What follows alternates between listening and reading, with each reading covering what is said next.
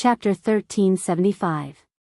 Little Xian, this Tuli Khagan is the son of Shibi Khagan, known as the Little Khagan of the Eastern Turks. But his Khagan title is just a title, and his strength is not strong. The power has always been in the hands of his father and uncle.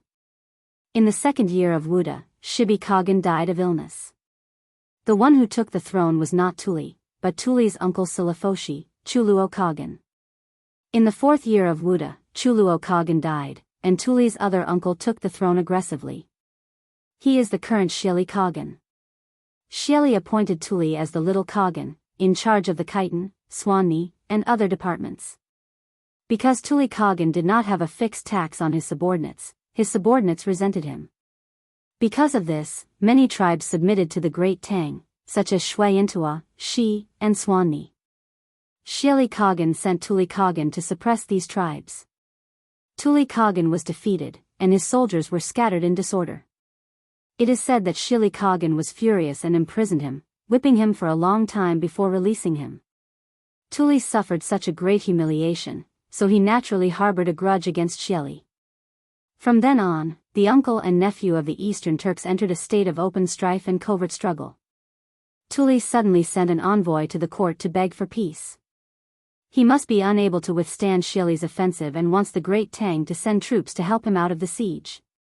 But in this situation, if my Great Tang were to rashly dispatch soldiers, it would be tantamount to declaring a full-scale war with Xieli. The Eastern Turks are currently at the height of their national strength, possessing 1 million soldiers. If the Great Tang wanted to declare a full-scale war with them and win, how could it be so easy? We must make sufficient preparations before we can start this war. Otherwise, defeat is certain. But there is not much time left for the Great Tang. Today, Tuli sent an envoy to the court, proving that his forces can no longer withstand Xieli Khagan's attack. Being destroyed and annexed is only a matter of time. And the Great Tang cannot sit by and watch Tuli be annexed like this. Otherwise, Xieli will become even stronger. So, it is difficult. Very difficult. Let's see what decision His Majesty will make today. In front of the Taiji Palace, Qin Xiong estimated that there was still some time before the court, so he told Li Zishuan about Tuli's envoy. Oh. I see. After hearing this, Li Zishuan finally had a rough understanding of the current situation of the Eastern Turks. To be honest, before this, he didn't even know who Tuli Khan was or which faction he belonged to. He only knew Xieli Khan. There was nothing he could do about it. Who asked this guy to be so famous? Now that he heard Qin Xiong's explanation, he had a good grasp of the current situation. The Eastern Turks were in internal strife, but the Great Tang was still not ready to go to war with them. As for Tuli Khan, in front of Xieli Khan, he was but a small grasshopper, unable to resist for long. Morning court. All civil and military officials enter the court for an audience. At this moment, an old eunuch stood on the steps and shouted in a high-pitched voice. The civil and military officials at the foot of the steps immediately fell silent. They straightened their clothes, hugged their tablets, and walked up the steps toward Taiji Palace. Entering the Taiji Palace, after a round of greeting, a Turk stepped out from the crowd and bowed to Li Er. His Majesty the Emperor of the Great Tang, Xieli Khan has disregarded my late Khan's feelings, disregarded the relationship between uncle and nephew, and openly sent troops to attack my father Khan. I beseech His Majesty the Emperor of the Great Tang to send troops to aid my father Khan. Ashina Ilhand will be staying in Cheng and as a hostage. Hearing this, the civil and military officials looked at each other in dismay. Li Er asked in a deep voice, "You are Tuli Khan's second son?" The Turk cupped his fists and said, "Your Majesty, this one is indeed my father's son. I have come to the Great Tang to request assistance and surrender. In order to express my father's sincerity, Ashina Heluo is willing to remain in Cheng, and as a hostage to express my father's sincerity in surrendering to the Great Tang." Sending a son into the court as a hostage. All the civil and military officials sucked in a mouthful of cold air, thinking that Tuli was really going all out this time. At the same time, this also meant that Tuli Khan had been forced into a corner by Xieli. Otherwise, he wouldn't have staked everything and wholeheartedly submitted to the great Tang. After a moment of silence in the hall, Li Er said, "Since I ascended the throne, I have ruled the country with benevolence and righteousness, and I have treated my friends well. Ashina Heluo, you don't have to mention the matter of a hostage again. My great Tang doesn't need anyone as a hostage. This is really detrimental to my Huaxia's prestige. Furthermore, I have some friendship with Tuli in the past. How can I take advantage of this and take his son as a hostage?" Speaking of which, Ashina Heluo was also a straightforward person. How could he say, "I am here to be your hostage," in front of the emperor? Normally, this kind of thing was tacitly understood, and no one would directly say it. Old Li was the ruler of Huaxia, so how could he not care about his face? However, Li Er saying that he had some friendship with Tuli Khan was also true. In the 7th year of Wuda, the Turkic great Khan Shili Khan and Tuli Khan gathered all their forces and invaded the great Tang's borders. At that time, the great Tang Emperor Li Yuan sent Li Er out to defend against the Turks on the 21st day of the 7th month. On the 12th day of the 8th month, the two sides clashed at Wulongban, which was known in history as the Battle of Wulongban. Li Shimin used the strategy of sowing discord, working together with Tuli Khan to drive a wedge between Shili Khan and Tuli Khan, and became sworn brothers with Tuli Khan, causing the Turks to retreat. It did not matter whether Li Er and Tuli's friendship was due to the situation, or whether it was feigning civility, or because of benefits, or whether it was sincere friendship, but in the end the two of them became sworn brothers. It was an indisputable fact. Although this kind of thing sounded inconceivable to other people. Hearing Li Er's words, Ashina Heluo was first stunned, and then he immediately wanted to refute. After all, when he left the Turks, his father had instructed him to do so. He had to complete the task his father had given him. Who knew that Li Er seemed to know what he was going to say next and spoke first? "Ashina Heluo, you don't need to say anything more. We will not take you as a hostage. However, if you like the prosperity of Chang, and want to stay in Chang, and for a while, we naturally have no reason to refuse." Ashina Heluo's wooden brain finally reacted at this moment. He hurriedly cupped his fists and said, "Many thanks to the great Tang Emperor for taking me in. Ashina Heluo is willing to stay in Chang, and for a while. I only hope that the great Tang Emperor can send troops to rescue my father. When the time comes, my father will definitely remember your Majesty's kindness and lead his troops to surrender to the great Tang Empire, joining the court and submitting to your Majesty." Li Er's eyes narrowed as he said in a deep voice, "In the past, the Turks had internal strife and relied on the power of the Sui dynasty to stabilize. However, Shili Khan did not know how to cherish the situation left behind by his ancestors. Instead, he relied on his own strength to indulge his own desires. He was licentious and tyrannical, and his uncle and nephew killed each other. This is truly against the laws of nature. However, sending troops to the Turks is a matter of great importance. We need to discuss it with the court officials before we can make a decision. Ashina Heluo, you have traveled a long way from the Turks and must be exhausted. Why don't you return to the inn and rest for a while? After we have discussed with the court officials, we will send someone to inform you." Hearing this, Ashina Heluo thought seriously before finally cupping his fists and saying, "Yes, Your Majesty." Ashina Heluo will take his leave. After that, he clenched his fists in front of his chest and bowed to Li Er. Then, he brought the two Turk emissaries and left the hall. After Ashina Heluo left, Li Er's eyes darkened as he looked at the court officials and asked, "Dear officials, do you think that our Tang Empire should send troops to aid Tuli?" Regarding Tuli's request for help, Li Er himself was both happy and fearful. He was happy that the internal strife of the Eastern Turks had caused the Tang Empire's northwest border to have a rare moment of peace. However, he was fearful that if Tuli was destroyed and Shili became the sole ruler, then it would be difficult for the Tang Empire to destroy the Turks in the future. The court officials were silent for a long time. Finally, Zhang Sun Wuji could not help but step out and say, "Your Majesty, this old official thinks that it is not suitable to send troops now. 2 years ago, our Tang Empire had just signed an agreement with Shili not to attack each other. Now, without Shili Khan's invasion, if we were to go back on our word and send troops, not only would it be a waste of manpower and resources, but it would also not be the army of a king. Hearing this, Li Er's face instantly fell. Indeed, the Wei River alliance back then was the biggest obstacle for him to send troops to the Turks. The Tang Empire, as a dynasty in the Central Plains and a country of etiquette, had to have a reason for doing things. They could not be like the Turks, who could fight whoever they wanted to fight. Even if they killed their brothers, no one would blame them. The Tang Empire was particular about sending troops with a reason.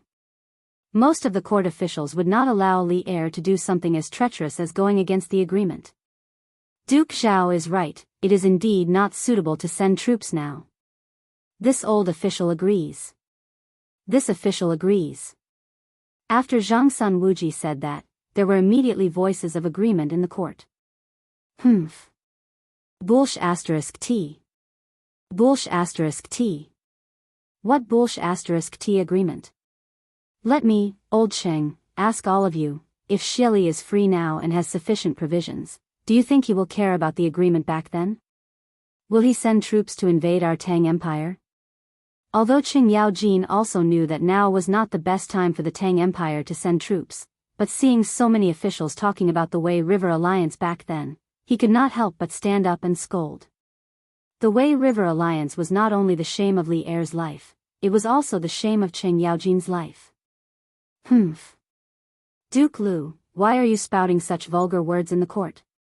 Furthermore, our Tang Empire is a country of etiquette and etiquette.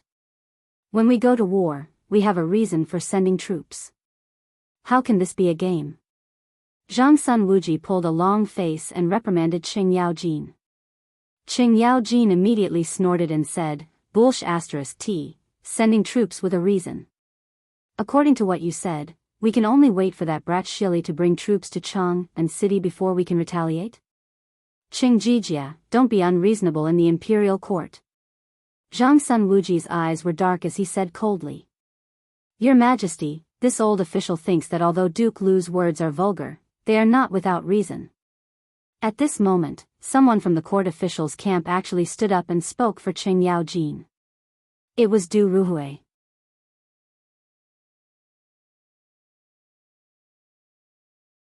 Chapter 1376. Oh. Minister Du also thinks that I should send troops to attack Shili. Inside the Taiji Palace. Du Ruhui walked out of the crowd. Li Er's eyes lit up as he asked with a smile. Li Er knew better than anyone that the Tang Empire was not ready for a full-scale war with the Turks. But it was one thing to not be ready and another to not dare to fight. As long as the decision was made to fight, the entire Tang Empire would take action and prepare for war very quickly. Du Ruhui cupped his hands and said, Your Majesty, I think what High Duke Lu said is reasonable. The Tang Empire does not need to be honest with Shili because he will violate the treaty sooner or later. Now that the Turks are in chaos, it is the best time to attack. Moreover, attacking countries with civil strife has been the custom since ancient times. The Tang Empire cannot be timid because of the treaty and miss the opportunity. Fong Mao Du Duan lived up to his name. Du Ruhui had sharp eyes and directly asserted that the treaty was a piece of waste paper in the eyes of the Turks. As soon as Du Ruhui finished speaking, Qing Yaojin immediately said excitedly, Hee hee.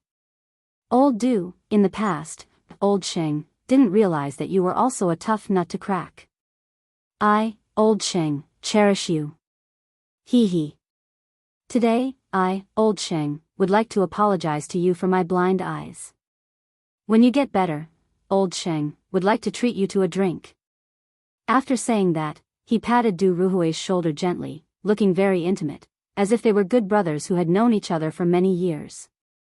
Du Ruhui's mouth twitched slightly and then moved 2 steps to the side imperceptibly to keep a safe distance from Qing Yaojin. Then, he cupped his hands and said expressionlessly, High Duke Lu, I am just talking about the matter. It has nothing to do with personal friendship. Please conduct yourself with dignity. Hey. Good. Good. Good. I conduct myself with dignity. Qing Yaojin was rebuffed. He could only rub his nose and laugh dryly before returning to his original position. This was just a small episode. At this time, seeing that Qing Yaojin was no longer making a fuss, Fang Xianling stepped out from the crowd and cupped his hands. Your Majesty, I think that Kemming's words are reasonable. Now that the Turks are in internal strife, it is a heaven-sent opportunity for the Tang Empire. When Shili's army was at the city gate, the reason why he signed the treaty with the Tang Empire was that he could not figure out the real situation of Cheng and did not dare to attack the city rashly. He definitely did not want to be friends with the Tang Empire forever. The Turkic foreigners have been eyeing our central plains for many years. Once they are ready or our Great Tang falls into internal strife, they will definitely disregard the treaty and attack the Great Tang. Therefore, instead of waiting for Shili to attack us, it would be better to immediately organize our forces and attack Shili. Right now, our Great Tang has many soldiers and generals, we have sufficient provisions and fodder. After 3-4 months of serious preparation, we will definitely have the strength to fight Shili. Otherwise, when the Tuli Kaghan is destroyed and Shili's clan becomes the strongest, when my Great Tang attacks Shili again, who knows how many of our men will die? Li Er nodded. Just as he was about to speak, Kong Ingda stepped forward and said, Your Majesty, I think this is inappropriate. The Great Tang is the highest country in the Celestial Empire, a country of etiquette and propriety. How can we commit such a treacherous act? Even if Shili secretly harbors evil intentions, as long as he doesn't take the initiative to attack and doesn't violate the treaty, then we can't rashly attack. Otherwise, where is the prestige of the imperial court? Where is your Majesty's propriety? In the future, who will believe the promises of our Great Tang?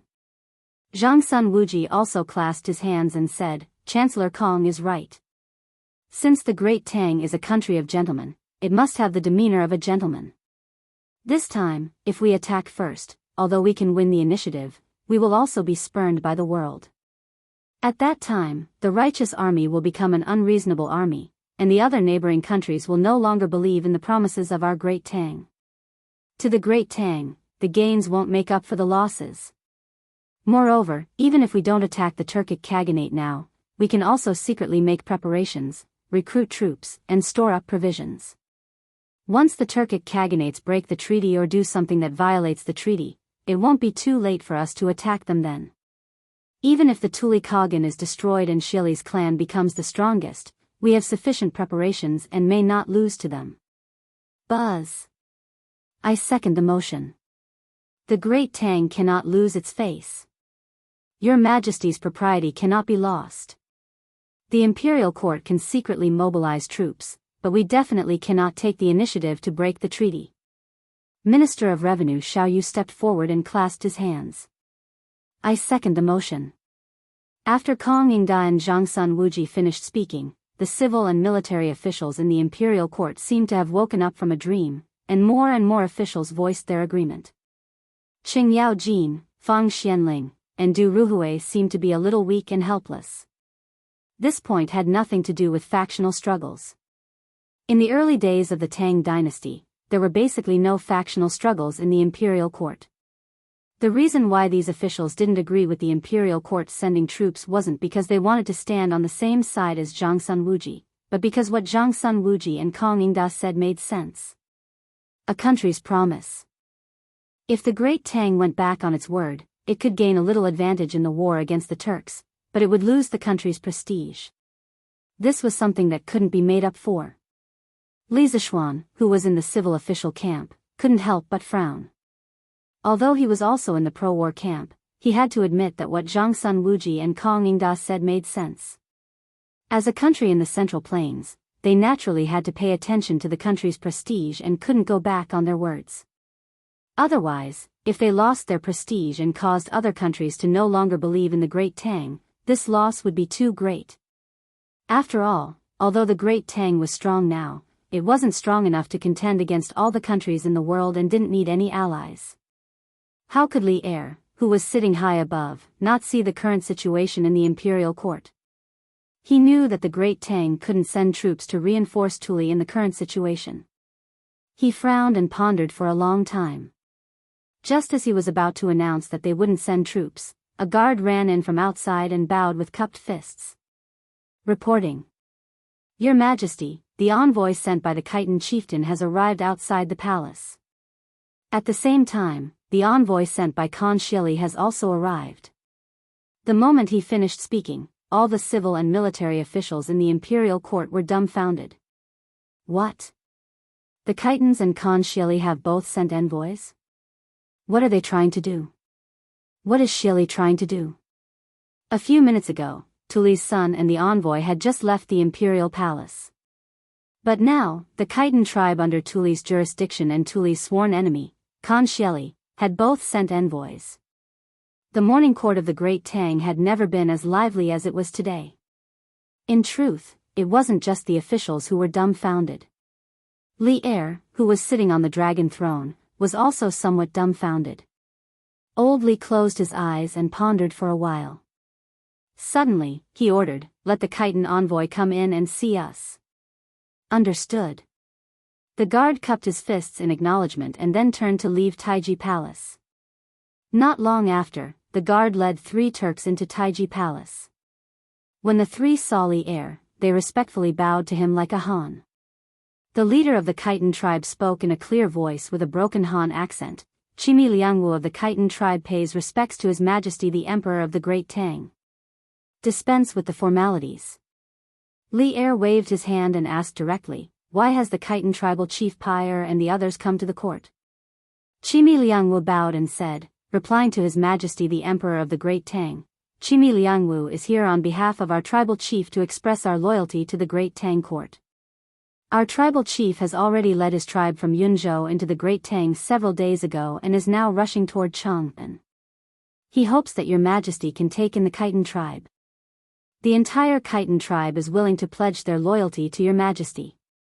After Khan Shili, the Khitan tribe of the Eastern Turks was also going to submit to the Great Tang? Everyone in the main hall widened their eyes and exclaimed inwardly in disbelief. In one day, 2 major factions of the Eastern Turks were going to submit to the Great Tang. Was the Turks really divided to such an extent? Li Er did not let the joy get to his head. His eyes darkened as he barked. The Khitan tribe can be considered a fairly strong tribe among the Eastern Turks. Why is your Khitan tribal chief leading his tribe to submit to the Great Tang for no reason? Chimi Liangwu hurriedly said, replying to His Majesty the Emperor of the Great Tang, "The Khitan tribe was originally under the jurisdiction of Khan Shili, but this year, the conflict between Khan Shili and Khan Shili has been deepening day by day. Recently, they have even clashed with each other.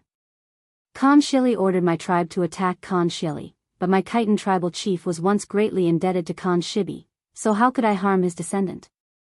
Thus, my tribal chief did not accept the order, but to prevent Khan Shili from sending his troops for revenge, he could only bring all his tribe to submit to the Great Tang. We implore Your Majesty to take in the Khitan tribe." Buzz. Everyone in the imperial court was pleasantly surprised. The strength of the Khitan tribe was not ordinary. Their tribal chief had led his tribe to submit to the Great Tang, weakening the strength of the Eastern Turks and indirectly increasing the strength of the Great Tang. For such a good thing to happen, it could only be said that the heavens were protecting the Great Tang. So that's how it is. Understanding dawned on Li Er. After pondering for a moment, he sighed and said, "Your tribal chief can also be considered a righteous person. Since Shili cannot tolerate you, then as the Emperor of the Great Tang, I welcome you to submit to the Great Tang. I will immediately send troops and horses to receive the chief of your tribe."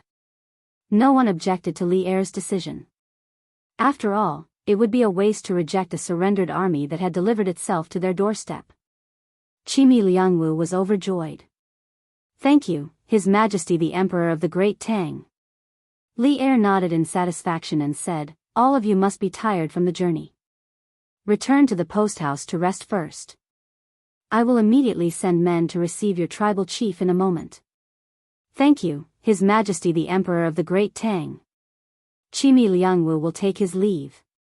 Chimi Liangwu bowed and then left the hall. Li Er narrowed his eyes and ordered, "Summon Shili's envoy into the hall. Summon Shili's envoy for an audience. Summon Shili's envoy for an audience." The eunuchs passed on Li Er's decree one by one. Not long after, a burly Turkic man walked into the hall with 2 Turkic men of medium stature. Before that burly Turkic man could announce his identity, Li Er couldn't help but exclaim, "It's you?" Chapter 1377. Inside the Taiji Palace, seeing the burly man leading the Turkic envoys, not only did Li Er look surprised, but many of the officials in the palace also lowered their heads in discussion. "Your subject Ashina Simo greets your majesty." The burly man leading the Turkic envoys bowed to Li Er. The two Turks behind him raised their fists and bowed to the burly man, but they didn't say anything. They probably didn't know how to speak the Han language. "Your subject?" Li Zishuan's heart skipped a beat. When Ashina Simo walked into the main hall, he noticed the abnormalities of the surrounding officials. Now that he heard Ashina Simo calling himself a subject to Li Er, the doubt in his heart deepened. After all, Ashina Simo was an outsider. How could he call himself a subject to the Emperor of Great Tang? As he was on the side of the civil officials, he wasn't familiar with most of the people around him. He was familiar with Fang Xianling, Du Ruhui, and Zhang Sun Wuji, but these three were already standing at the front talking to Li Er.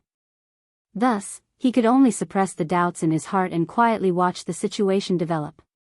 "Haha. Simo, there's no need to be so polite. Quickly rise." Li Er, who was sitting on the dragon throne, said amiably. His attitude was obviously different from when he met the Tuli and Khitan envoys. "Thank you, Your Majesty." Ashina Simo straightened his body. Li Er asked, "General Simo, is there a matter for you to meet me today?" "Your Majesty, a few days ago, the Great Khan discovered that the Khitan chieftain was bold and dared to lead his troops to defect from the Turks and defect to Great Tang. He specially ordered Ashina Simo to come to Chang and ask for the Khitan chieftain from Your Majesty." Ashina Simo bowed and replied. Li Er narrowed his eyes, and his voice immediately became cold. He said indifferently, "The Khitan tribe has always been under Shili's jurisdiction. I have never seen him before. How can I hand him over to you?" Ashina Simo said in a deep voice, "Your Majesty, the envoy at the palace gate just now is from the Khitan tribe. The Khitan chieftain and his tribe are definitely rushing to Chang'an. At that time, Your Majesty only needs to send someone to capture him and hand him over to me. The Great Khan will definitely reward you handsomely." Li Er's face darkened, and he said in an unfriendly tone, "Impudent. Ashina Simo, are you ordering me? I wouldn't dare."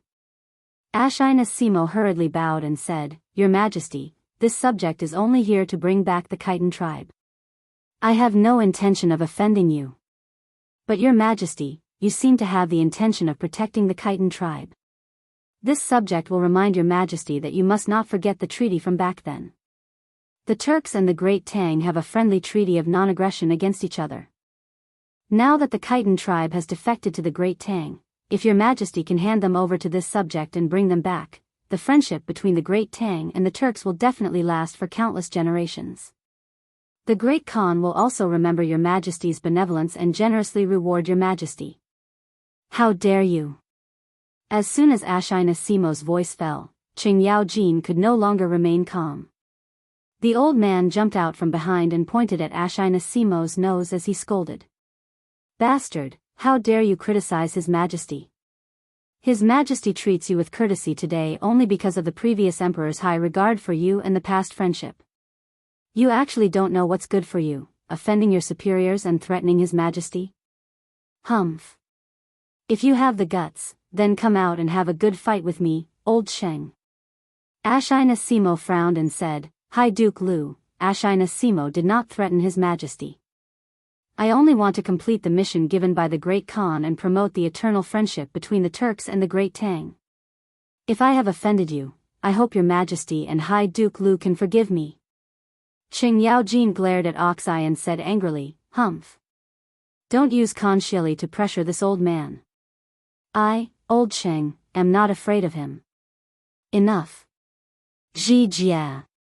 Go down." Quarreling in the imperial court, what a scandal. Li Er, who was sitting high above, frowned and scolded. "Yes." Unwillingly, Qing Yao Jin immediately stopped and retreated. Li Er looked at Ashina Simo and said in a deep voice, We indeed have a non-aggression treaty with Xieli. The Khitan tribe is in the Turks and we can't do anything about it. But now that they have surrendered to the Great Tang, they are our people. We will not hand our people over to other countries, much less to Xieli. So, Ashina Simo, you should go back.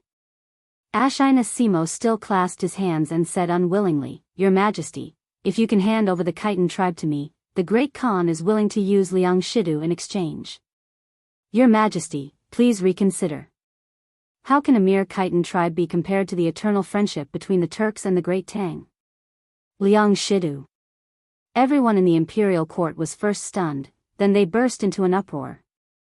Many of the officials and generals were tempted by the news. Li Zishuan was also tempted, because he had heard of Liang Shidu before.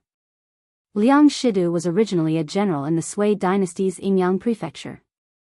At the end of the Sui dynasty, he was removed from his position and returned to his hometown. Later on, he took advantage of the chaos in the world to rebel and take control of the Shuafang. Later on, Liang Shidu officially declared himself emperor and submitted to the Turks. He was conferred the title of Magnanimous Vijay Khan and Son of Heaven. Later on, with the support of the Turks, Liang Shidu attacked the Great Tang several times, but he was defeated by the Great Tang army, and his power declined day by day. Especially after the Tang dynasty destroyed the other separatist factions, Liang Shidu was in even more danger. Thus, Liang Shidu decided to rely on the Turks, relying on them to prolong his feeble existence. Because the Eastern Turks were very strong at the start of the Tang dynasty, after the Tang dynasty destroyed most of the separatist factions, they decided to rest and recover their strength. When they could defeat the Eastern Turks, they would deal with Liang Shidu. Thus, Liang Shidu was able to survive under the protection of the Eastern Turks for more than a decade, and he was the longest-lasting separatist faction at the end of the Sui dynasty. Today, in order to capture the Khitan tribe members who had betrayed him, Xieli was actually willing to use Liang Shidu in exchange. Hearing this, Li Zishuan's eyes flashed as he thought of a plan. Li Er, who was sitting on the seat of honor, was obviously shocked by Ashina Simo's words, but he quickly reacted and directly refused, It's not a big deal. Impossible. No matter what conditions Xieli gives, I will not hand over the people who submitted to the Great Tang. The Great Tang is a country of nobles and will not do such despicable things. Thus, Ashina Simo, you should give up on this idea as soon as possible. Li Er was not stupid. Although he also wanted to get rid of Liang Shidu, he would not use the Khitan tribe in exchange. Otherwise, who would dare to submit to the Great Tang in the future? Li Er would definitely not do such a thing that damaged the prestige of the country. When the officials heard this, they all breathed a sigh of relief. Clearly, they all understood the current situation very well. Ashina Simo's eyes darkened, and after a moment, he unhappily clasped his hands and said, Since that is the case, this official will take his leave. After returning, this official will report to the Great Khan. I hope that your Majesty will not regret today's decision. Humph. I have never regretted it. Men. Send Ashina Simo out of the palace. Li Er angrily snorted and said. If not for the fact that the two countries were at war and envoys were not killed, he would definitely have someone punish this rude fellow. Ashina Simo glanced at Li Er, and then led his followers out of the hall. The hall fell into silence once more. This was because the situation was getting more and more complicated. Li Er had rejected Ashina Simo's request. After returning, Xieli Khan would definitely be furious. Everyone could foresee that an all-out war between the Great Tang and the Turks would soon come. Your Majesty, Xieli's request was rejected, and he will definitely be furious. This old official estimates that after he finishes dealing with Tuli Khan, he will definitely organize the army to take revenge for today. Thus, even if we do not take the initiative to send out troops, we still need to make preparations as soon as possible. Otherwise, it will be difficult to stop the Turks' wolf cavalry. Great Tang's war god Li Jing stepped forward and bowed to Li Er. This official agrees with the medicine master's words. Since your Majesty has rejected Xieli today, we must make preparations early. Whether to attack or defend, your Majesty, please make an early decision. Su Maogong of the past and Li Ji of the present also stepped forward and bowed. This official agrees. Your Majesty, please make an early decision. Qin Xiong, Qing Yaojin, Fang Xianling, Du Ruhui, and the other officials also bowed. Li Er nodded, and then he said, My beloved officials are extremely correct. Although the Great Tang and the Turks have an alliance, the Turks' ambitions are known to all. It is only a matter of time before they break the alliance. However, our Great Tang, as the Celestial Empire and a nation of gentlemen, cannot commit such a treacherous act. Thus, we have decided to postpone sending out troops. However, the generals of the various camps of the capital's 16 guards need to urge the soldiers to prepare for war and strengthen their training. The Ministry of Works, Ministry of Revenue, and Ministry of Works need to prepare weapons, armor, war horses, and provisions. Once the Turks violate the alliance, we will immediately send out troops to capture Xieli alive. In the face of a national crisis, all officials must do their best. This official obeys Your Majesty. The civil and military officials all bowed and accepted the order. Li Er nodded and was about to say, If there is something to report, please report. If there is nothing, the court is dismissed. Unexpectedly, Li Zishuan stepped forward. Your Majesty, this official has a plan to deal with the Turks. Li Zishuan, dressed in a purple robe, stood proudly at the bottom of the hall, looking as if he had a card up his sleeve. He was truly elegant and had an outstanding temperament. Many officials praised him in their hearts. The main thing was that this fellow had a good appearance. Oh. Marquis Yong'an, what plan do you have? Quickly tell me. Li Er's eyes lit up as he asked expectantly. The reason he had called Li Zishuan to the morning court was mainly to let Li Zishuan participate in the affairs between the Great Tang and the Turks. After all, when they attacked the Turks in the future, he still wanted Li Zishuan to contribute his strength. He did not expect Li Zishuan to have his own opinion on the current situation between the Great Tang and the Turks. When Ashina Simo left the hall, Li Zishuan had already been brewing a plan in his heart. At this moment, he had a card up his sleeve.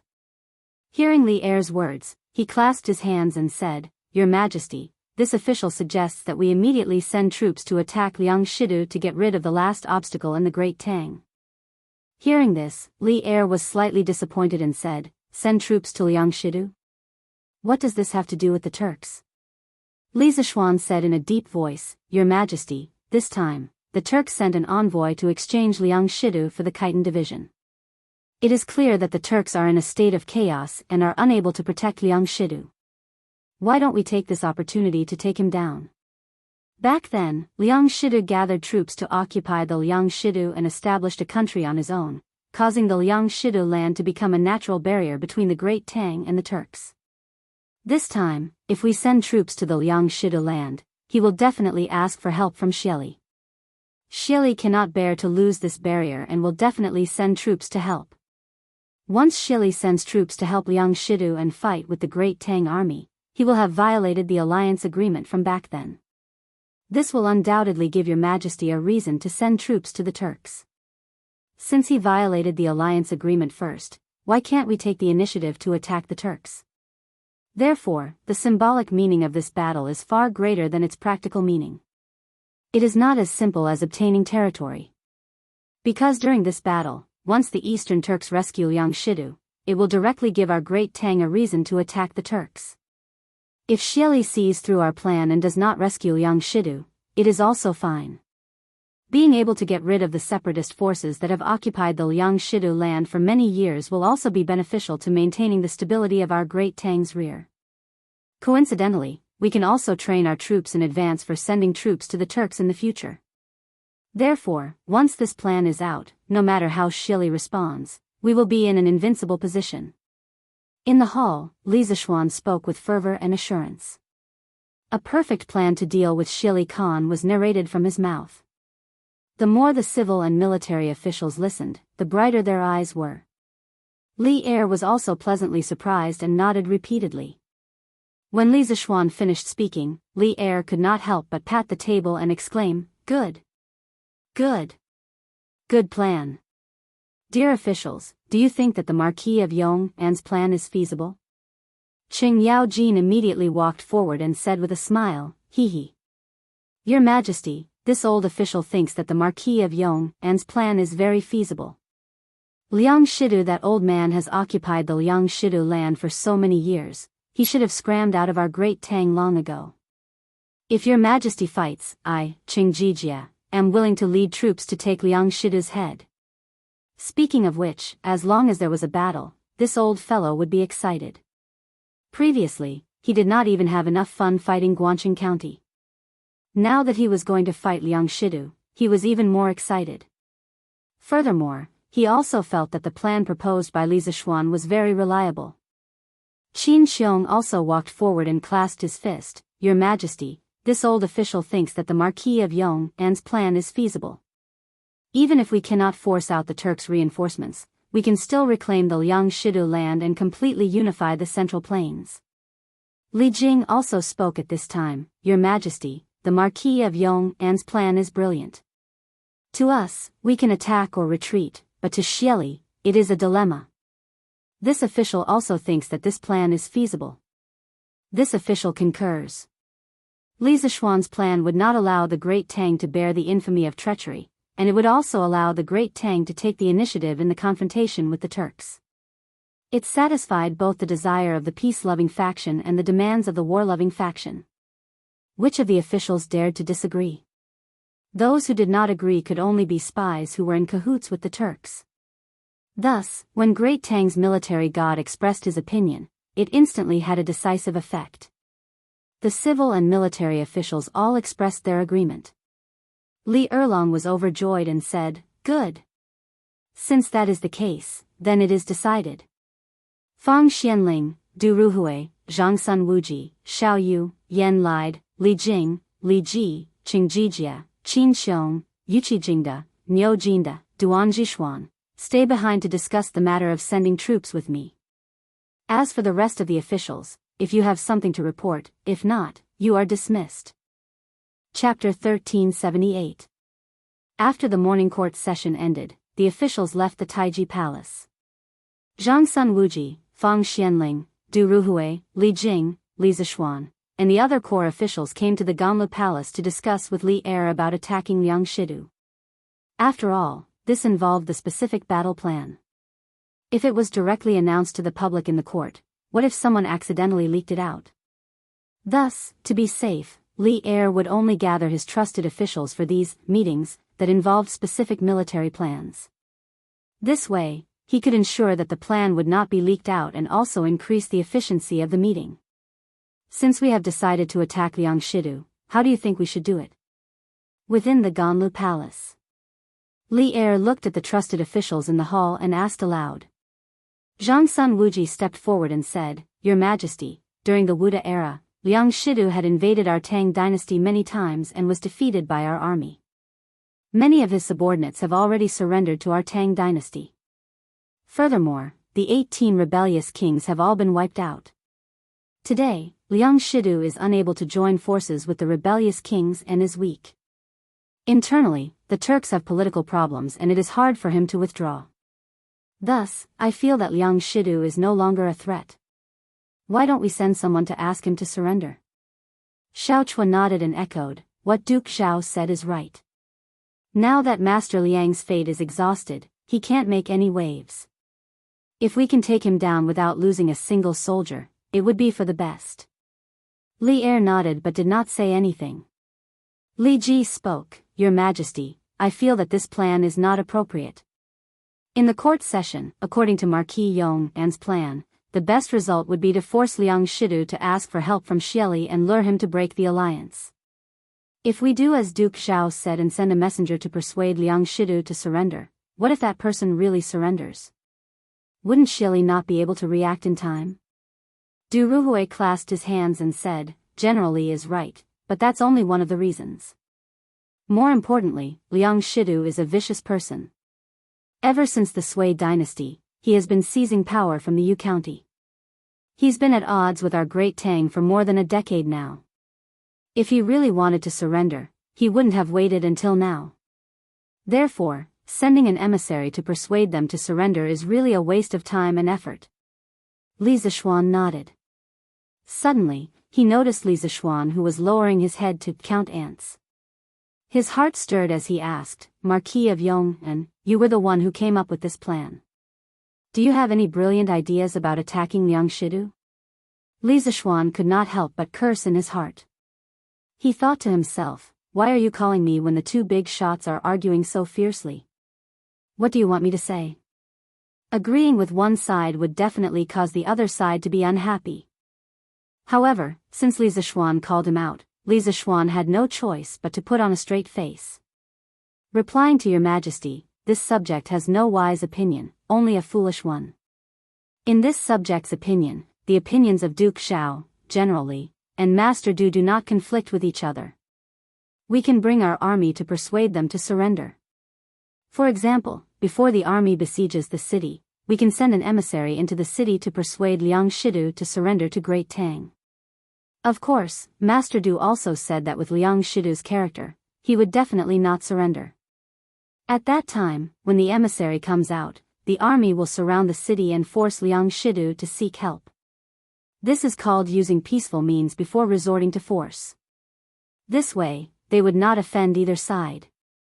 Li Zishuan added in his heart. In the royal court, only those who did not offend others would be able to live longer. After being an official for so long, Li Zishuan felt that his emotional intelligence seemed to have increased. Good. What a good, using peaceful means before resorting to force. However, in this old man's opinion, why don't we call this killing the heart? Zhang Sun Wuji chuckled. Ha! This is good. To deal with that old scoundrel Yang Shidu, we should kill the heart. Qing Yao Jin agreed with a smile. Li Zishuan nodded and finally said, good. We will do as Marquis of Yong'an says.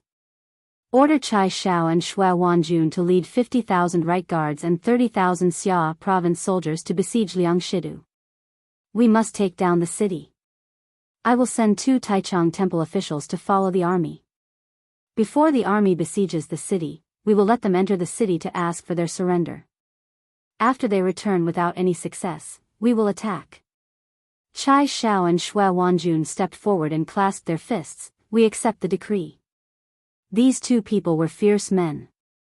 At the beginning of the Tang dynasty, Chai Xiao fought many battles with the Eastern Turks and Tuyuhun, and he fought them beautifully. In the first year of Jingguan, Chai Xiao, who had many achievements in battle, was promoted to the position of right guard general. Furthermore, this fellow had married Li Yuan's daughter, Princess Ping Yang, and could be considered as Li Zishuan's brother-in-law. Now that old Li had promoted Chai Xiao as a general, it was very likely that he wanted to give his brother-in-law some military merits. After all, the battle to destroy Liangshidu was one of the easier battles. Shui Wanjun was Shui Wan's older brother. Back then, the two brothers were very important under Luo Yi and gave Do Jinda a lot of problems. Later, they were shaved bald by Lu Heikua, but that could only be blamed on Shui Wanjun's incompetence. Seeing that Li Er only sent Chai Xiao and Shui Wanjun, Qing Yao Jin and Yuqi Jingda instantly became anxious. Old Qing immediately stepped forward and said, Your Majesty, this old subject also requests to fight. Yuqi Jingda was unwilling to fall behind and also clasped his fists. Your Majesty, this old subject also requests to fight. Last time, this old subject missed the Battle of Guan City. This time, this battle is against Liangshidu. This old subject can't miss it no matter what. Li Er thought about it and finally nodded, that's good. Send Jingda as the chief supervisor to destroy Liangshidu, Chai Xiao as the general of the left, and Shui Wanjun as the general of the right. Within 3 days, organize the troops and horses and head to the north. Yuqi Jingda was overjoyed and quickly clasped his fists. This old subject thanks your majesty. Chai Xiao and Shui Wanjun inexplicably gained a superior, but Yuqi Jingda's qualifications were there, so they couldn't say much. They could only bow and say, this subject obeys the decree. But this way, Qing Yao Jin was completely displeased. Old Qing said unwillingly, Your Majesty, there's still this old subject. Li Er said unhappily, Liangshidu's fate is already exhausted. Jingda, Chai Shao, and Shui Wanjun are enough. Why use a butcher's knife to kill a chicken? Could it be that you want Zhen to send all of the Great Tang's generals over? Withdraw. To be honest, the current Li heir really didn't put Liang Shidu in his eyes. According to his initial thoughts, he only wanted to send Chai Shao and Shui Wanjun, these two generals. Adding Yuqi Jingda behind them was already the limit. If Qing Yao Jin was also added, then Old Li could only say to Liang Shidu, "You're not worthy." Qing Yao Jin was deflated and didn't dare to resist, silently withdrawing. Li heir continued, "The Ministry of Revenue needs to quickly mobilize the army's provisions. The Ministry of Works needs to prepare the army's weapons and armor. Beloved official Xiao, beloved official Yan, I'll have to trouble you these 2 days." Xiao Yu and Yan lied hurriedly bowed and said, "Your Majesty is too kind. This is our duty." Li heir nodded and said, "Since that's the case, then all of you can go back and prepare immediately." Everyone bowed and said, "This subject will take his leave. Marquis Yong'an, you stay behind." Old Li suddenly added, causing Li Zishuan, who had already taken a step forward, to helplessly withdraw his foot. "Yes. Your Majesty." Qing Yao Jin patted Li Zishuan's shoulder, then cast a sympathetic look over and left in front of Li Zishuan. "You brat, do you know why Zhen asked you to stay behind alone?" After all the important officials left, Li heir stood up and walked to the bottom of the hall, looking at Li Zishuan and asking with a smile. Li Zishuan pondered for a moment, then cupped his hands and said, "Could it be that your Majesty wants to let this subject send a student to bring a telegraph machine, a celestial lamp, and a telescope to follow the army like last time when they attacked Guan City?" Li heir shook his head and said, "Of course not. Liang Shidu is just a grasshopper after autumn. Why would we need to use a divine artifact to destroy him? Besides, I don't want to let the Turks know about the telegraph machine, the celestial lamp, and the telescope so early. It's not bad to give Xieli a surprise when the final battle comes in the future." Li Zishuan instantly understood. It turned out that Old Li was looking down on Liang Shidu, and he even wanted to give Xieli a killing move. "Then why did your Majesty ask this subject to stay behind?" Li Zishuan really couldn't guess, so he asked. Li heir stared into his eyes and said, "Let me ask you, how much iron can your iron smelting factory make in a day? And that steel smelting factory, how much steel can it make in a day?" Li Zishuan's heart moved, hesitated for a moment, then answered, "Your Majesty, if this subject's iron smelting factory goes all out, it can make about 2,000 jin of iron a day. As for the steel smelting factory, it can also make about 2,000 jin of steel a day." Speaking of which, his daily production of 2,000 jin was actually not high, it was only a few hundred tons a year. One must know that according to the original history, in the middle of the Tang dynasty, the annual production of steel could reach 5,000 tons. The Song dynasty was even more ruthless, the annual production of steel could reach 70,000 tons. Therefore, his annual production of a few hundred tons was not high. The main reason was that the scale of the iron smelting factory and steel smelting factory was a little small. But then again, his iron smelting factory and steel smelting factory could already be considered the highest production in the Tang dynasty. 2,000 jin a day? Li heir's expression changed slightly, and he let out 2 light breaths. He said to Li Zishuan, "You must have seen the situation in the imperial court today. The war between the Tang dynasty and the Turks is not far away. Although the Turks have made a decision now, their strength is still not to be underestimated. It is said that Xieli has more than 1 million soldiers under his command, and all the Turks are soldiers. Moreover, they live in the grasslands all year round, and most of them are brave and good at fighting. Therefore, this war with the Turks will definitely not be easy to fight. As the saying goes, if a worker wants to do a good job, he must first sharpen his tools. Before the war, I intend to transfer the elite soldiers of the 100 Cavalry to expand the Black Armored Army, and also upgrade the armor and equipment for the Black Armored Army. The steel used for this will be provided by your workshop. How about it?"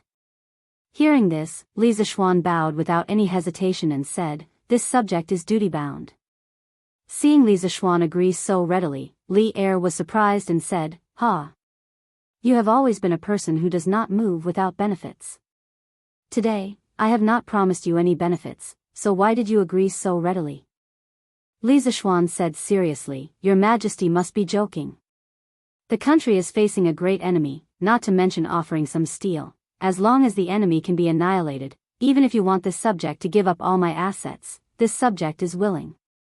Although this subject is usually stubborn and mischievous, in the face of such major issues, I can still distinguish between right and wrong. Li Zishuan was not stupid. He knew better than anyone else that only when the country was stable could he live a carefree life in the Tang dynasty. Li Er's eyes were filled with admiration. He smiled and said, Good. Good lad. I did not misjudge you. You will probably be able to mine the vanadium mine in the Shu land soon.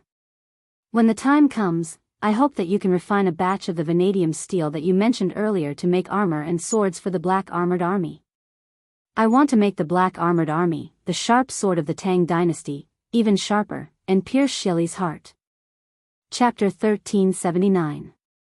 2 in 1 chapter. Oh. That's right. Yesterday, I heard from Qingxian that you have a new method of growing white stack flowers. It can save on seeds and also increase the harvest. Is this true?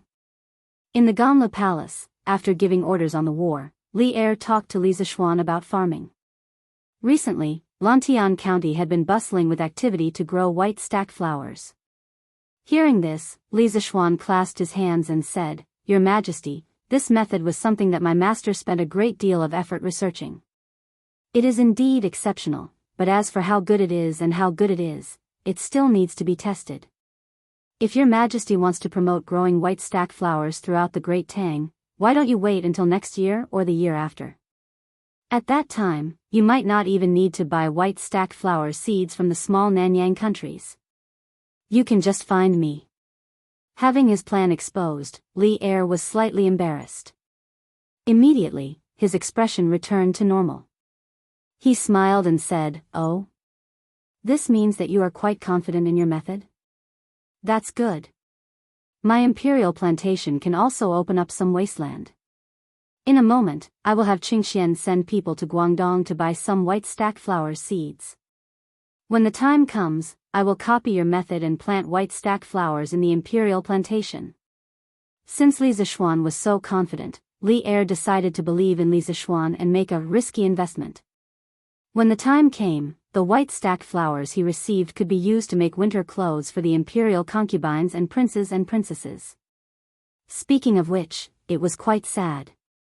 Although he was the emperor, when he had just ascended the throne, the national treasury had been emptied. He and Empress Zhongsun were used to living frugally. Many of the people with large wealth wore winter clothes made of white stack flowers, but none of his imperial concubines and princesses had ever worn them. He knew Li Zishuan's character very well. Anything that could make Li Zishuan so confident was basically a sure thing. Therefore, he planned to take advantage of Li Zishuan's east wind to make a small fortune. When Li Zishuan heard Li Er's words, he couldn't help but feel sad for Empress Zhongsun, Li Qingxian, and Chang'e. Who said the royal family was happy? Looking at all of them being detained by old Li to the point that they couldn't even afford to wear cotton-padded jackets, they were truly a disgrace to the great Tang Empire. If your Majesty has such intentions, then I will immediately write a letter and have my men bring back more seeds. When the time comes, I will directly distribute them to your Highness. Li Zishuan cupped his hands and said. Li Er nodded and said, That's for the best. However, the following conversation between the two of them was a little unbearable to the ears. But your Majesty, why don't you give me the money needed to buy the white fold flower seeds first? Scram. Bastard. Do you think I will go back on my word? After scramming out of the Sweet Dew Hall, Li Zishuan was silently criticizing old Li for being unkind and wanting to cheat him of the seed money when he bumped into 3 people. Hey! Xiao Xian! Why did you stay in the palace for so long? If you still didn't come out, old Cheng would have gone in to get you. Cheng Yaojin slapped Li Zishuan's shoulder and said in a muffled voice. Li Zishuan said in surprise, Why haven't you all left yet? I thought you all had gone back. The people waiting for Li Zishuan at the palace gate were Qing Yaojin, Qin Xiong, and Niu Jinda, the three old generals closest to him. Hey! The three of us have nothing to do when we go back, unlike Yuchi Laohe who has to go to the military camp to deploy troops. Let's go. Let's talk as we walk. Qing Yaojin said sourly. Then, he smiled and said, speaking of which, Xiao Xian. Recently, there has been an uproar in Lantian County about receiving free white fold flower seeds. We old fellows have all heard about it. We also heard that you taught the farmers a new way to plant the white fold flower. You can't hide it from us. Li Zishuan asked in confusion, why? Uncle Cheng, Uncle Qin, Uncle Niu, are you also planning to plant the white fold flower in your fief? Qin Xiong smiled and nodded. We heard that Xiao Xian has a way to increase the survival rate and production of the white fold flower. We old fellows also want to join in. Actually, it was mainly because the greenhouse vegetables last time had let them taste the sweetness. This time, knowing that Li Zishuan wanted to plant the white fold flower on a large scale in his fief, Qin Xiong, Qing Yaojin, and Niu Jinda also wanted to let their farmers follow in Li Zishuan's footsteps and make a small fortune. Speaking of which, they were all born in war. Usually, they did not have as many good ideas as Li Zishuan to make the farmers' lives better. Therefore, they could only follow whatever Li Zishuan did. Basically, it was as if Li Zishuan was indirectly helping them take care of the farms. Li Zishuan smiled and said, since the three uncles have this idea, then when I go back, I will send people to teach the new way to plant the white fold flower to the three uncles' farmers. At the same time, I will also send some new farming tools over. Moreover, to tell you the truth, His Majesty also mentioned this matter to me just now. In the end, His Majesty decided to plant the white fold flower in the imperial plantation. When everyone heard that even Li Zishuan wanted to use Li Zishuan's method to plant the white fold flower in the imperial plantation, they could not help but be filled with confidence in Li Zishuan's method. Niu Jinda smiled and said, then this time, we will have to bask in your glory again. Li Zishuan hurriedly waved his hand and said, Uncle Niu, please don't say that. All of you have taken good care of this nephew on a daily basis. What does this small matter count as? Oh, right, since the uncles also plan to plant the white fold flower, then I will get people to buy more seeds from Guangdong. Hey! Xiao Xian. No need, no need. The number of farmers in our families can't compare to yours, and we don't need much seeds. I have already asked the Hu merchants in Shi City to think of a way to get them. Xiao Xian, you don't have to worry. Qing Yaojin hurriedly said. A hint of awkwardness appeared on Qin Xiong and Niu Jinda's faces. Then, they took 2 steps to the side at the same time, creating some distance between them and Qing Yaojin. Li Zishuan asked doubtfully, Uncle Qing, I have already sent people to buy all the seeds from the Hu merchants in Shi City. Where else can you go to buy more? Qing Yaojin chuckled and said, hee hee. Those Hu merchants naturally have their own methods. I have already told them that if they do not hand over 1,800 jin of seeds within half a month, I will go and smash their shops. They can go to the Abbasid Caliphate to transport more seeds, or they can send ships to Guangdong to buy from the Nanyang merchants. In any case, I, Qing Yaojin, only need to pay for the seeds. Furthermore, the Hu merchants in Shi City have all agreed. How about it? Xiao Xian? Isn't my method better than yours? Good. Cough cough, Uncle Cheng's method is indeed good. Li Zishuan was instantly speechless. He could not help but observe 2 seconds of silence for those Hu merchants in Shi City. They were truly unlucky to have met this old hoodlum, Qing Yaojin. Abbasid Caliphate and Great Tang were separated by 1,000 li. If those Hu merchants did not want their shops to be smashed by Qing Yaojin, they would most likely have to travel through the sea to find their enemies in the business world, the Nanyang merchants, to buy seeds. Truly lamentable.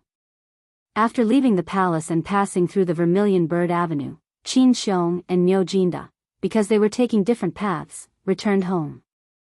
Qing Yaojin, on the other hand, was still able to follow Li Zishuan for a while longer. At this moment, Li Zishuan recalled the doubts he had in the royal court today. Thus, he asked, Uncle Cheng, what is the background of that envoy Shili sent, Ashina Simo? It seems like many officials in the royal court are familiar with him, and he even addressed himself as a subject to His Majesty. What is going on? Qing Yao Jin was stunned. After pausing for a moment, he sighed and said, Ashina Simo ah. This person is actually also a man. He was originally an Eastern Turkic noble, the son of Ashina Tuliash. In the 19th year of founding emperor, Chimin Khagan of the Turks fled to the Sui dynasty. The tribes of Mabe supported Ashina Simo as the Eastern Turkic Khagan. After the internal affairs of the Turks stabilized, Chimin Khagan returned to the Eastern Turkic Khagan, and Ashina Simo took the initiative to give up the position of Khagan. However, as Ashina Simo looked more like a Hu and not a Turk, Chuluo Khagan suspected that he was not from the Ashina race. Simo had been through the 2 generations of Chuluo Khagan and Shili Khagan, and he was often a jinbi. However, in the end, he was unable to manage the military and set up a jinbi. In the first year of Wuda, Ashina Simo had been an envoy to Great Tang many times. Currently, many old officials in the royal court were familiar with him. In the 8th month of the 7th year of Wuda, Shili Khagan and Tuli Khagan led their troops to invade Tang. The current emperor led his troops to defend against the Turks and explained the pros and cons to them. Thus, Shili Khagan sent Simo and Tuli Khagan to meet the emperor and ask for peace. The emperor agreed to their request. In the 8th month of the same year, Ashina Simo came to Chang'an to meet the emperor of that time, who is the current emperor emeritus. The emperor emeritus summoned him to the front of the imperial bed and praised his sincerity and gave him the title of Hashuan Commandery Prince. Thus, in today's morning court session, Ashina Simo called himself an official, which is reasonable. After hearing this, Li Zishuan nodded his head in realization. He then sighed and said, I didn't expect Ashina Simo to have such a deep relationship with Great Tang. Furthermore, from what Uncle Ching said, he can be considered a righteous man. What Li Zishuan did not know was that according to the original development of history, in the 4th year of Zhongguan, after the Tang army destroyed the Eastern Turks, Ashina Simo and Shili Khagan were both captured by the Tang army. Later on, Li Er recognized Simo's loyalty and appointed him as the right Marquis General and Governor of Huazhou. Thus, Ashina Simo became one of the few Turks in the history of Great Tang. After bidding farewell to Qing Yao Jin, Li Zishuan brought Pang Feiji and rushed toward Mount Yun. Along the way, Li Zishuan could not help but sigh in his heart as he looked at the commoners who were struggling to make a living, the merchants who were hawking their wares, and the children who were playing around in the streets. The war between Great Tang and the Turks was about to arrive. The current peace would probably be gone soon, right? The Turkic Khaganate had over 1 million soldiers. The information he had obtained from Li Er had given Li Zishuan a huge amount of pressure. Millions of soldiers might not be much to modern people, but in the ancient times where there were few people, they were basically an invincible existence. One had to know that the total population of the Great Tang was only about 20 million. Not to mention that the Turks lived on the grasslands and on horseback all year round. The physical strength of their soldiers was more or less better than that of the Great Tang. This war was really going to be a fierce one. Although in the original history, the Great Tang had completely defeated the Turks, there were no absolutes in the world. Facing such a strong Turk, if there was a slight mistake, the Great Tang had the possibility of being overturned. Furthermore, the current Great Tang had already deviated from the original historical path in many areas. Who could guarantee that they would be able to win again? Once the Great Tang was defeated, everything he had in this world would be destroyed. Li Zishuan would definitely not allow this to happen. Marquis? Marquis? Li Zishuan, who was meditating, suddenly heard Pang Feiji's shout. He could not help but frown and ask, "What's the matter?" Pang Feiji asked carefully, "Marquis, is there going to be a war again?" Li Zishuan did not want to hide it from him, so he nodded and said, "N. How did you know?" Pang Feiji replied, "In the morning, I saw 3 groups of foreign envoys in front of the palace gate. They all seemed to be Turks, so I guessed that something must have happened at the borders of the Great Tang." Li Zishuan let out a faint sigh and said, "You guessed right. Our peaceful days are almost coming to an end right away. Let's go back to Yunshan." "Hiya." "Yes." "Marquis." Pang Feiji looked worriedly at Li Zishuan's back, then hurriedly urged his horse to chase after him. As he ran, he asked, "Marquis, did His Majesty send you to lead the army to war this time?" "Not this time. But it might not be the next time. If Marquis goes to war, I will definitely follow by Marquis's side." The imperial court wanted to send troops to attack Liangshidu, and the right guard camp in Chang and city was constantly being mobilized. The officials of the 6 ministries were also extremely busy, and the various government offices were still brightly lit even in the middle of the night. The war had just ended not long ago, and the people of Chang and city once again smelled the scent of war. Thinking back to the day when the Turk envoys appeared in Chang and city, the people could not help but talk about it. Was the crisis of the Turks 2 years ago about to happen again? Were the Turks going to break the treaty and attack the Great Tang again? In an instant, many people in the city were in a state of panic. However, this situation did not last long. The day before the army set off, the imperial court suddenly posted notices in the city, announcing that Liangshidu had occupied the northern side for many years and did not practice benevolence, causing the people to suffer.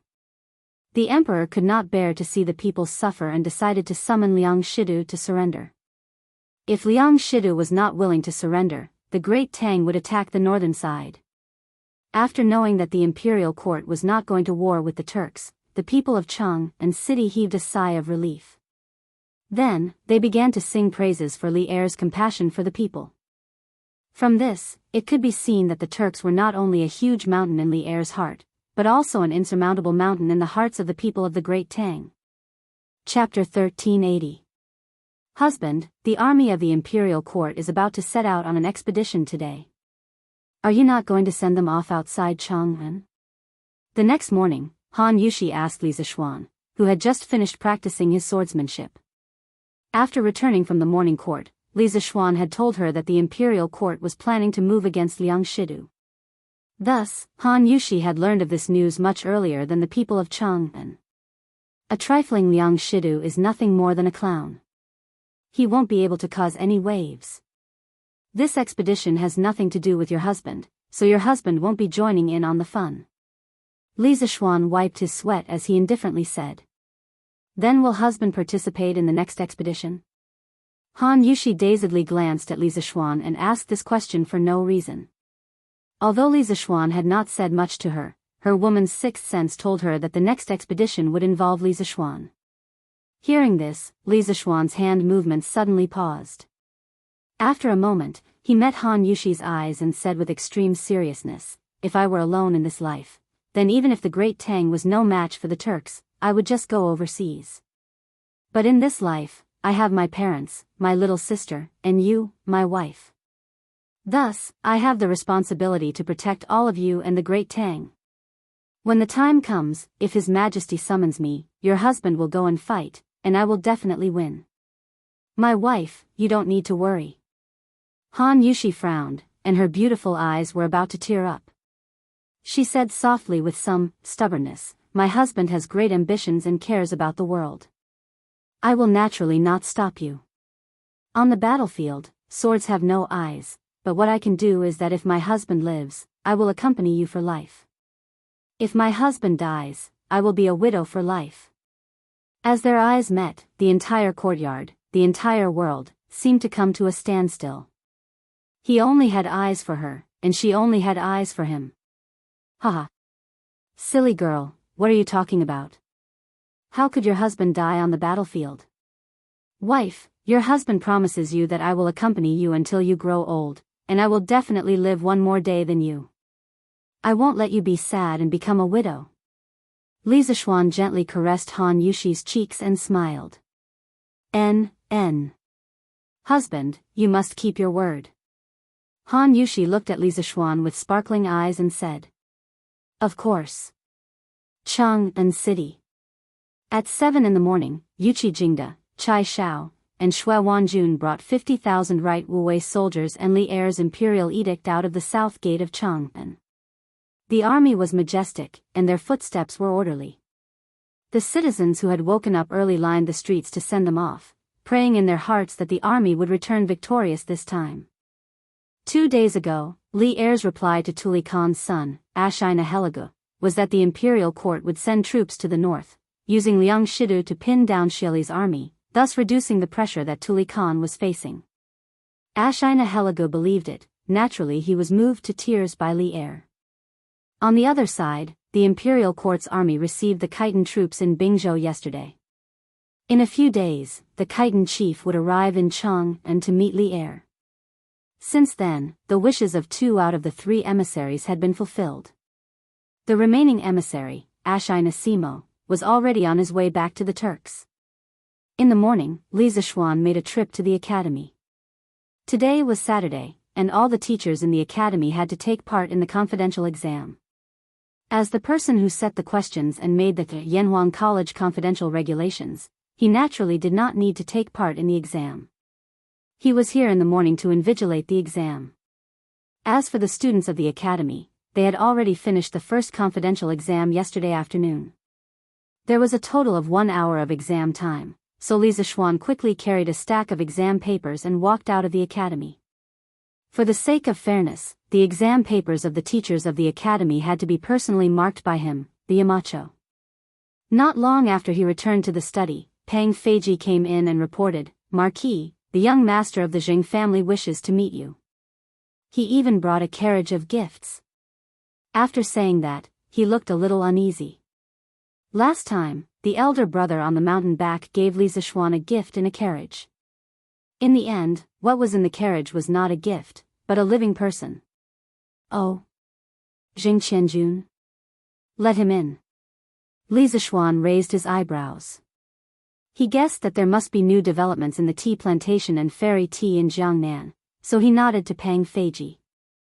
"Yes. Marquis." Pang Feiji took the order and left. After a while, Jing Qianjun was brought to the main hall. Li Zishuan also came out of the study. Jing Qianjun hurriedly bowed and said, "Qianjun greets Marquis." No need to be so polite." Li Zishuan nodded and said, "Qianjun, why are you looking for me today?" Jing Qianjun saluted and said, "Marquis, my father used your method to stir-fry the first batch of fairy tea in Jiangnan and ordered the servants to transport it here by water. There is a total of 50 kilograms. They are all in the carriage outside. Marquis, please take a look, 50 kilograms. Li Zishuan was slightly shocked.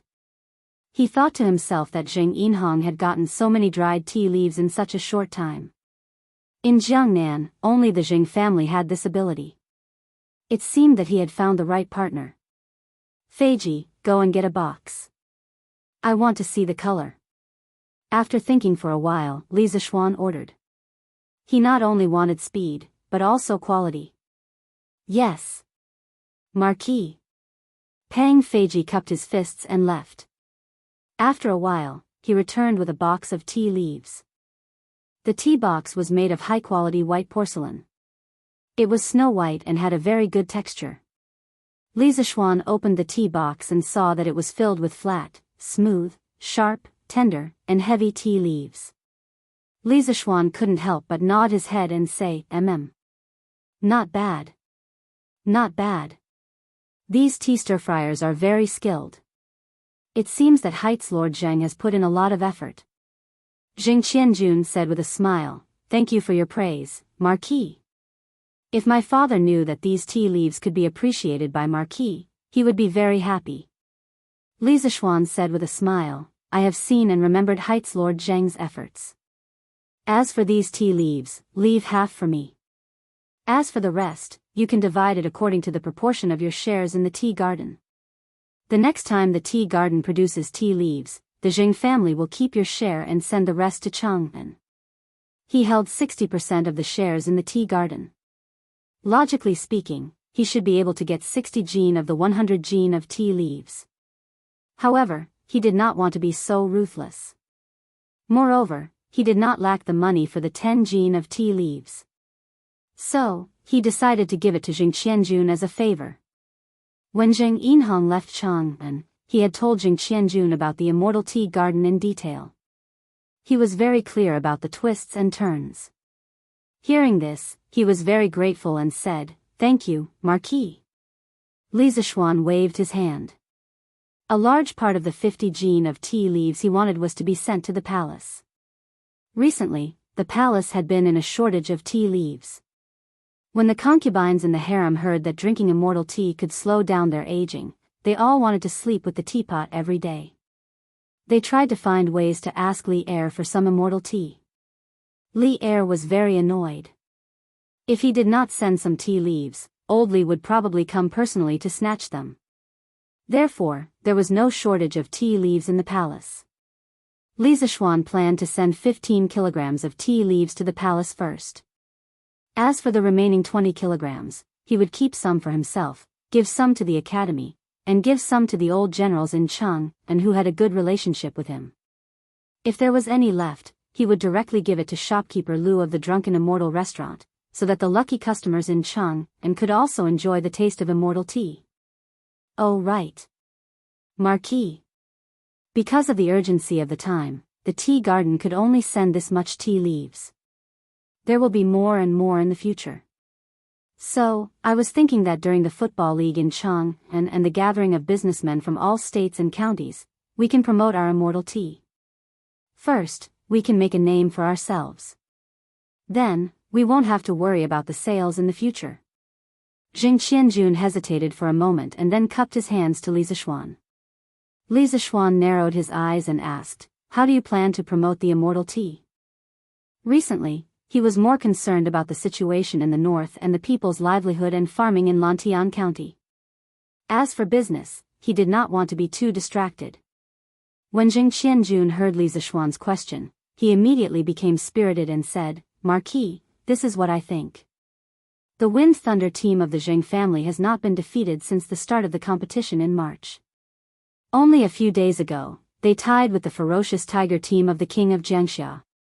Now, they are in the limelight. I plan to customize a batch of clothes for the Wind Thunder team with the words, Immortal Tea, embroidered on them. It can more or less create some momentum for the immortal tea. Marquis, what do you think?"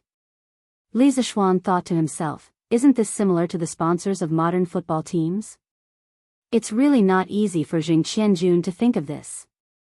Well. Very good. I didn't expect you to be so business-minded. Li Zishuan nodded and praised him. Then, he said, using the team to promote the immortal tea is indeed a feasible way. In this way, if the Wind Thunder team can become a League One team, all the shareholders of the Immortal Tea Garden can take out 3,000 strings of money every year to keep the words, Immortal Tea, on the team uniform of the Wind Thunder team. If the Wind Thunder team can break into the top 3 of the League One, the Immortal Tea Garden can give 5,000 strings of money every year.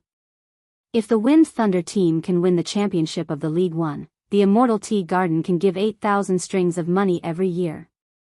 In short, the better the team's performance, the more money they can get in the end. Zheng Qianjuan's eyes lit up and he said excitedly, "It can be done like this?" If what Marquis said is true, then the Wind Thunder team can be regarded as valuable. When I first saw the news in the newspaper that Marquis was going to hold a league tournament, I immediately had the idea of forming a team. At that time, my father thought that I was not doing my job properly. Now, if Marquis is really willing to let the Yanhuang Tea Garden fund the team with money, then my father will never say that I formed a team for fun. Li Zishuan saw that this child had a good temperament, so he wanted to give him some advice. So, he nodded and said, "The existence of a team requires the local merchants to fund it. The team can make a name for the merchants, and the merchants can provide the team with money. Everyone takes what they need. This is the normal way for a team to operate for a long time. Correspondingly, if the team wants to get more funding, it must have good results. If you want to have good results, you must spend a lot of money to train or poach some players with good skills. In this way, people will be willing to pay more money to fund you. Now, I'm using the Immortal Tea Garden to fund the Wind Thunder team to set an example for all the teams and merchants. I want to tell them that a team with good results should get more benefits while gaining glory. You are worth the price. Not only the Wind Thunder team, but also the ferocious tigers of the King of Jiangxia or other teams eventually win the championship. I will let the tea garden fund them with 8,000 strings of cash in exchange for their future. In the next year, I will promote the immortal tea. This is the relationship between the merchants and the team. Qianjun, do you understand? Jing Qianjun suddenly understood and said, I understand. I understand. Thank you, Marquis, for your advice. After listening to Marquis's words today, I understand that there is so much knowledge in it. Marquis, don't worry. In the future, I will make the Wind Thunder team one of the best teams in the Tang Empire and promote the immortal tea. Haha. Good ambition. I wish you success in advance. Today, the diners who spend 10 strings of cash in the restaurant will have the opportunity to taste a cup of immortal tea for free. First come, first served, limited to 20 servings. The next day, the same notice board appeared in the lobby of the Drunken Immortal restaurant in Chang'an City and Lantian County, which aroused a lot of discussion among the diners. Immortal tea? What kind of tea is that? Could it be a new tea product launched by the Drunken Immortal restaurant? It should be. Before, there was the Immortal Drunken Immortal, and now there is the immortal tea. I wonder if this immortal tea can be as amazing as the Immortal Drunken Immortal. Alas. I hate drinking tea the most in my life. It seems that this immortal tea is not meant to be with me. Even if you are, you can't afford to drink it. You have to spend 10 strings of cash in order to drink a cup of it. Who can afford so much money in one meal? Yes. Yes. Hey. Shopkeeper, give me a liter of the Immortal Drunken Immortal, a pot of tenderness, a plate of gnawed chicken, a serving of meatballs, and a serving of braised pork. Let's eat here. It should be 10 strings of cash, right? When the crowd was looking around, a middle-aged man in luxurious clothes came in and said loudly. All the diners looked sideways. When they saw the man's face, many of them exclaimed, Isn't that Boss Chow? Why is he eating at the Drunken Immortal restaurant today? Ah. I remember now. This immortal tea is the latest tea from the Yan Huang Chamber of Commerce, and it is a tribute tea from the palace. It is extremely rare outside. I didn't expect to see it in the Drunken Immortal restaurant. Tribute tea? This immortal tea is a tribute tea? Brother Dongfang, are you serious? Of course it's true.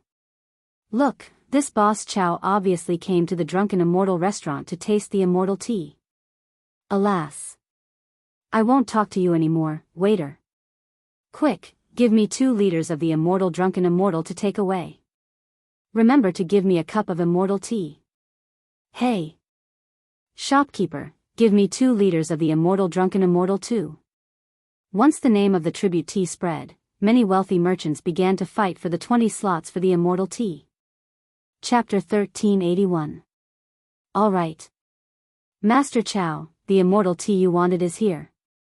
Inside the Drunken Immortal Inn, the waiter brought out a cup of clear tea. The aroma of the tea filled the air, and all the diners in the hall were stunned. Why is this immortal tea so fragrant? I've never smelled such fragrant tea before. Hiss. That tea was clear and bright, not turbid. It's amazing. As expected of the immortal tea. It's different from those ordinary tea leaves in the world. TSK. If it smells so fragrant, it must be even more fragrant when it's drunk. No wonder this immortal tea could become the imperial tribute tea. The Drunken Immortal Inn is amazing. They can even get their hands on the tribute tea. Ha! Isn't that obvious? This Drunken Immortal Inn is owned by the Marquis of Yong'an. It's just that you have to spend 10 times before you can. Sigh. I wonder when this immortal tea will be sold separately. It should be soon. Now that the Drunken Immortal Inn can take out a batch of immortal tea for the diners to taste, it means that it's not far from officially selling immortal tea. The 20 servings of immortal tea had already been sold out. Chang'an City never lacked rich people. Moreover, they didn't lose out because the immortal tea didn't require any additional fees. They could taste the immortal tea by buying 2 liters of immortal tea. As for the 2 liters of immortal tea, they definitely couldn't finish it here, so they could only bring it back. As for the diners who didn't get a spot, they looked on enviously as the rich people tasted the immortal tea. Hey! Boss Lin, you're here today too. Looks like we're thinking the same thing. It wasn't Chow Wendong's first time drinking immortal tea, but he still drank it very carefully and reluctantly. At this moment, he saw the back of the diner at the next table who seemed familiar. After taking a closer look, who else could it be other than Lin Wenyuan? He smiled. Yo! It's Boss Chow. Lin Wenyuan turned around and was shocked at first. Then, he smiled and said, haha. I can't help it. It wasn't easy to get some immortal tea from Marquis yesterday. I don't know where my friends got the news from, but they wanted me to give them some. Sigh. There were some favors that couldn't be ignored, so he had no choice but to give it to her. In the end, I didn't get much, so I might as well come to the drunken immortal and to drink some immortal tea. In the first batch of tea leaves, Li Zishuan took 50 caddies. Of the remaining 50 caddies, the Jing family took 37 caddies, which was close to 3/4 of the tea leaves. As for the first batch of members of the Yan Huang Chamber of Commerce, each of them only received 1 or 2 caddies. Adding on some favors, there was not much left, not to mention selling it. Therefore, when they heard that the immortal intoxication and had immortal tea to try, they all eagerly came over to drink it. Taking advantage of the fact that the commoners still didn't know about the deliciousness of the immortal tea, they still had the upper hand. Chow Wendong nodded in agreement and said, sigh. Brother Lin is right. Every bit of immortal tea I can get is good. With the little stock I have at home, it's probably not enough for me to drink for half a month. Sigh. Isn't that Brother Liao and Brother Zhang? Look, they're here too. In the first batch of diners to taste the immortal tea, other than Chow Wendong, Lin Wenyuan and the other members of the Yan Huang Chamber of Commerce, there were also some other rich people in Cheng'an City and Lantian County. But without exception, those who tasted the immortal tea were full of praise for it. The texture was smooth, and the taste was slightly bitter. But with a careful taste, one could feel the rich tea fragrance, and even a hint of sweetness. The elegant sweetness moistened the throat, making one unable to rinse their mouth for 3 days. This kind of immortal tea quickly spread throughout the entire Cheng'an City, and even the big and small counties around Cheng'an. The immortal tea was praised as a tea that only immortals could drink. Nobles, gentry, and tycoons were all scrambling for the immortal tea, sending people to search for the source of the immortal tea. There were even people who were willing to pay 10 strings of coins for a tael of immortal tea. The level of craziness was simply breathtaking. Of course, compared to going to the black market to buy, more people chose to drink the tea at the Drunken Immortal restaurant. Many people secretly made up their minds to send their servants to the Drunken Immortal restaurant tomorrow to compete for the quota of immortal tea. The immortal tea brought a great sensation to the people of Cheng'an City. Li Zishuan's celestial bane had also been seducing the hearts of the young men and women in the world. When Celestial Bane was first published, its sensational effect was not as great as that of Mortal Man. This was because readers discovered that Celestial Bane was not like Mortal Man, which was a pure immortal cultivation novel. There were not as many fighting scenes as Mortal Man, and the world in Celestial Bane was not as grand as the world of Mortal Man. The plot only revolved around Grass Temple Village, Blue Cloud Sect, Sound of Heaven Temple, Fenxiang Valley, Ghost King Sect, 10,000 Poisons Sect, Hehuan Sect, and Longevity Hall. It was far inferior to that of Mortal Man. Moreover, compared to the hot-blooded pace of leveling up, slaying monsters, leveling up, slaying monsters in Mortal World, people discovered that although there were fighting plots in Celestial Bane, it was mostly about love and hatred. Readers who were passionate about leveling up and slaying monsters had abandoned the book midway. However, only a small portion of people abandoned the book. Moreover, compared to those who abandoned the book, there were more people who turned into fans, because of the excessive love descriptions in Celestial Bane.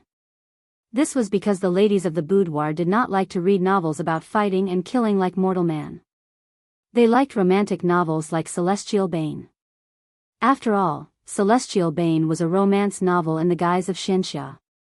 As the plot progressed, the stubborn, simple, and persistent Zhang Xiaofan, the righteous and talented Lin Jingyu, the cold and proud Lu Sueki, and the brave Bai Yao who dared to love, hate, and pursue love courageously, these characters, regardless of whether they were the main character or the supporting characters, left a deep impression in the minds of the readers. It was then that the readers realized that although Celestial Bane's worldview was small, the characters were much more vivid. At the very least, they were much more vivid than the characters in Mortal Bane. Every character in Celestial Bane had their own stories. They were unforgettable, as though they were real. Many readers who did not like Celestial Bane at the beginning slowly began to like the story. Celestial Bane had been open for more than half a month. Due to Li Zishuan's fast update speed, the plot had progressed by about a third. The main character, Zhang Xiaofan, had just followed Lu Sueki to Kongsang Mountain to investigate the abnormalities of the demonic sect. During the investigation, he and Sueki fell into the abyss of dead souls. During the crisis, the two of them did not leave each other and developed feelings for each other. Later, they were separated by Blackwater Mystical Snake. Later, Zhang Xiaofan fell into the Blood Drop Cave. In the cave, he met the daughter of the demonic sect's Ghost King sect master, Bai Yao, and inadvertently learned the demonic sect's heavenly book. Yesterday, Tang Dynasty Daily updated that the righteous faction stopped the demonic sect from capturing Kuei alive. During that time, Zhang Xiaofan was forced to use both the Azure Cloud sect's Tai Chi Xianqing Dao and the Divine Sound Temple's Brahma Prajna to save Hidi. Although he saved Hidi, he was criticized by the righteous faction because they suspected him of secretly learning the Divine Sound Temple's secret art and using the most evil weapon, Bloodthirsty Orb. Today's update was about the Azure Cloud sect's interrogation of Zhang Xiaofan. Before the interrogation, Bai Yao quietly came to Bamboo Peak to visit Zhang Xiaofan. In the bamboo forest, Zhang Xiaofan and Bai Yao confided in each other and hugged each other tightly. Bai Yao asked Zhang Xiaofan about what he saw at Full Moon Well. Zhang Xiaofan promised to tell Bai Yao after the interrogation. After that, the three major sects masters interrogated Zhang Xiaofan. However, because Zhang Xiaofan promised Puji, he would rather die than say where he learned the Brahma Prajna. When everyone wanted to punish Zhang Xiaofan who held the evil weapon, the usually quiet Lu Sueki risked her life to plead for mercy for Zhang Xiaofan. She even used her life as a guarantee. After that, Lin Jingyu could not help but plead for mercy. Hidi, Qi Hao, Xing Shushu, and other disciples who were close to Zhang Xiaofan also used their lives as a guarantee. Zhang Xiaofan was deeply moved. But at this time, Taoist Song Song secretly colluded with the demonic sect and plotted to take revenge on Reverend Dao Xian. The demonic sect took the opportunity to attack Azure Cloud Mountain. Gulp. Reading till here, all the readers clenched their toes. Due to the weekend off, Sun Zifen who was reading novels at home was no exception. And because there was the word mortal in the middle of his name, Sun Zifen had always been paying close attention to Leather Knight's new book, Celestial Bane. Others felt that Celestial Bane was not as exciting as Mortal. He never felt that way. Since the release of Celestial Bane, he had been reading it all the way until now. Jade Clear Hall instantly fell into silence. The righteous sects looked at each other. At this moment, anyone could see that the demonic sect had a huge advantage. Although Azure Cloud Gate still had many elders and masters, reading till here, Sun Zifen could not help but curse, fuck. This son of a bitch Taoist Song Song is too damn despicable. It's over. This time the righteous sects should all be finished, right? After cursing for a while, Sun Zifen nervously continued reading. Due to the cooperation between the demonic sect and Taoist Song Song, Azure Cloud Gate suffered heavy casualties. In order to salvage the situation, the heavily injured Taoist master Dao Xian took out Zhu Xian's sword and used Zhu Xian's sword formation, causing the demonic sect to flee in defeat. The murderous aura in the hall had not dissipated. Everyone once again interrogated Sha Danan. Unexpectedly, Tian Yin Temple's Fa Xiang spoke of a horrifying past. Who would have thought that the fatherly Puji was the murderer that Shah Danan had been searching for years to kill the entire village? Shah Danan received an unprecedented blow. He could no longer believe in the so-called righteous sections. At this moment, Bai Yao appeared. She wanted to take away Shah Danan, who was persecuted by the righteous sections. And Shah Danan also regarded Bai Yao as the only person he could trust. Bai Yao. At this crucial moment, I still have to rely on my Bai Yao. Take away Shah Danan and live a shameless life from now on. Sun Zifan had completely immersed himself in Shah Danan's role. Now that Bai Yao finally made a move, he happily muttered. But before he finished, he stopped abruptly. Because at this moment, the situation changed. The defeated demonic sect turned back. They wanted to kill Azure Cloud Gate. Taoist Master Dao Xian used Zhu Xian's sword formation for the second time. In the end, because he was worried that Shah Danan would be used by the demonic sect and bring disaster to the world, he used Zhu Xian's sword to slash at Shah Danan. Zhu Xian's sword's most classic, most shocking, most tear-jerking plot finally appeared. At this moment, above the horizon, the sky was filled with chi swords like mountains and seas. Zhu Xian's sword formation has already started attacking the demonic sect. Taoist Master Dao Xian used all his spiritual power. In an instant, all the colorful chi swords in the sky shone brightly. Especially the main sword of the formation, it suddenly grew by half. With a loud bang, it shook the heaven and earth. Like an ancient god in rage, it rushed down and attacked Shah Danan. At this moment, Sun Zifan's body was really tense. His eyes were wide open in anger. He already had no time to scold Taoist Master Dao Xian. Because he urgently wanted to know if Shah Danan could block this attack. Shah Danan is about to become a ghost under the sword, smashed into pieces. Suddenly, the world quieted down. Even the earth-shattering momentum of the sword formation of immortals held its breath for a moment. That once familiar, gentle and white hand appeared beside Shah Danan. There was a faint, crisp sound of a bell, pushing him to the side. As if a voice that had been sleeping for thousands of years, quietly sounded. For the beloved, softly chanting, E'en spirits of the 9 underworlds, gods and demons of the heavens, with my blood and body, as a sacrifice. 3 lives and 7 lifetimes, forever falling into Yama. Only for love, even if I die, I will not regret. Seeing this, Sun Zifan had already predicted the following plot. Suddenly, his heart was filled with grief. He could not help but cry out, Bai Yao. Bai Yao. Don't. My Bai Yao. At this moment, his sorrowful roar was like he was possessed by Shah Danan. He was in a state of madness. A dignified 7-feet man, at this moment he could not help but burst into tears. A man does not easily shed tears.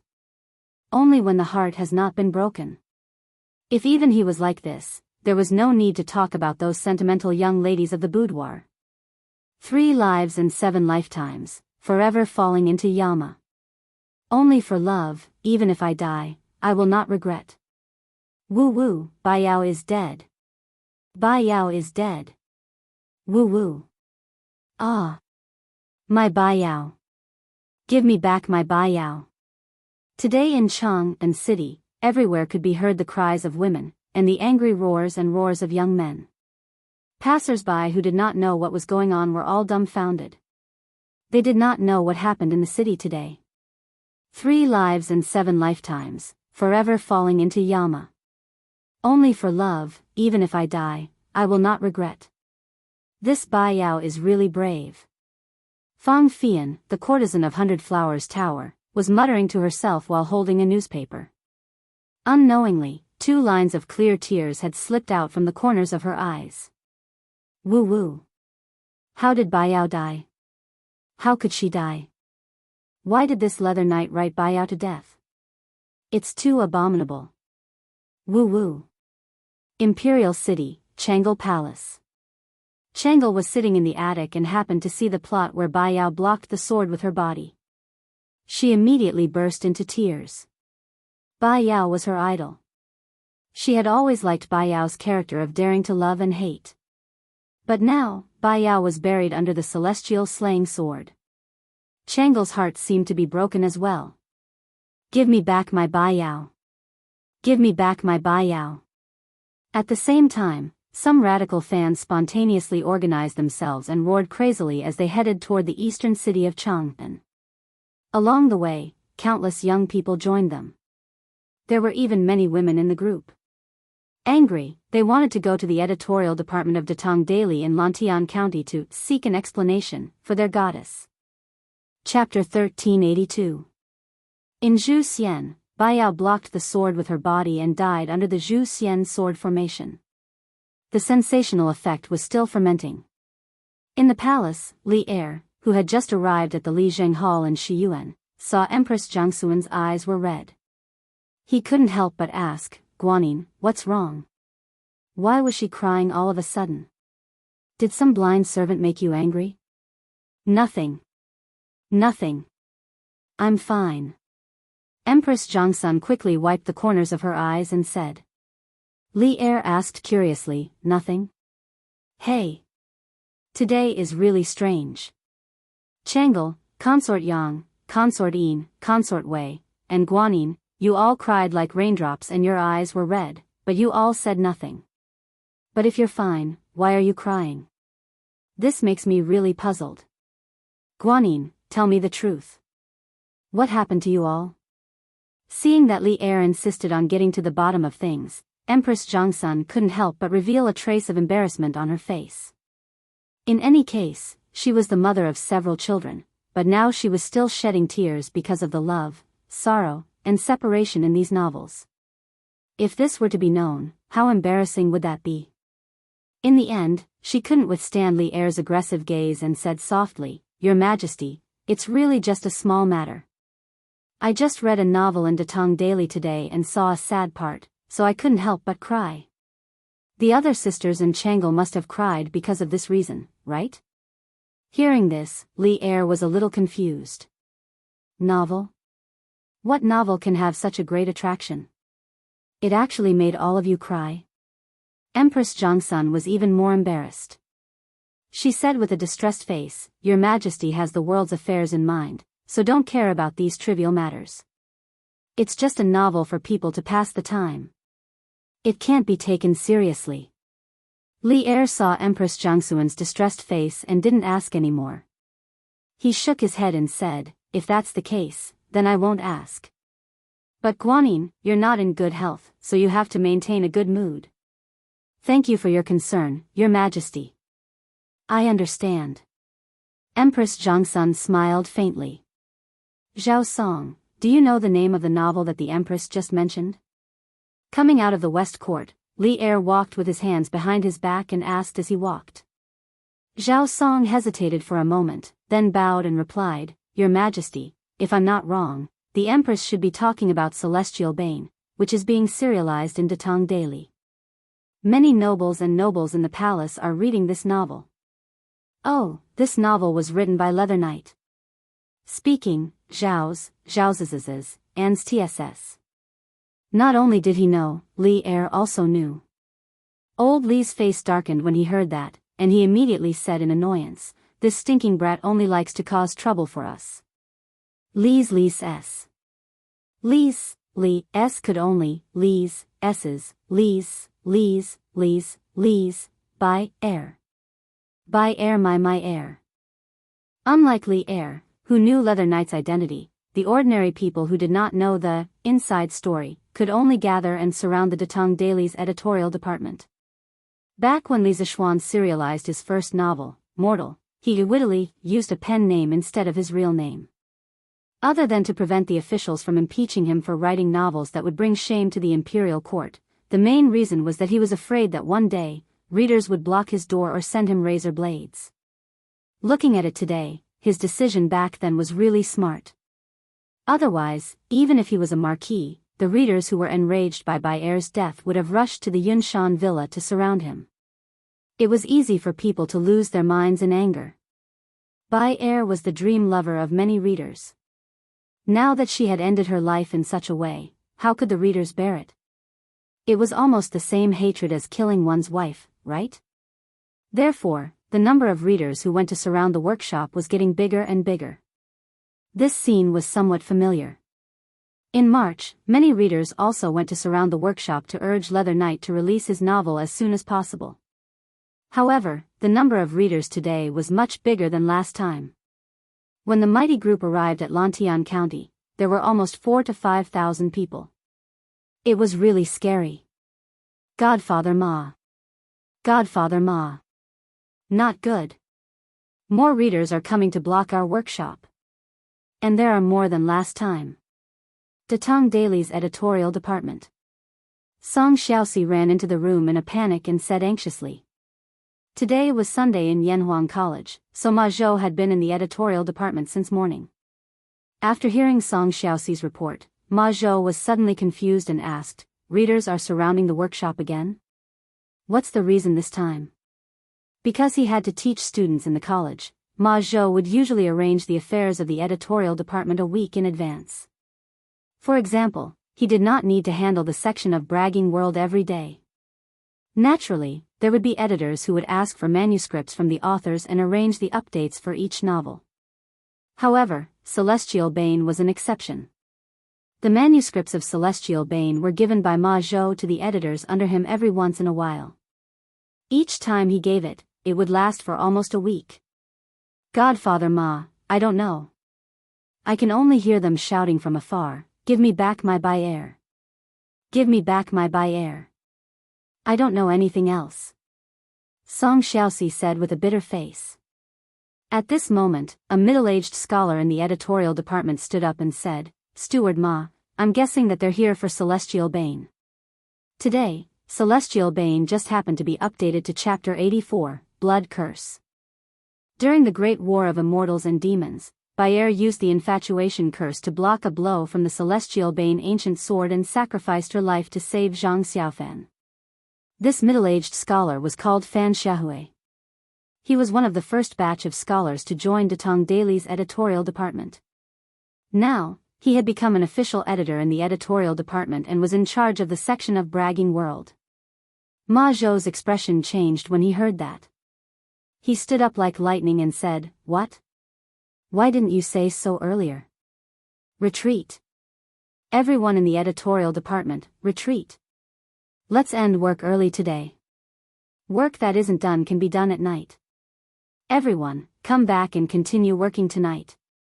Of course, he had read the manuscript of Celestial Bane in advance, so when Fan Xiaohui said that, he immediately understood what was going on. At this moment, Ma Zhou was really complaining in his heart. Why did he have to shoulder Li Zishuan's sins? It was easy to fool the readers last time when they urged him to write, but this time, the female lead was ridden to death and the angry readers came knocking on his door. He could not shoulder the blame for Li Zishuan. Someone would die. Ma. Steward Ma? Are we really retreating? Fan Xiaohui had been in the editorial department for a long time, but it was the first time she saw Ma Zhou so flustered. She could not help but feel confused. Retreat. Of course, we have to retreat. If you don't retreat, I'll retreat first. Whoever is slow will bear the consequences. As Ma Zhou spoke, he put on his coat and walked out of the door without looking back. Everyone in the room looked at each other, but in the next moment, everyone moved. In just a few seconds, the entire editorial department was empty. Cough. It was not empty. There was still Song Xiaoxi who had not recovered from his shock. "Master Ma, you're retreating just like that?" Song Xiaoxi took a long time to react. Then, his face changed and he said in a panic, "No. No. I have to tell Steward Fu and let him think of a countermeasure. Nothing must happen to the workshop." After saying that, Song Xiaoxi ran away like a wisp of smoke. "Give me back my Baiyao. Give me back my Baiyao. Let the Leather Knight come out and die. Yes. Hand over the Leather Knight." After everyone in the Datong Daily editorial department left, less than half an hour later, the mighty group of readers finally arrived in front of the workshop. Why are there Imperial troops around the workshop? The readers of Celestial Bane finally noticed the abnormality. They stopped shouting slogans and began to whisper among themselves. At this moment, the workshop's door was tightly shut. In front of the door, there were 400 to 500 Imperial guards in armor and holding lances. They were staring at the angry readers with vigilant faces. A tall, middle-aged general with a stern face walked out and shouted loudly, "That's right, we're in the middle of the night. The workshop of Curious Interest Pavilion is an important place of the Imperial Court. I have been ordered by His Majesty to guard this place with my men. No one is allowed to cause trouble here. Please leave at once." The group of Imperial guards had been secretly guarding the workshop. Now that the situation was urgent, there were 4,000 to 5,000 people blocking the workshop. Falbert was worried that the readers would attack the workshop, so he had to ask the Imperial guards near the workshop to step in. Hiss. They are not ordinary Imperial guards. They are the Imperial guards of the Northern Yamen. Finally, the readers who had seen the world noticed something from the armor and equipment of the soldiers in front of the workshop. They could not help but exclaim. What? The Imperial guards of the Northern Yamen? Why are the Imperial guards of the Northern Yamen here? Could it be that His Majesty knows that we are here to cause trouble, so he specially sent them here? Hearing that the opposing army was the Imperial guards of the Northern Yamen, many of the readers of Celestial Bane who came to block the workshop's door retreated. Bah! Second young Master Tion, what are you talking about? We are not here to cause trouble. We are here to ask for an explanation from the editorial department. Who told Leather Knight to write our lovely Baiao to death? In any group, there were cowards and boorish people. At the back of the group, a slightly plump young man in luxurious clothes with a gray cloth wrapped around his head suddenly shouted. If Li Zishuan was there, he would definitely fly over and beat the plump young man up. That was because the plump young man was none other than Sun Zifen. Most of the people who came to cause trouble were young students from various universities in Chang and City, as well as some fearless young masters from rich families. However, there were no students from Yanhuang College. Although the people from Yanhuang College did not know that Leather Knight was Li Zishuan, they knew that the Chitsu Pavilion Workshop and the editorial department of Datong Daily were both owned by Li Zishuan. Therefore, even though they hated Bai Yao's death, as Li Zishuan's students, they did not dare to cause trouble here. However, Sun Zifen was an exception. He had completely immersed himself in the role of Zhang Xiaofan. Naturally, he liked Bai Yao very much. Now that Bai Yao was ridden to death, he did not care about anything else. Seeing that someone was leading a group to cause trouble in the editorial department, he quickly disguised himself and followed them. In his mind, Bai Yao was ridden to death by the cruel Leather Knight. Even if he had to betray his master and destroy his ancestors, he had to get an explanation for Bai Yao. It would be best if he could force Leather Knight to revive Bai Yao. That's right. We are not here to cause trouble today. We are here to get an explanation for Bai Yao's death. Yes. Let the editorial department of Datong Daily and Leather Knight come out and give us an explanation. Sun Zifen's words gave the people who came to cause trouble a high-sounding excuse. Therefore, more and more readers began to shout. General Lu, what should we do? A soldier saw that the group of readers in front of him did not want to leave, so he was a little annoyed. The general furrowed his brows, then yelled, "Listen up, people on the other side. The editorial department of Tang Dynasty Daily has already left for work. The Pai Xiaojue you're looking for, I don't know who he is, but he's definitely not here. If you don't leave, I will send all of you to the Supreme Court for the crime of offending the workshop." What? The editorial department of Datong Daily has already finished work?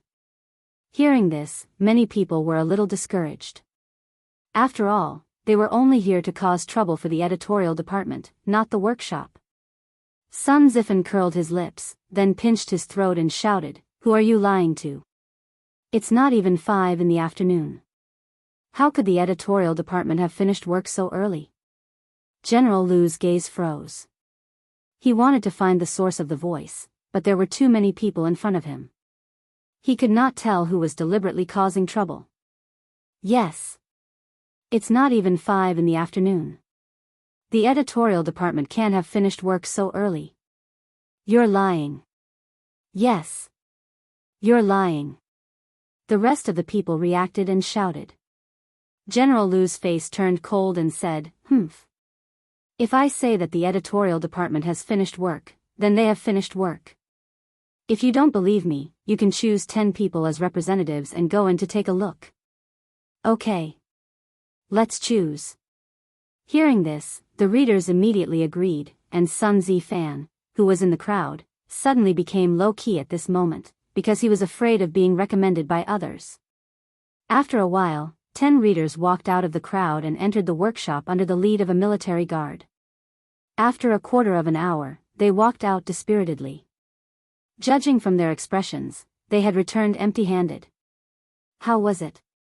I ask you, is there anyone else in the editorial department? General Lu asked loudly. No.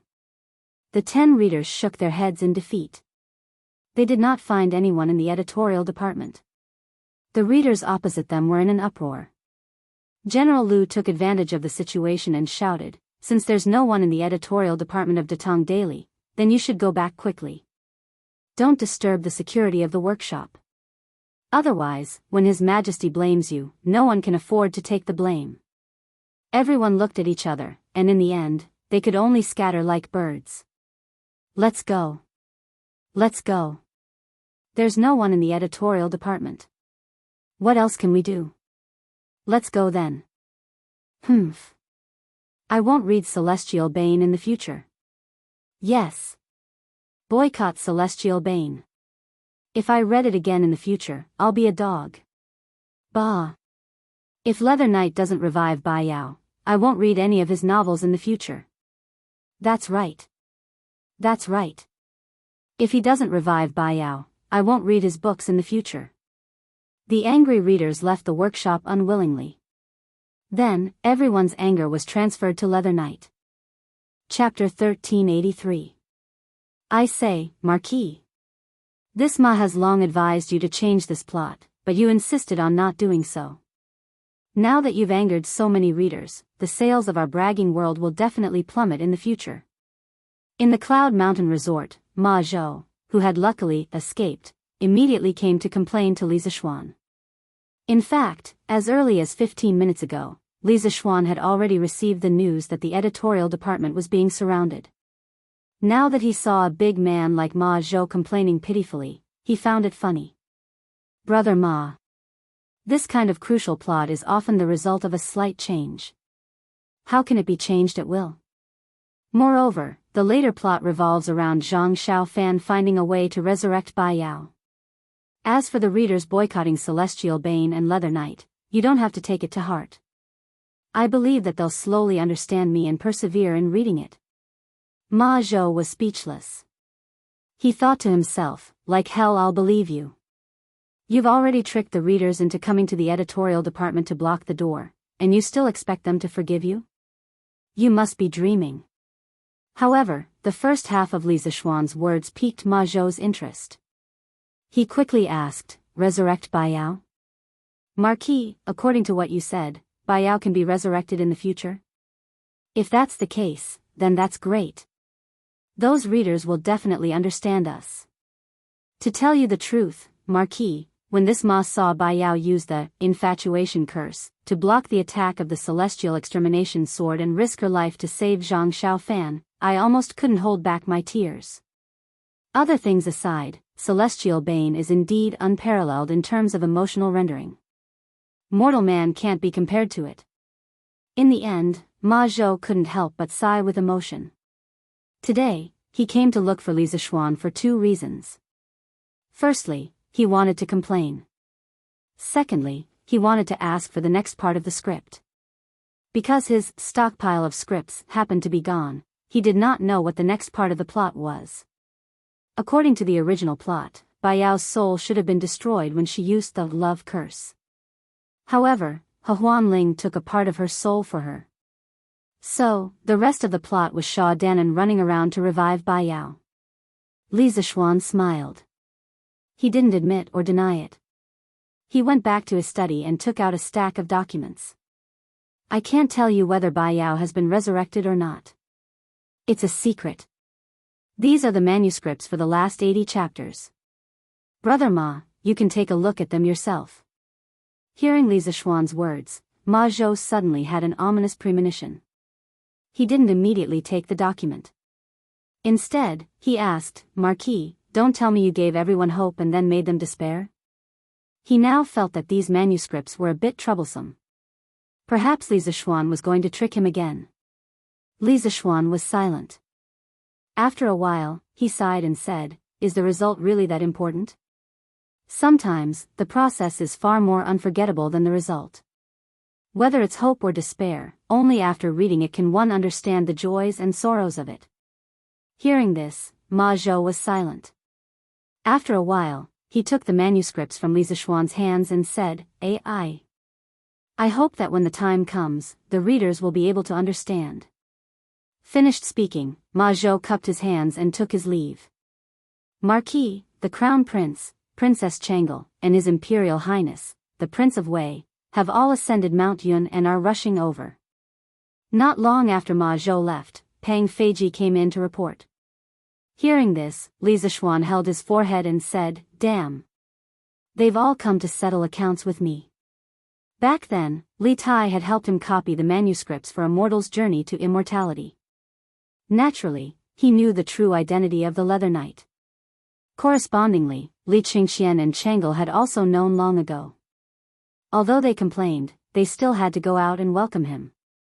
They had to give the Crown Prince face. Not long after, Li Zishuan welcomed Li Qingxian and the others outside the residence. After exchanging greetings, everyone entered the room. Changel impatiently asked, Brother Xiaoxian, why did you write Bai Yao to death? Will she come back to life in the future? Her words carried 70% anxiety and a trace of blame. Obviously, she loved Bai Yao's character very much. That's right. Yamacho. Look at how cute Bai Yao is. Why did you write her to death? If others were to find out that you're Pai Xiaoku, do you think your cloudy mountain resort will be surrounded by 3 layers of people inside and outside? The little fatty, Li Tai, also slapped his thigh and shouted. Li Zishuan narrowed his eyes and looked at Li Tai with a faint smile.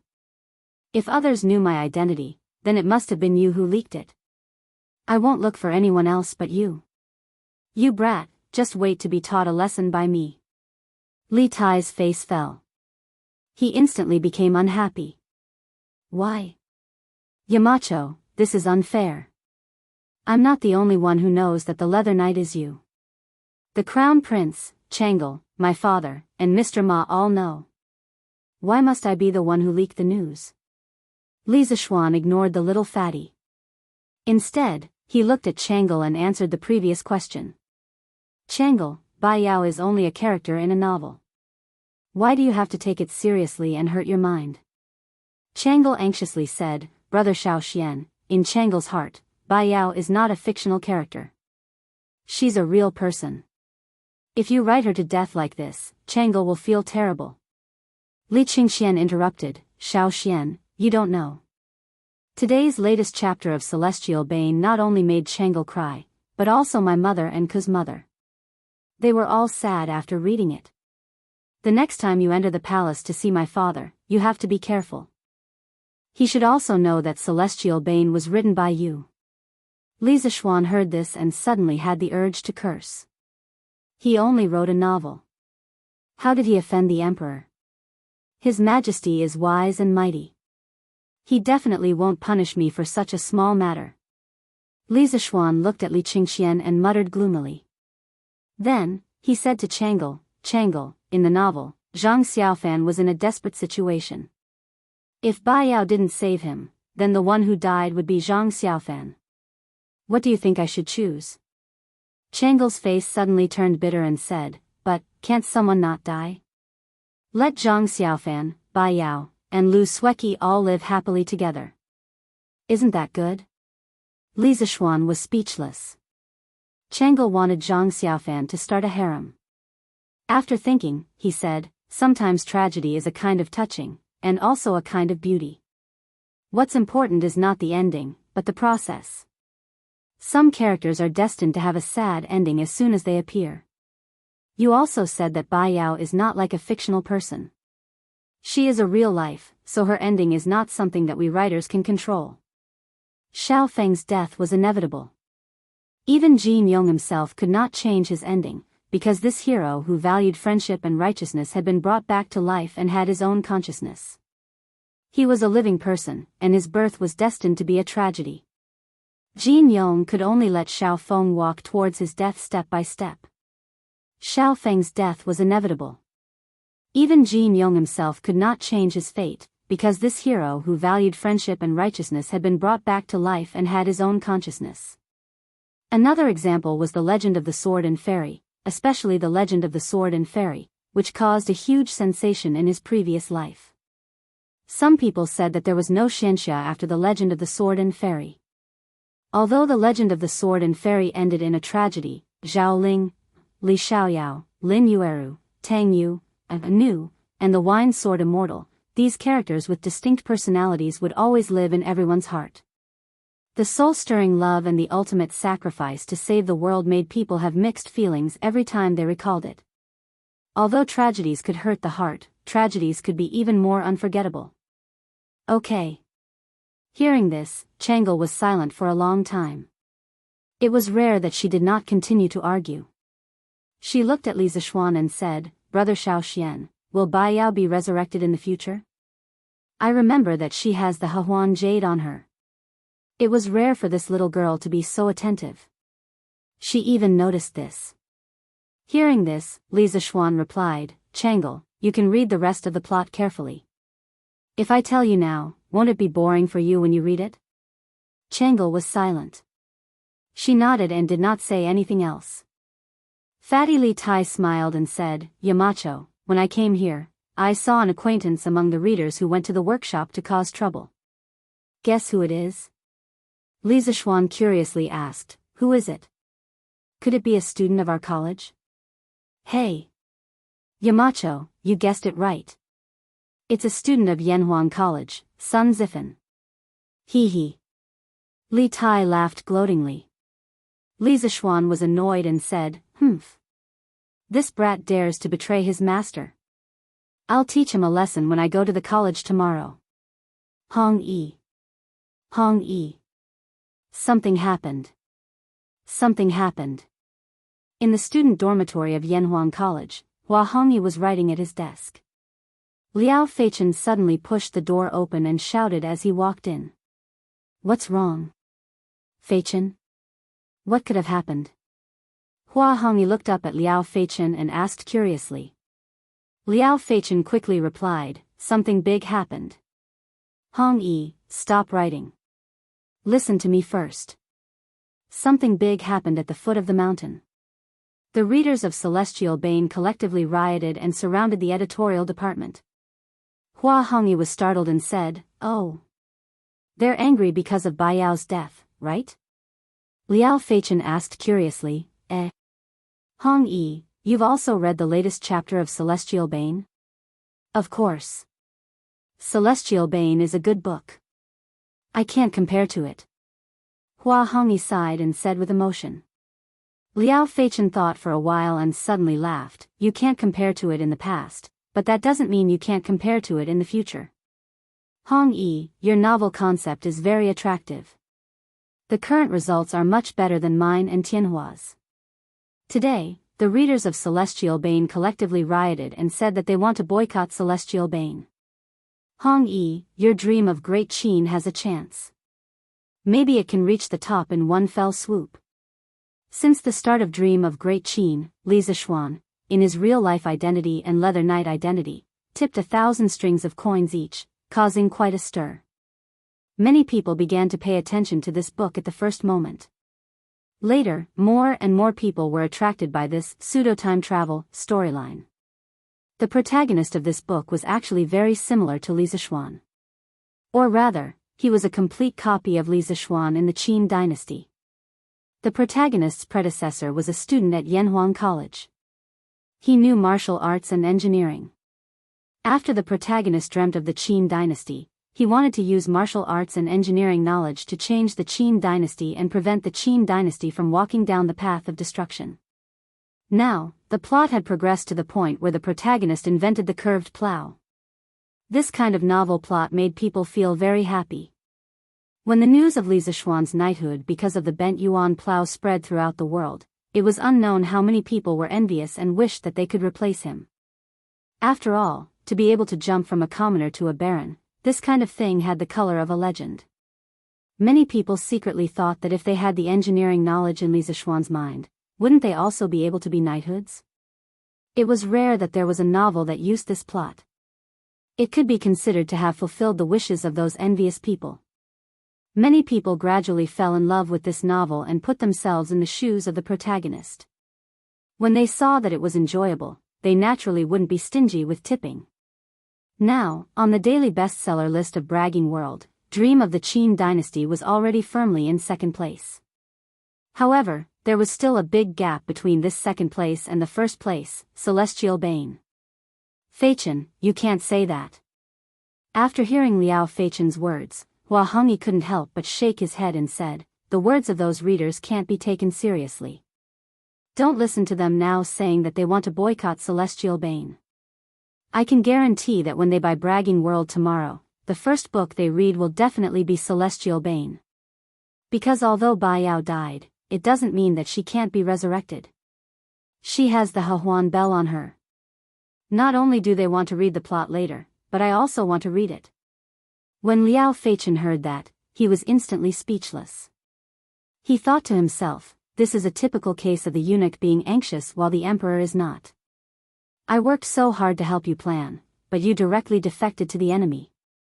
Seeing Liao Feichen's disappointed expression, Hua Hongyi smiled broadly and said, hee hee.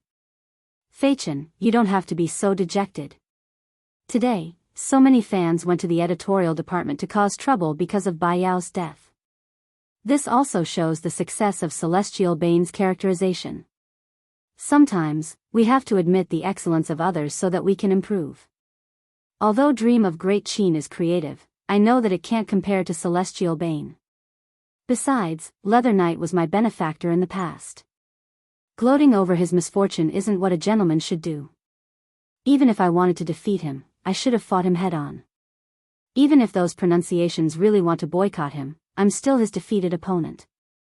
There's nothing to be happy about. However, I believe that if Dream of Great Qin is polished properly, it still has a chance to surpass Celestial Bane. Hua Hongyi's frank words made Liao Feichen feel a little ashamed. He waved his hand and said, forget it. I won't worry about you and him anymore. I have to go write my manuscript. After saying that, he climbed onto his bed and went to get a pen and paper. Chapter 1384. Hua Hongyi's prediction was right. On the second day, when Big Words, World of Martial Arts went on sale, as usual, many people came to the newsstand to line up to buy it. Brother Meng? Didn't you say yesterday that you won't read Celestial Bane anymore? Why are you buying Big Words, World of Martial Arts now? I bought Big Words, World of Martial Arts to watch Dream of Great Qin, not Celestial Bane. Brother Yang, didn't you say that you won't read Celestial Bane anymore? Then why are you here today? I'm talking about Leather Knight. If he doesn't revive Bai Yao, I won't read Celestial Bane anymore. So I have to see if he can revive Bai Yao.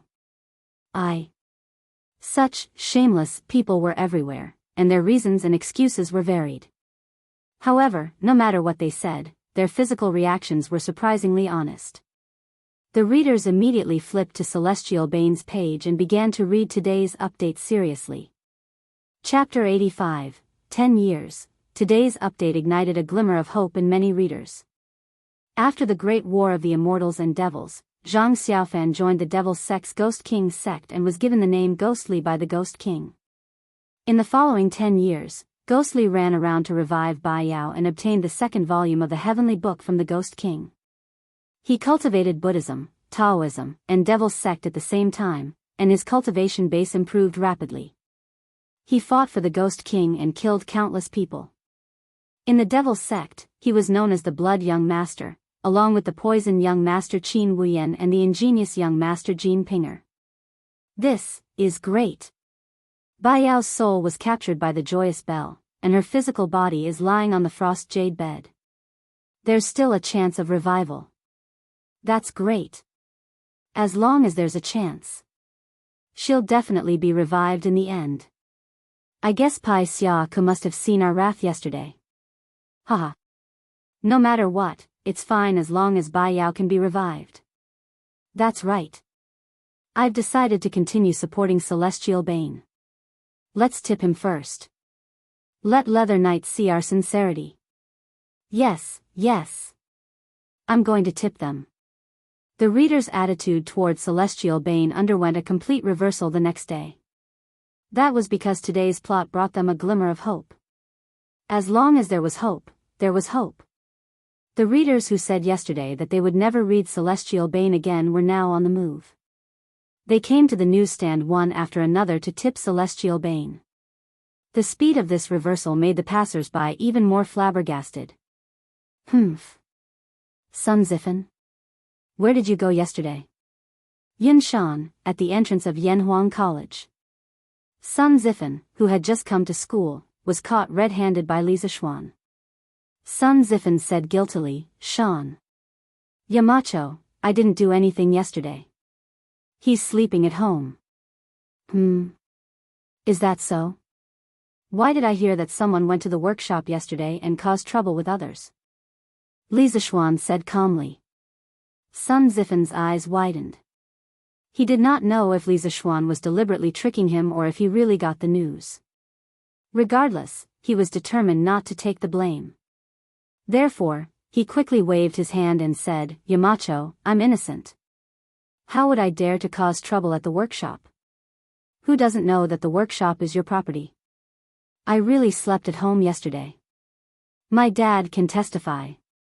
If you don't believe me, you can ask him. Sigh. I have to write a letter to my dad to collude with him. Sun Zifen added in his heart. Li Zixuan stared at Sun Zifen for a while until the latter felt a little scared. He then smiled and said, All right. You didn't go, so be it. I won't ask Sun Tingwei. Go to class. If you don't do well in the midterm exam, I'll personally talk to Sun Tingwei. After all, Sun Tingwei was the top scholar. How can his son's results be bad? Sun Zifen shuddered. What a devil. This is obviously using public office to avenge private grudges. He really wanted to ask Li Zixuan, are you the devil? Yamacho, this midterm exam is just a small exam. Don't you think it's a little inappropriate for you to make such a big trip? Sun Zifen said with a bitter face. Li Zixuan waved his hand and said casually, What's inappropriate about this? As a Yamacho, isn't it normal to care about the students' results? Coincidentally, Sun Tingwei and I haven't had a drink together in a long time. All right. Why don't you go to class? After that, Li Zixuan pretended to kick Sun Zifen's butt. Sun Zifen was so scared that he did not dare to talk anymore and quickly ran away. Humph. This little bastard. Li Zixuan looked at Sun Zifen's back and scolded him. Then he turned to Mo Zhong and said, Mo Zhong, after school ends at noon, go to class 3 and call Hua Hongyi to my office. Tell him that I have something to talk to him about. Mo Zhong had never heard of this student's name before. But since Li Zixuan pointed him to the class, it was easy to find him. He quickly bowed and said, Yes. Yamacho. Li Zixuan nodded and then walked towards Guanghua Building. Yamacho, you're looking for me? After the 4 classes in the morning, Mo Zhong took Hua Hongyi to Li Zixuan's office. This was the first time he had come here. Looking at the luxurious decorations inside and the man he had always looked up to, Hua Hongyi cupped his hands and said respectfully. Yes. You're here. Come in and have a seat. Li Zixuan raised his head and then greeted him very casually. Seeing that Li Zixuan was about to get up to pour water, Mo Zhong took the initiative to pour 2 cups of tea. Then he said goodbye to Li Zixuan and left. Half of his buttocks rested on the soft sofa. Smelling the faint fragrance of the immortal tea, Hua Hongyi was not in the mood to enjoy it at the moment. His heart was hanging in the air. Mountain leader, I wonder what instructions do you have for me? After hesitating for a moment, Hua Hongyi took the initiative to break the silence and asked. Li Zishuan smiled and said, don't be so nervous. I didn't ask you to come here for anything important. The main thing is that I came across a story a while ago. I asked you to come here today to tell you. Tell a story? Even though Hua Hongyi's brain usually worked faster than others, at this moment, he still couldn't wrap his head around it. After a while, he finally recovered and then cupped his hands and said, Yamacho, please tell me. I'm all ears. Although he didn't understand Li Zishuan's intention, he was sure that Li Zishuan didn't have nothing better to do and deliberately used him to pass the time. Li Zishuan nodded and began to speak slowly. The name of this story is The Myth. A few years ago, there was a student in Chang'an's Imperial College called Yi Xiaochuan. This person was quite intelligent. Not only was he good at the construction of mechanisms, but he also liked to study antiques. One day, Yi Xiaochuan bumped into two fire tomb robbers fighting beside a tomb. By chance, he accidentally opened a mysterious treasure box from the Qin dynasty. Together with a chef, Gao Yao, who was passing by, they inexplicably returned to the Qin dynasty more than 800 years ago. Hua Hongyi's eyes widened when he heard this special story's opening. Why did this sound so similar to his book, Dream of the Great Qin? Could it be that Yamacho knew that he was the author of Dream of the Great Qin, Hua Hongyi? Soon, Hua Hongyi didn't have the time to think about these things because he was completely immersed in Li Zishuan's story. That's right, the story that Li Zishuan wanted to tell Hua Hongyi was the plot of the television series The Myth, in his previous life. However, he had deleted the modern plot in The Myth. Both transmigrated to the Qin dynasty, but Hua Hongyi's Dream of the Great Qin could borrow from The Myth in many ways. In terms of the current era, Hua Hongyi's creativity was definitely commendable for being able to write Dream of the Great Qin. At the very least, he could be considered the founder of this era's transmigration genre. However, Hua Hongyi was still lacking in the level of the story's brilliance and the control of the characters' emotions in the novel. Therefore, Li Zishuan told Hua Hongyi about a television series that he liked in his previous life, The Myth. He wanted to let Hua Hongyi draw inspiration from it and push Dream of the Great Qin to a new height. A new height comparable to Celestial Bane. He wanted to create a novel that was the highest god. The reason why he did this was mainly because after writing Celestial Bane, he didn't plan to continue writing. Back then, he personally wrote novels in the Datong Daily mainly because he wanted to bring the online novels of his previous life to the Tang dynasty in the form of newspapers. He wanted to bring the novel culture to a new height. That way, he would have another form of entertainment in this boring era. The appearance of Dream of the Great Qin made Li Zishuan want to retire. That was because his original goal had been achieved. There were already people who took the initiative to innovate in novels. Then, he could honorably retire to the second line. Firstly, he didn't lack the money he earned from writing novels. Secondly, he had more and more things to do later on, so he didn't have the time to write novels. When he was bored, he would rather read novels. However, Dream of the Great Qin wasn't brilliant enough. Hua Hongyi's current ability to control the plot wasn't enough for him to be promoted to the highest god status. Therefore, he wanted to give him special treatment. Hua Hongyi was creative and willing to work hard. Therefore, Li Zishuan was willing to train him. The story was told from midday to sunset. If Mo Zhong didn't personally ask for a leave of absence for Hua Hongyi from the head teacher of Class 3, the teachers of Class 3 would probably be looking everywhere for Hua Hongyi. At this time, their bodies emitted a blue light. Their hair instantly turned white and they became exhausted. The blue light was summoned by the stars and left their bodies. From then on, they could no longer live forever. Luola wanted to rescue Gao Yao from the heavenly palace, but Gao Yao refused. The buoyancy of the stars disappeared. The heavenly palace collapsed, and everyone was buried in the heavenly palace.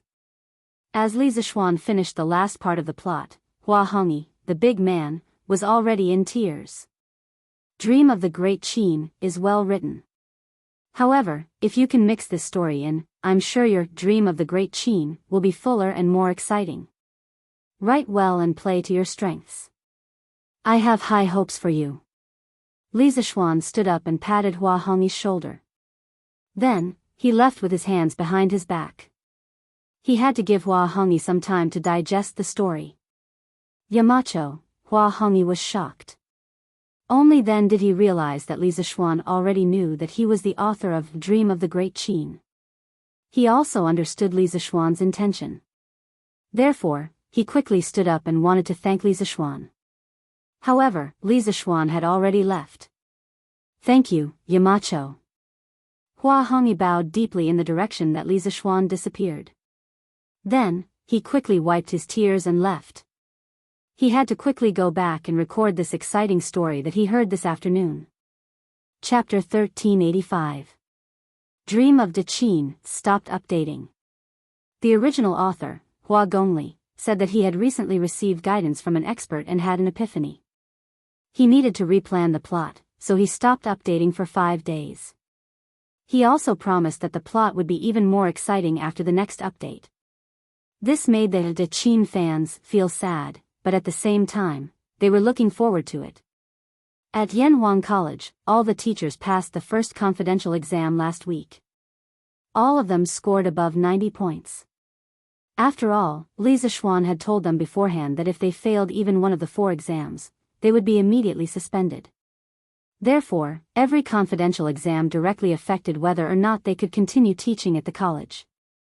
None of the teachers did not take the confidential exam seriously. Furthermore, in the future, the hiring of teachers in Yanhuang Academy would be accompanied by a confidential examination after the interview and written examination. Only after passing all of these could the teacher be officially hired. It was not that Li Zishuan was trying to stir up trouble. It was just that the people of this era did not have much awareness of confidentiality. In comparison, since the students had 4 chances, they only needed to pass once. Therefore, in the first secret exam, only 400 people passed. There were still 200 people who failed. Regarding this, Li Zishuan didn't say anything.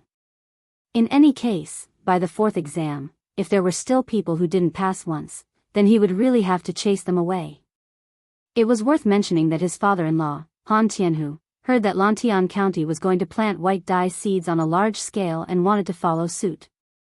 He wrote a letter to ask for Li Zishuan's opinion. Li Zishuan discussed with his wife and decided that when the seeds were shipped back, he would sponsor his father-in-law with a batch of seeds and farming tools. In any case, it was only a matter of 1 or 2,000 strings of money, so Li Zishuan did not take it to heart. However, the recent Lantian County's wasteland reclamation campaign had attracted Li Zishuan's great interest. In this era, the population was sparse.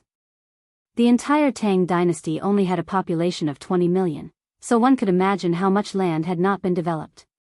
In fact, the imperial court had always been supportive of the people reclaiming land. In order to encourage the people to reclaim land, some states and counties even stipulated that the land that was reclaimed would belong to whoever reclaimed it. There were also certain preferential taxes. As for Lantian County, the conditions given were even more favorable. Not only did the land reclaimed by the commoners belong to them, as long as the area of the land was larger than 1 mu, they would be able to obtain a caddy of white fold flower seeds for free. Therefore, ever since Li Zishuan announced this decree, the enthusiasm of the people of Lantian County to open up wastelands suddenly rose. In just a few days, the county had opened up more than 10,000 mu of wastelands. Many people had opened up more than 1 mu of wastelands because they heard from the village chief that Li Zishuan had invented a new method of planting white dye seeds that could save seeds. 1 mu of land did not even need a caddy of seeds. Therefore, many farmers directly opened up 2 mu of wastelands to plant white dye seeds. Now that everything was ready, all that was left was the seeds. On the 22nd day of the 4th month of the 2nd year of Zhengguan, Yanhuang College's Thursday, the Great Tang Imperial Court had sent out 50,000 Zhuo troops and 30,000 Xia province soldiers. They had finally crossed Xia province and arrived in the vicinity of Shuafang. The so-called Shuafang was the area northwest of Hetao and Hotao in Inner Mongolia. It was roughly west of Ordos and southwest of Bayanur. Shuafang was more than 700 li away from Chang'an. Yuqi led 50,000 troops and rushed for more than 10 days. At this moment, he was standing on a hillside and using the telescope on his neck to look at the city of Shuafang several li away. He order the 3 armies to set up camp here. Order Shen Fa and Zhong Chang, the 2 Taichung temple officials, to bring the imperial edict to Shuafang city and summon Liang Shidu to surrender. He had shamelessly asked Li Er for permission to use this telescope before he left. He was the only one in the entire army. Li Er had strictly ordered him that in an emergency, even if he had to destroy the telescope, he could not let it fall into the hands of the Turks. Understood. The messenger hurriedly cupped his hands in acknowledgement and went to pass down the order. Chai Shao, who was standing to the side, looked at the telescope in Yuqi Jingda's hand and said with some envy, "Brother Jingda, can this Chai also take a look?" Yuqi Jingda immediately put away the telescope and said, "No, no. It wasn't easy for this old man to get this thing from His Majesty. His Majesty also said that this old man should take good care of it. If anything goes wrong, I reckon that a beating from the military would be a light punishment." Li Zishuan had indeed produced many handheld binoculars for the Great Tang military, but they had all been sealed up by Li Er and strictly controlled. Each one had a serial number, and there was a detailed record of who it was given to or lent to. This was because old Li believed that this thing was a national treasure and could not be leaked. Chai Shao said unhappily, "It's just letting this Chai take a look. What could go wrong? Brother Jingda, you're not such a stingy person. Quickly let this brother take a look. At most, when we return to Chang'an, this Chai will invite Brother Jingda to drink wine at the drunken immortal house." Yuqi Jingda said in amusement, "Hee hee. Rare, rare. But Brother Sikheng, if you invite this old man to drink wine, will Princess Pingyang agree?"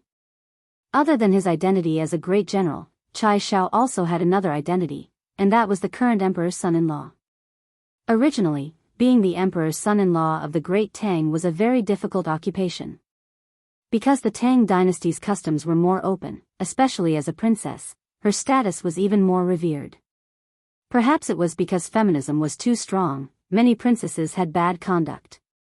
For example, although Tang Gaozu's princess Yongjia was married to Dofengjia, she had an affair with Yang Yuji. Tang Taizong's princess Hapu was married to Fang Yai, but she had an affair with monk Bianji. Therefore, many good men would rather not marry for their entire lives than be the emperor's son-in-law. Unless it was someone who wanted to muddle through life, as long as there was a bit of ambition and wanted to accomplish something, they would keep a respectful distance from the emperor's son-in-law of the Tang dynasty.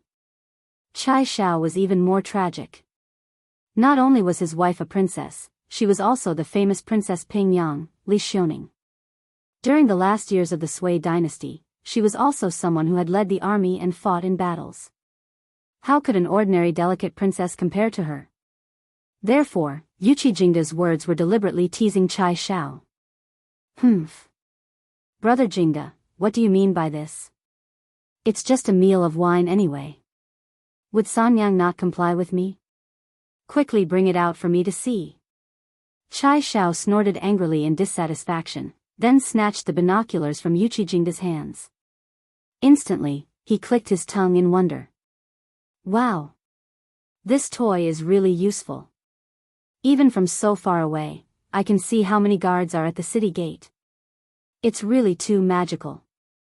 Yuqi Jingda smiled and didn't argue with Chai Shao because the binoculars were taken away. At this time, 2 middle-aged officials wearing light red official robes came to Yuqi Jingda's side and cupped their hands. "General Yuqi, then we will go to Shuafang city." Yuqi Jingda nodded and said solemnly, "This time, the 2 of you only need to read His Majesty's imperial edict to Liang Shidu. Whether he surrenders or not isn't important. After reading the imperial edict, immediately leave the city.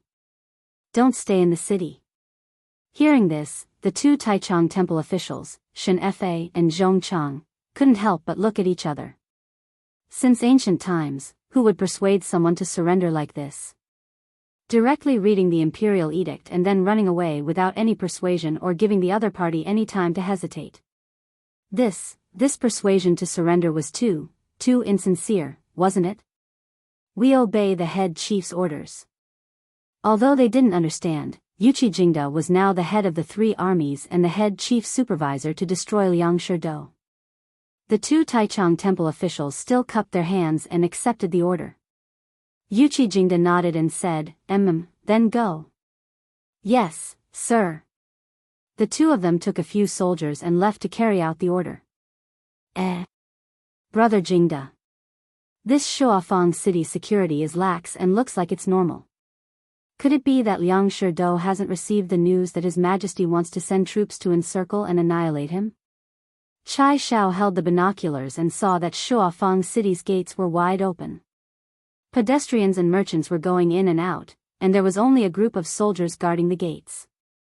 It didn't look like a battle was about to break out. Duke Qiao, can you lend me the binoculars to take a look? Shui Wanjun said at this moment. Here you go. Chai Shao nodded and reluctantly handed the binoculars to Shui Wanjun. Yuchi Jingda said, ever since Liang Sherdou was repeatedly defeated by our Great Tang, he no longer dared to fight with the Great Tang and has been holed up in Shuafang City.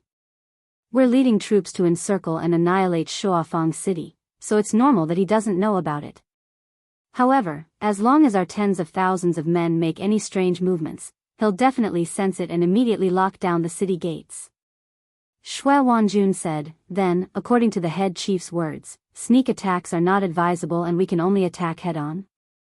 Yuchi Jingda's gaze darkened, and he thought for a moment before replying, Shuafang City's walls are tall and sturdy, so attacking head-on will be difficult. Moreover, according to what I know, Shuafang City isn't a monolithic block, and there are many people who are greedy for life and afraid of death. Last time, the Imperial Court's army surrounded and attacked Guan City, and they used the strategy of dividing the city from the inside and attacking from the outside. This time, we might be able to use the same tactic. However, everything will have to wait until the two Taichung temple officials come out of the city, reporting. Your Majesty, two Tang Empire officials have arrived outside the city. They say that His Majesty, the Emperor of the Tang Empire, has an imperial edict for you. Shuafang City, Liang Kingdom's palace. It was the morning court session of the Liang Kingdom. A soldier quickly ran into the main hall of the palace and reported loudly to Liang Shidu, who was seated high above. In the 3rd month of the 13th year of the Dai dynasty, Liang Shidu sent troops to attack and occupy Diaoyin, Honghua, Yan'an, and other prefectures. He became the emperor, and the country's name was Liang. He prayed to the heavens in the south of the city, and when he buried a jade in the ground, he obtained the seal, which was Fu Rui, and established the era's name as Yonglong. Therefore, this fellow had been the emperor for a full 11 years, and he could be considered to have had his fill of being the emperor. As soon as that soldier finished speaking, the officials in the Liang Kingdom's imperial court instantly burst into an uproar. What? Tang Empire officials came with an imperial edict? What should we do now? Is the Tang Empire going to attack our Daliang again? Bam! When Liang Shidu saw the panicked officials in the hall, he couldn't help but slap the table and shout, silence, all of you. Just two Tang Empire officials and you're already panicking. Where is your decency? Didn't he, Li Shimin, send 100,000 troops? What are you afraid of? Don't forget, we have Great Khan Shili backing us up behind the state of Liang. Your Majesty is wise. Hearing that, the officials calmed down. Liang Shidu looked at that soldier and said, go and invite those two Tang Empire officials in. I want to see what tricks Li Shimin has up his sleeves. Yes, sir. Half an hour later, the two Taichung temple officials, Shen Fa and Zhong Chang, walked into the Liang Kingdom's palace with their heads held high and their chests puffed out. Then, they looked at Liang Shidu and said directly, Liang Shidu, His Majesty has an imperial edict for you. Hurry up and receive it. How dare you? How dare you not bow when you see His Majesty? And you even called His Majesty by his name. How disgraceful. As soon as he finished speaking, an old eunuch below Liang Shidu walked out and shouted. Shen Fa snorted and said fearlessly, what His Majesty? Liang Shidu didn't get permission from His Majesty to proclaim himself as emperor. As Han people, you work for the Turks. What right do you have to make me bow? You men, take down these two arrogant bastards.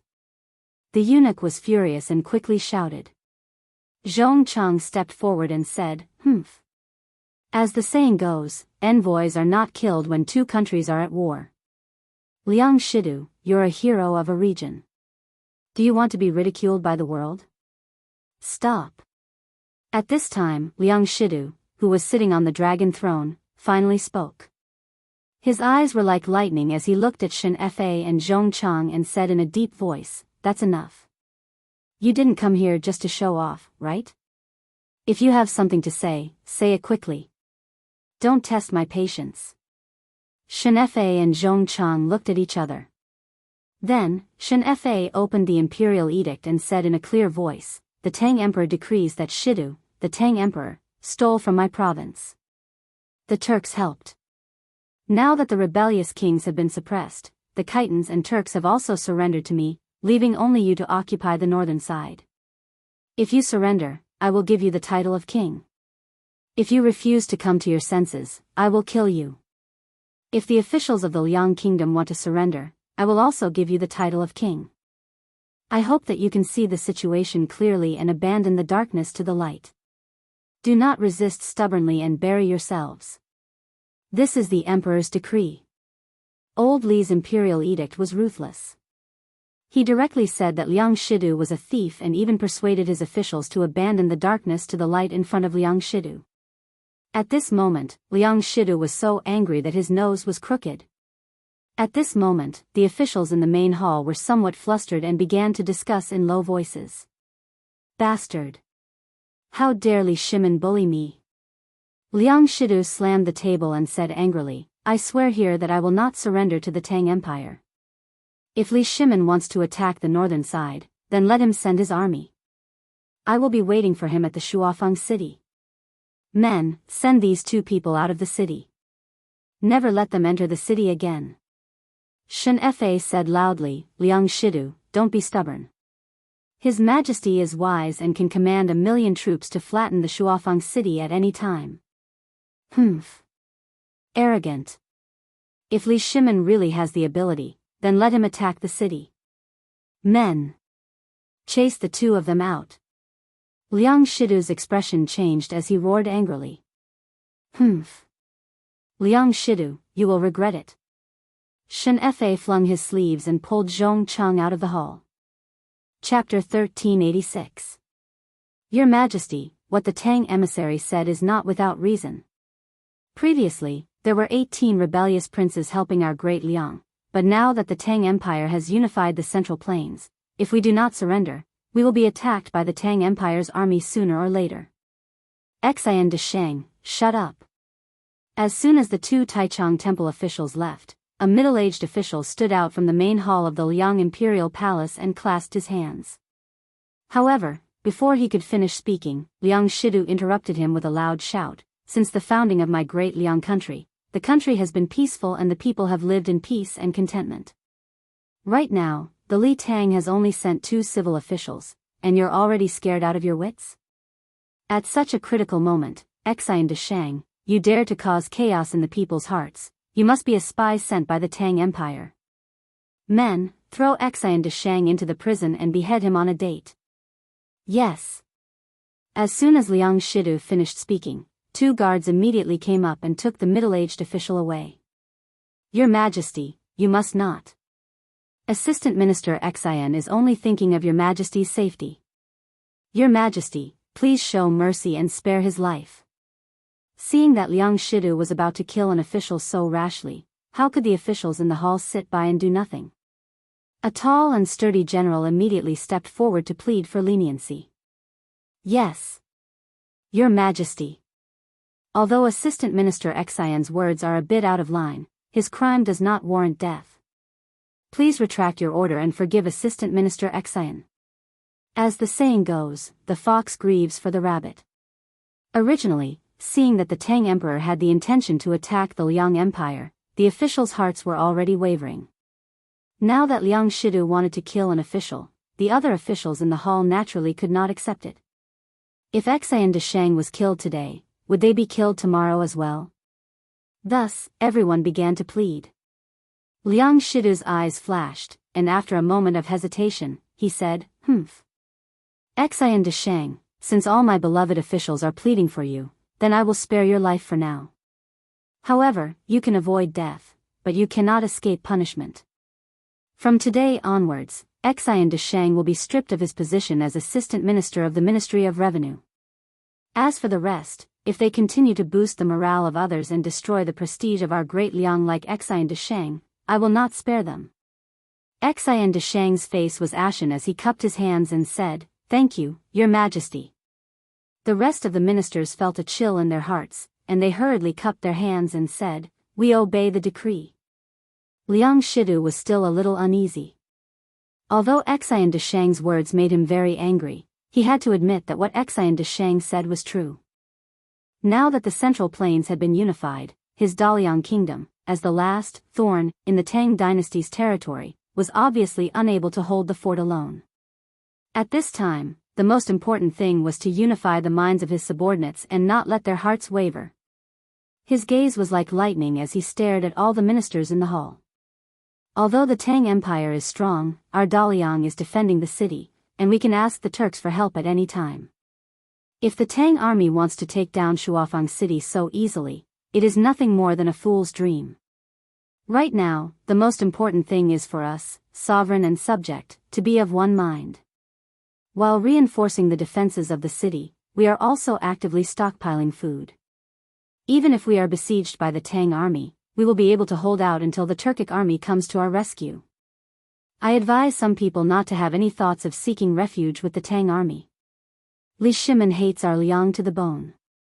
Even if you seek refuge with the Tang Empire, you will not have a good ending. Thus, there is only one path left for you, and that is to follow me and protect the Daliang kingdom. Only this way can you enjoy a lifetime of glory and wealth. Liang Shidu's warning and tempting words drifted through the hall. When the ministers in the hall heard this, they all had different thoughts, but on the surface, they were all sincerely convinced and cupped their hands and said, We swear to live and die with the Daliang kingdom. Liang Shidu laughed heartily and said, Good. But today, after those two Tang officials return, Li Shimin will definitely be unwilling, and may even send troops to attack Daliang. For the sake of today, you all need to reinforce the defenses of Shuafang City as soon as possible. Rolling logs, crossbows, kerosene, and other defensive items must be prepared as soon as possible. All officials must work together to build Shuafang City into a steel fortress that no one can break through. If Li Shimin dares to send troops over, then his people will not be able to return. We obey the decree. In the forest 3 li south of Shuafang City, the imperial court's army was hiding and waiting for orders. As there were many signs that Liang Shidu had not discovered the arrival of the imperial court's army, Yuqi Jingda ordered the army to hide and act according to the situation. In order to not be discovered, the army definitely could not start a fire to cook. They could only eat some dry rations and drink some water to fill their hunger. Report. Head steward, the 2 envoys who went to Shuafang City have returned to the main camp. Within the central tent, Yuqi Jingda sat at the head of the table, and the other main generals were on his left and right. At this moment, a messenger ran in to report. Oh. Quick. Invite them in. Yuqi Jingda hurriedly ordered when he heard this. Yes. The messenger left, and not long later, 2 Taichung temple officials walked in and bowed, Greetings, head steward. Yuqi Jingda nodded and directly asked, What did Liang Shidu say when the 2 officials went to Shuafang City? Did he surrender or not? Shen Fa cupped his hands and replied, Head steward, Liang Shidu is stubborn. In front of me, he swore that he would never surrender. He also said that if His Majesty was not satisfied, he could just send troops to attack the city. Humph. Arrogant. This guy is just relying on the protection of the Turks, but he dares to intimidate His Majesty and look down on His Majesty. When the Ol Chai attacks the north, I will definitely take his head. Hearing this, Chai Shao snorted coldly and said angrily. Yuchi Jingda pressed his hand down and said, Sikhang, there is no need to be angry. I already expected that Liang Shidu would not surrender. 2 years ago, Xiexi's troops were able to reach Chang, and because of Liang Shidu leading the way. He knows that His Majesty hates him to the core, so he will not surrender. Letting the 2 Taichung temple officials go to summon the surrender is to show His Majesty's benevolence to the world, and also to divide the hearts of the people of Liang. Deputy Shen, this general asks you, how did the civil and military officials of Liang react after hearing the imperial edict to surrender? The Turks had always been a great threat to the Tang dynasty. Their cavalry was too mobile, coming and going like the wind. However, in reality, it was not so easy for them nomads to come to the Central Plains. The Central Plains had big cities, many villages, and complicated roads. It was easy to get lost. Perhaps Xieshi originally came to attack Chang'an, but ended up going the wrong way and went to Taiyuan. Wouldn't that be a waste of time? Therefore, every time they came to rob, they would find a way to find a few Central Plains people to be their guides, living compasses. It was not only worry-free but also laborious. Shuafang City's Liang Shidu was a famous guide, the ancestor of the tour guide world. He especially liked to lead the way for the Turks and even helped them come up with ideas. It was not an exaggeration to call him Tang Dynasty's #1 guide. In the 9th year of Wuda, Li Er had just ascended the throne when Xieshi Khan led an army of more than 100,000 to crash the scene, making Old Li almost unable to get out of the situation. This face-slapping operation was related to Liang Shidu. The Wei River alliance was the shame of Li Er and all the Tang dynasty officials. Therefore, the entire imperial court hated Liang Shidu to the core and wanted nothing more than to capture him and tear him into pieces. Shen Fa recalled, at that time, after I finished reading the imperial edict, many of the officials in the hall began to discuss in low voices. They seemed a little moved or fearful. Yuchi Jingda nodded and laughed. It seems that although Liang Shidu is stubborn, the other Liang officials are not willing to be defeated and die with him. In this way, we have a chance to divide the officials in Shuafang City and have them cooperate with us from the inside. Xue Wanjun cupped his fists and said, Head Chief is wise. In this way, we can also reduce our casualties and fully guard against the Turk sneak attack. Head Chief, I have a plan. I wonder if it will work. At this moment, a general sitting on the right side of the hall stood up and bowed.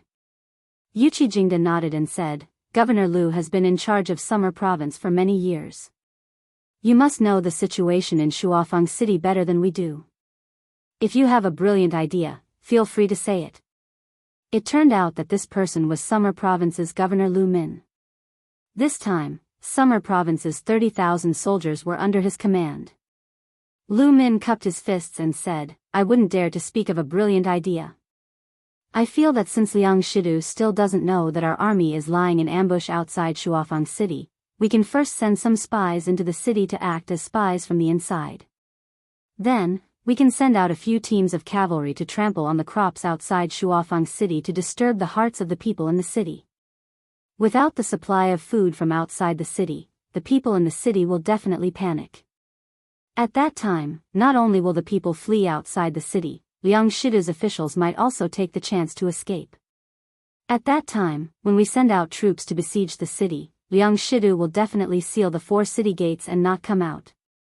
Our spies can then spread the news of Liang Shidu's cruelty to the people in the city and promote the benevolence and righteousness of the current emperor, encouraging the people in the city and those generals who have the intention to rebel against Liang Shidu to help us take the city. With cooperation from the inside and outside, won't it be easy for us to take down Shuafang City? Yuchi Jingda laughed loudly and said, Good. Governor Lu's plan is excellent. Shuafang City's walls are sturdy. If we want to take it head-on, we will definitely suffer heavy losses. Cooperating from the inside and outside is the best plan. Governor Lu has lived in Summer Province for a long time, so you must know Liang Shidu's evil deeds like the back of your hand. You will send spies into the city. When the time comes, let them use Liang Shidu's crimes to encourage the people in the city to help us take down the city. From the beginning, Jingda had never thought of taking the city head-on because Li Er had only given him 80,000 soldiers. If he wanted to take down Shuafang city with this amount of people, it was undoubtedly wishful thinking. Therefore, he had always had the idea of cooperating from the inside and outside to take down the city. It was just that he hadn't formed a complete plan like Lu Min's. Lu Min hurriedly cupped his fists and said, "Yes, head chief." Jingda then looked at Shui Wanjun and said with a serious face, "General Shui, you will lead 1,000 light cavalry. After Lu Min's spies have infiltrated the city, you will lead the cavalry at night to trample on the crops outside the city. Be careful, you must not harm the innocent people." Shui Wanjun stood up and cupped his fists. "This general understands." After instructing Shui Wanjun, Jingda continued, "Sikhang, I order you to lead 30,000 elites and lie in ambush on the east side of Shuafang city. Once Shili sends reinforcements to Liang Shidu, they will definitely pass by the east side of the city. You will wait at ease and annihilate them with all your might." Chai Shao said seriously, "This general understands." Jingda said loudly, "Liang Shidu has been stealing from Shuafang for many years. In this battle, not only will we lure the Turks to send out their troops, we will also take down Shuafang in one fell swoop and pull out this poisonous thorn that is deeply rooted in the north of our great Tang." "Yes." All the generals in the tent roared in agreement. Jiannan Province, Peng Province, in the Chang tribe near the Lan family volcano. The Chang people were an ancient tribe. Their history could be traced back to the time of the Yellow Emperor. Back then, the Yellow Emperor's tribe had a great battle with the Yen Emperor's tribe. After the defeat, the Yen Emperor led his tribe and merged with the Yellow Emperor's tribe to form the Huaxia, Han Chinese. Later on, a small number of Han Chinese migrated to the west and merged with the local natives, forming the Tibetan, Chang, and other ancient tribes. Most of the Chang people had lived in the land of Sichuan for generations. After thousands of years of reproduction, they had already split into hundreds of tribes of various sizes. Usually, they would help each other and live a peaceful life. The Chang tribe near the Lan family volcano was the largest Chang tribe within a radius of 100 miles, with tens of thousands of people. The leader of the tribe was Qiao Feng. His ancestor, Qiao Zhou, was a high-ranking official in the Shu kingdom during the Three Kingdoms period. During the Northern and Southern dynasties period, the Qiao family was considered one of the top families in the Shu kingdom. Later on, with the unification of the Sui and Tang dynasties, the Central Plains dynasty's military penetration into the land of Shu became stronger and stronger. Thus, the power of the Chang family was weakened to a certain extent. At this moment, the Chang family's courtyard was filled with all kinds of people. Most of them were Chang people. There were only a few Han Chinese. Ku Shiqing, a student of Yanhuang College, and Gao Shilian, the chief secretary of the Yi Protectorate, were among them. Ku family's Dalong, you were able to enter the Imperial College a few years ago. You have indeed brought honor to the Chang tribe in this area. He he. When you pass the Imperial examination, even if your tribe's old Liang doesn't hold a banquet to celebrate, this old man will definitely hold 100 tables for you to celebrate. In the courtyard, a hale and hearty old man with white hair looked at Ku Shiqing and said with a kind smile. Ku Shiqing quickly clasped his hands and said, "Thank you for your kindness, Grandpa Chang. However, Grandpa Liang has already told me that as long as I pass the Imperial examination or enter the Imperial court, he will definitely hold a banquet for me to celebrate. If Grandpa Chang doesn't mind, please come and have a drink." "Hey! You child! What's there to mind? You're a member of our Chang tribe. This old man is more than happy to see you succeed. Why would I mind? When the time comes, this old man will definitely go and have a good drink. I'll drink all the good wine that old Liang has hidden away." Qiao Feng laughed heartily. At this moment, the person sitting next to Ku Shiqing looked at him and scolded, "Humph. Our great clan chief Chang is getting more and more shameless as he gets older. I see that you've hidden away a lot of good wine these past few years." Qiao Feng stroked his beard and smiled. "He he. Shiqing is from your tribe. When the time comes, it should be your turn to treat him to a drink." Hey, if you can't afford it, just say the word and this old man will do it for you. Who can't afford it? When the time comes, let's see if you won't be drunk. Clan Chief Liang said unhappily. Even if he lost, he couldn't lose. He didn't want to be such a petty person. All right. Grandpa Liang, Grandpa Chang, thank you for your kindness. If that day really comes, Shiqing will treat you to a drink of immortal drunkenness. Today, this junior has come here to discuss some matters with Grandpa Ji. Chapter 1387. The Qiao family compound. Hearing that Shiqing had something to ask of him, Qiao Feng's eyes narrowed. His weathered eyes contained a cunning insight into the mortal world. He took a sip of tea and said indifferently, Shiqing, there's nothing to discuss about the Divine Mountain. Don't ask for it. Our Chang tribe has been passed down since ancient times. We can't be disrespectful to the gods, or we'll be punished by the heavens. That one sentence completely blocked Shiqing's path of retreat. Although news was limited in Sichuan, Qiao Feng, as the chief of the tribe, still knew that Shiqing was studying at Yanhuang College. In addition, San Bao, who claimed to be a servant of the Marquis of Yong'an, had just escaped from him a month ago. Today, Shiqing, a student of the Marquis of Yong'an, had brought the chief of staff of the Yi Protectorate to his door. How could he not guess Shiqing's intentions? Haha. Chief Qiao, don't speak too confidently. It's hard to say whether or not there are gods on that mountain. Gao Shilian, who was sitting to the left of Qiao Feng, finally spoke up. That's right. Grandpa Qiao, that mountain is a mine, not a divine mountain. Previously, my Yamacho, the current Marquis of Yong'an, sent people to take 2 pieces of stone from that mountain. Before I came, the Yamacho had already refined iron and vanadium from those 2 pieces of ore. That's why that mountain is filled with vanadium titanium magnetite, which contains a large amount of magnets.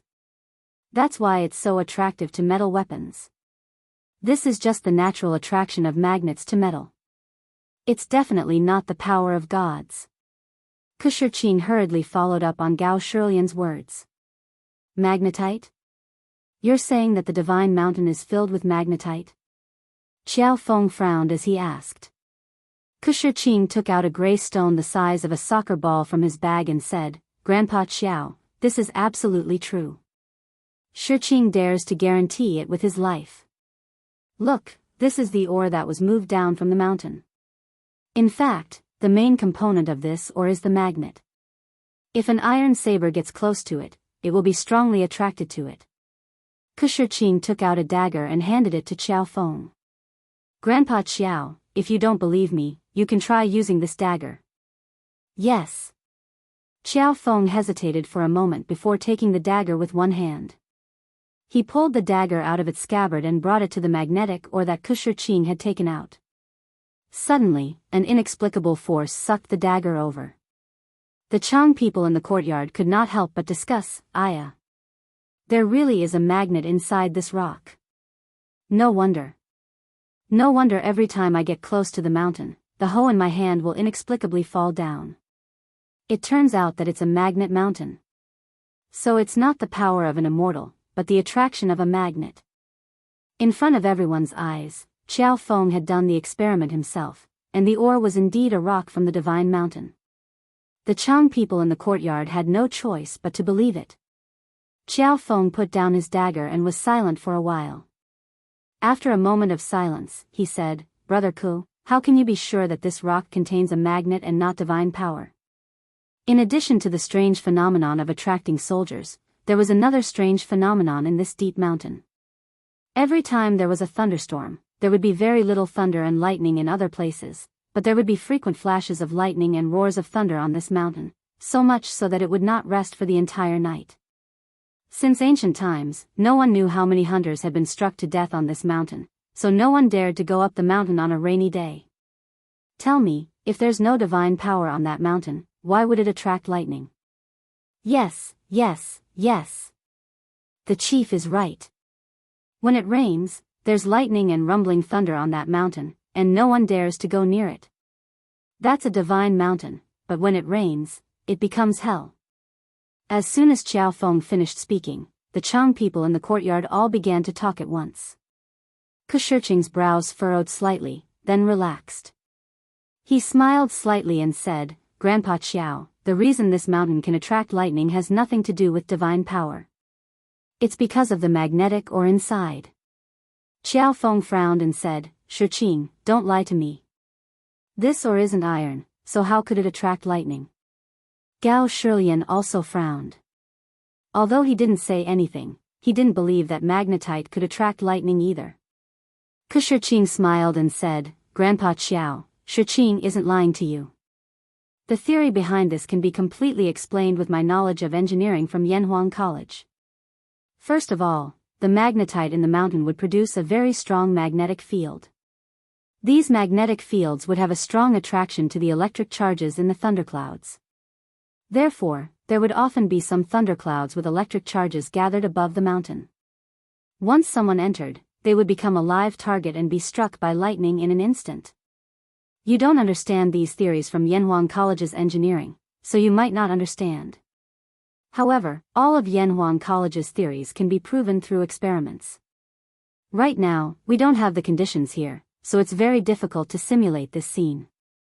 If Grandpa Qiao doesn't believe me, you can send a few people to follow me back to Chang'an. Yamacho will definitely have a way to simulate this scene for everyone to see with their own eyes. At first, Qiao Feng was also confused. He didn't understand anything about magnetic fields or electric charges. However, after hearing Kershiching's last few words, he couldn't hide his shock and said, Shiqing, you're saying that the Marquis of Yong'an can simulate lightning? How is that possible? The Chang people in the courtyard couldn't help but whisper among themselves. Wasn't simulating lightning the work of an immortal? Kershiching smiled slightly and said, Grandpa Qiao. What's impossible about this? Our Yamacho created electricity last year, and this year, we're planning to build a large power station in Lantian County. Although not many people know about this, it's definitely not a small number. Just send someone to ask around and you'll know. Cough, cough. This official can testify to this. At this time, Gao Shilian, who was sitting on the left, suddenly said, although this official is an official in the land of Shu, I've always been paying attention to news from Chang'an. The Marquis of Yong'an did create electricity last year and used it on the battlefield. This year, the Marquis of Yong'an's telegraph machine made a great contribution to the rebellion of the aristocratic families in Hunan County. Gao Shilian intentionally or unintentionally mentioned quelling the rebellion in Chang'an a few days earlier. Those who understood would naturally understand the deeper meaning behind it. Qiao Feng's eyes flashed imperceptibly, then he smiled and said, since Chief Gao has said so, then this Qiao naturally won't have any doubts. It's said that the Marquis of Yong'an is the descendant of our ancestors. Although I don't know whether it's true or not, just the ability to create lightning is unparalleled. Yes. The Marquis of Yong'an is really capable. Amazing, amazing. The Chang people in the courtyard all exclaimed in amazement. Gao Shilian had been an official in the land of Shu for more than a year, promoting irrigation, running schools, and getting rid of vulgar practices. He had a very high prestige among the people. Now that he was personally supporting Li Zishuan and Kershiching, they naturally believed him without a doubt. Kershiching saw that Qiao Feng was interested, so he struck while the iron was hot. Grandpa Qiao, even if there are gods watching over us, Shiqing can guarantee that there are no gods on this mountain. This is just an ordinary magnet mine. Not only do we have one here, but there are also mines in other places in the Tang Empire that can attract weapons and thunder. The only difference is that the mine near us contains an extremely rare and special material that our Yamacho greatly needs. If Grandpa Qiao can convince your clansmen to allow our Yamacho to mine this magnetic iron mine, it will bring endless benefits to the tens of thousands of Chang people around us. What benefits? Qiao Feng asked after a moment of thought. Kershiching's expression shook as he hurriedly said, naturally, there will be many benefits. Before coming here, the Yamacho already told me that the mining of this mine will all be done by the local Chang people. The wages will be 3 to 5 times that of other mines, roughly 50 to 100 copper coins a day for a miner. In addition, the Imacho will pay to help our Chang people build roads, schools, and shops. In the future, we will be able to buy all the high-quality goods in Chang'an. Grandpa Qiao, you must have never sat in the strange taste pavilion's Don't Touch Me, eaten the drunken immortal's chicken, or drunk the drunken immortal's wine and delicacies in Chang'an, right? These things are in short supply in Chang'an, and the Shu lands are remote, so they naturally won't spread here. But once our roads are built, the Imacho will call for merchants to open shops here. The fine goods that Chang and people can enjoy can also be enjoyed by us without leaving the Shu lands. In addition, the Imacho will also spread the advanced planting techniques that they promoted in Lantian County to the Shu lands. Grandpa Qiao, you should have heard of the curved plow, right? This type of plow that can be pulled by humans was created by the Imacho. In addition, the Imacho is also very knowledgeable in the field of farming. With their technology, we can guarantee that the fields of our tribe will be able to produce high yields every year. As Kushirqing spoke, the Chang people in the courtyard all widened their eyes, and their breathing quickened. By the time he finished, they were already whispering to each other and discussing spiritedly. What? The Marquis of Yong and is willing to pay each miner 50 to 100 copper coins a day?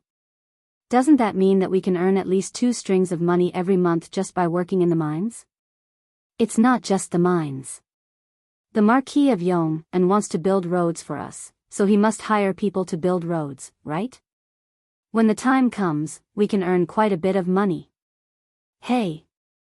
You guys are really short-sighted, only seeing these small benefits. Most importantly, the Marquis of Yong and wants to build a school here. In that case, won't our children have the opportunity to learn immortal knowledge like the Ku family's Dalong and become successful? That's great. That's right. Didn't you guys hear what official Gao said? The Marquis of Yong and is an immortal disciple, and he can even create lightning. How can his knowledge be lacking? Tisk tsk.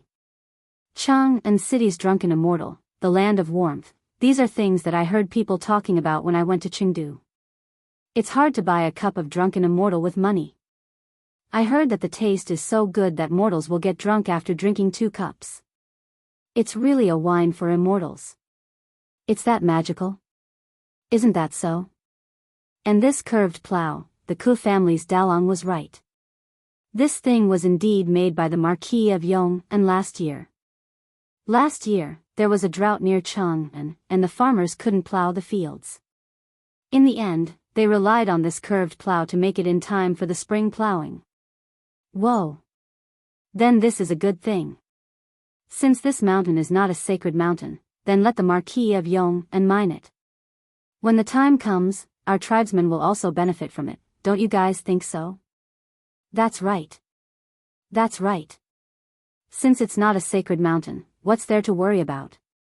In this world, there were very few hermits who didn't value profits. Most of them were mortals. As mortals, they had to work hard every day to find food, oil, salt, soy sauce, vinegar, and tea. When Kushirqing spoke of the great benefits that this mine could bring to the Chang tribe, the Chang people in the courtyard were all tempted. After they were tempted, they all looked at Xiao Feng with hopeful eyes. They were only small leaders in the tribe, and the one who made the final decision was still Xiao Feng, the big leader. Xiao Feng was deep in thought and didn't say anything. He was probably still making the final decision in his heart.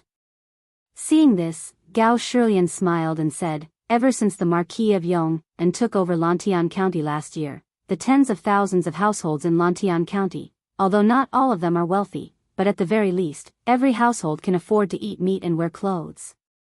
Their children can even afford to study. This official is not making this up. The Marquis of Yong and's achievements in governing Lantian County are obvious to all. Now that the Marquis of Yong and's heart to benefit Shu, this official believes that this is a blessing for the people of Shu. In addition, the current emperor also attaches great importance to the development of Shu. Half a month ago, the emperor changed the title of his favorite, the King of Han, to the King of Shu. He also took the position of governor of the Yi Protectorate and was in charge of the affairs of the 36 provinces of Jiannan.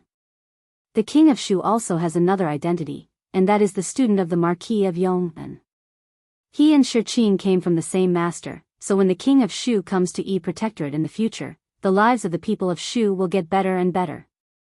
Inexplicably, the topic of Li Er conferring Li Ke the title of Prince of Shu was brought up. Gao Shilian's secret warning to Qiao Feng was obvious. Although the imperial court had established the Yi Protectorate in the past, the position of governor had always been empty. Now that there was finally someone to take over the position, and this person was the king of Shu, Li Ke, who was the most favored by the second emperor. Even a fool could see the hidden meaning behind this. The imperial court was about to start governing Shu. If there was someone who was blind enough to go against the imperial court at this time, the consequences, Qiao Feng was not stupid. How could he not understand the meaning behind Gao Shilian's words? His eyes flashed, and after a long silence, he finally opened his mouth. Good.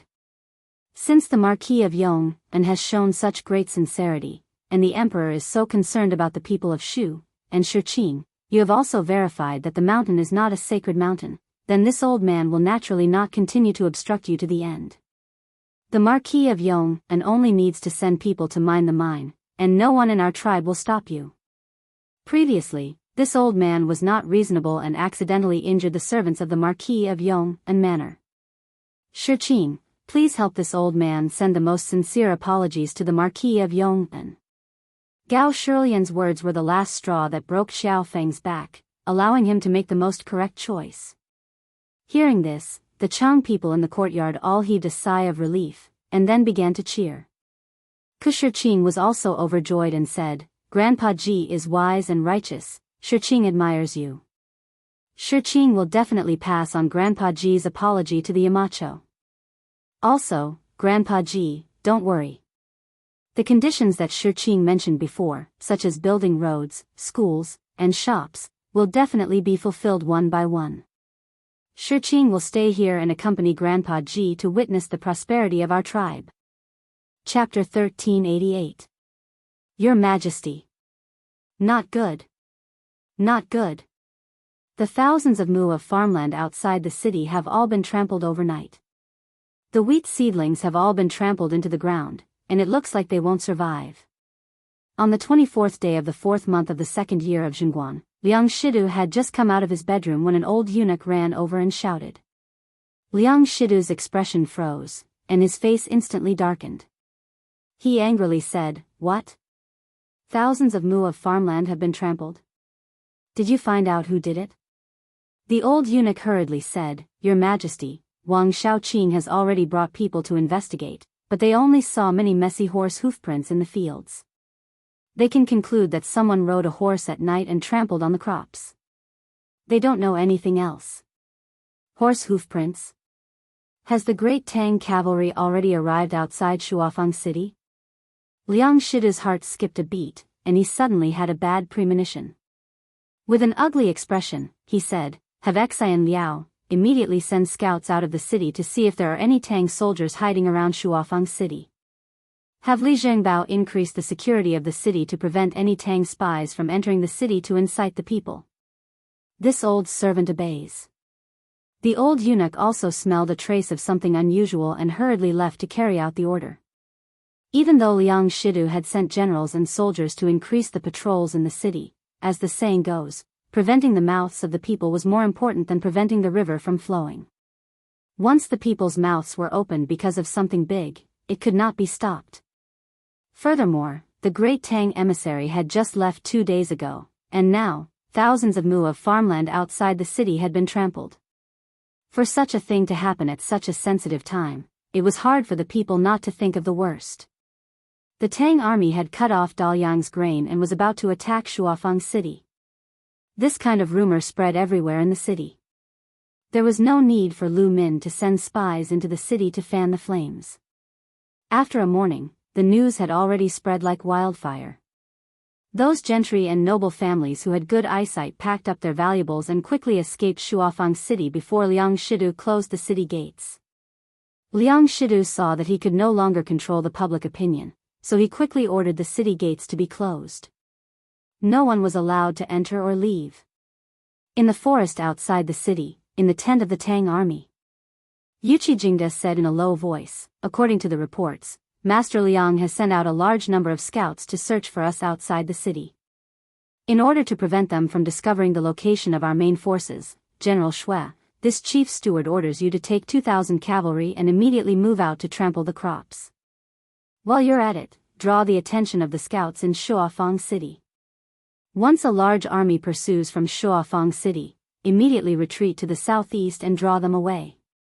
The Tang army had a total of more than 80,000 people. Although they were hidden in the forest, it was still difficult to not be discovered by the Liang army with so many people. Therefore, Yuqi Jingde thought of this method. Shui Wanjun received the order and said, "This general obeys." Yuqi Jingde nodded and said, "Once all the crops outside the city have been trampled, we will dispatch troops to surround Shuafang City. At that time, the spies inside the city will move out together. Without food and being surrounded by us on all sides, the officials and common people inside the city will definitely be alarmed. At that time, we will break through the city in one fell swoop." Yes. Head Chief. Lantian County, Cloud Mountain Courtyard. Marquis. Boss Feng's fleet has returned. They are now nearing the Ba River Pier. When it was close to noon, Peng Feiji rushed into the house and reported to Li Zishuan. Li Zishuan's spirit was lifted. He could not help but be overjoyed and said, "Really? That's great.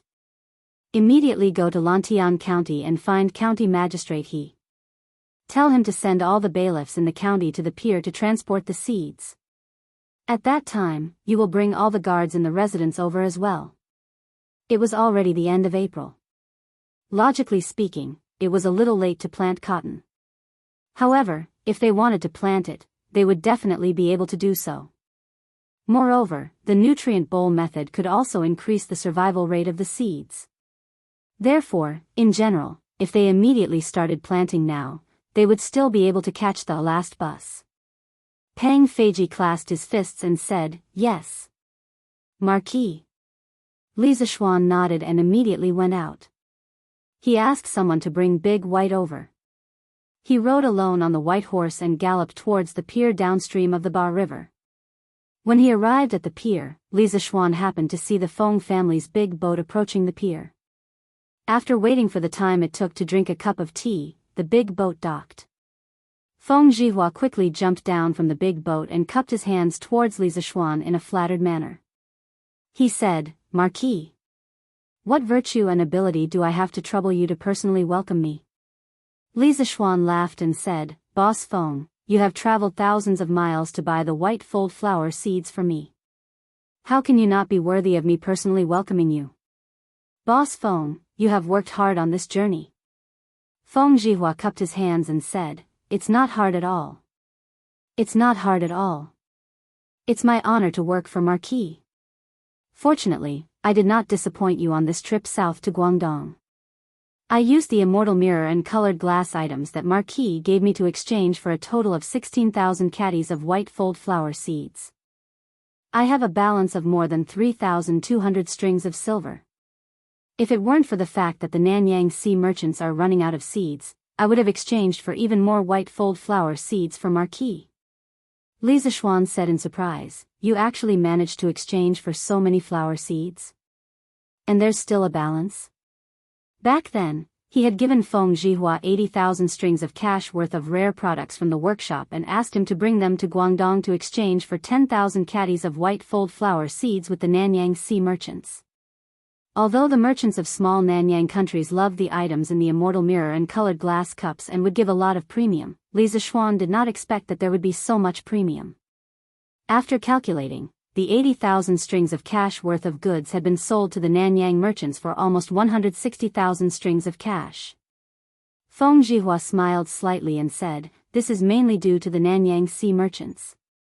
It's rare to see so many immortal mirrors and colored glass cups.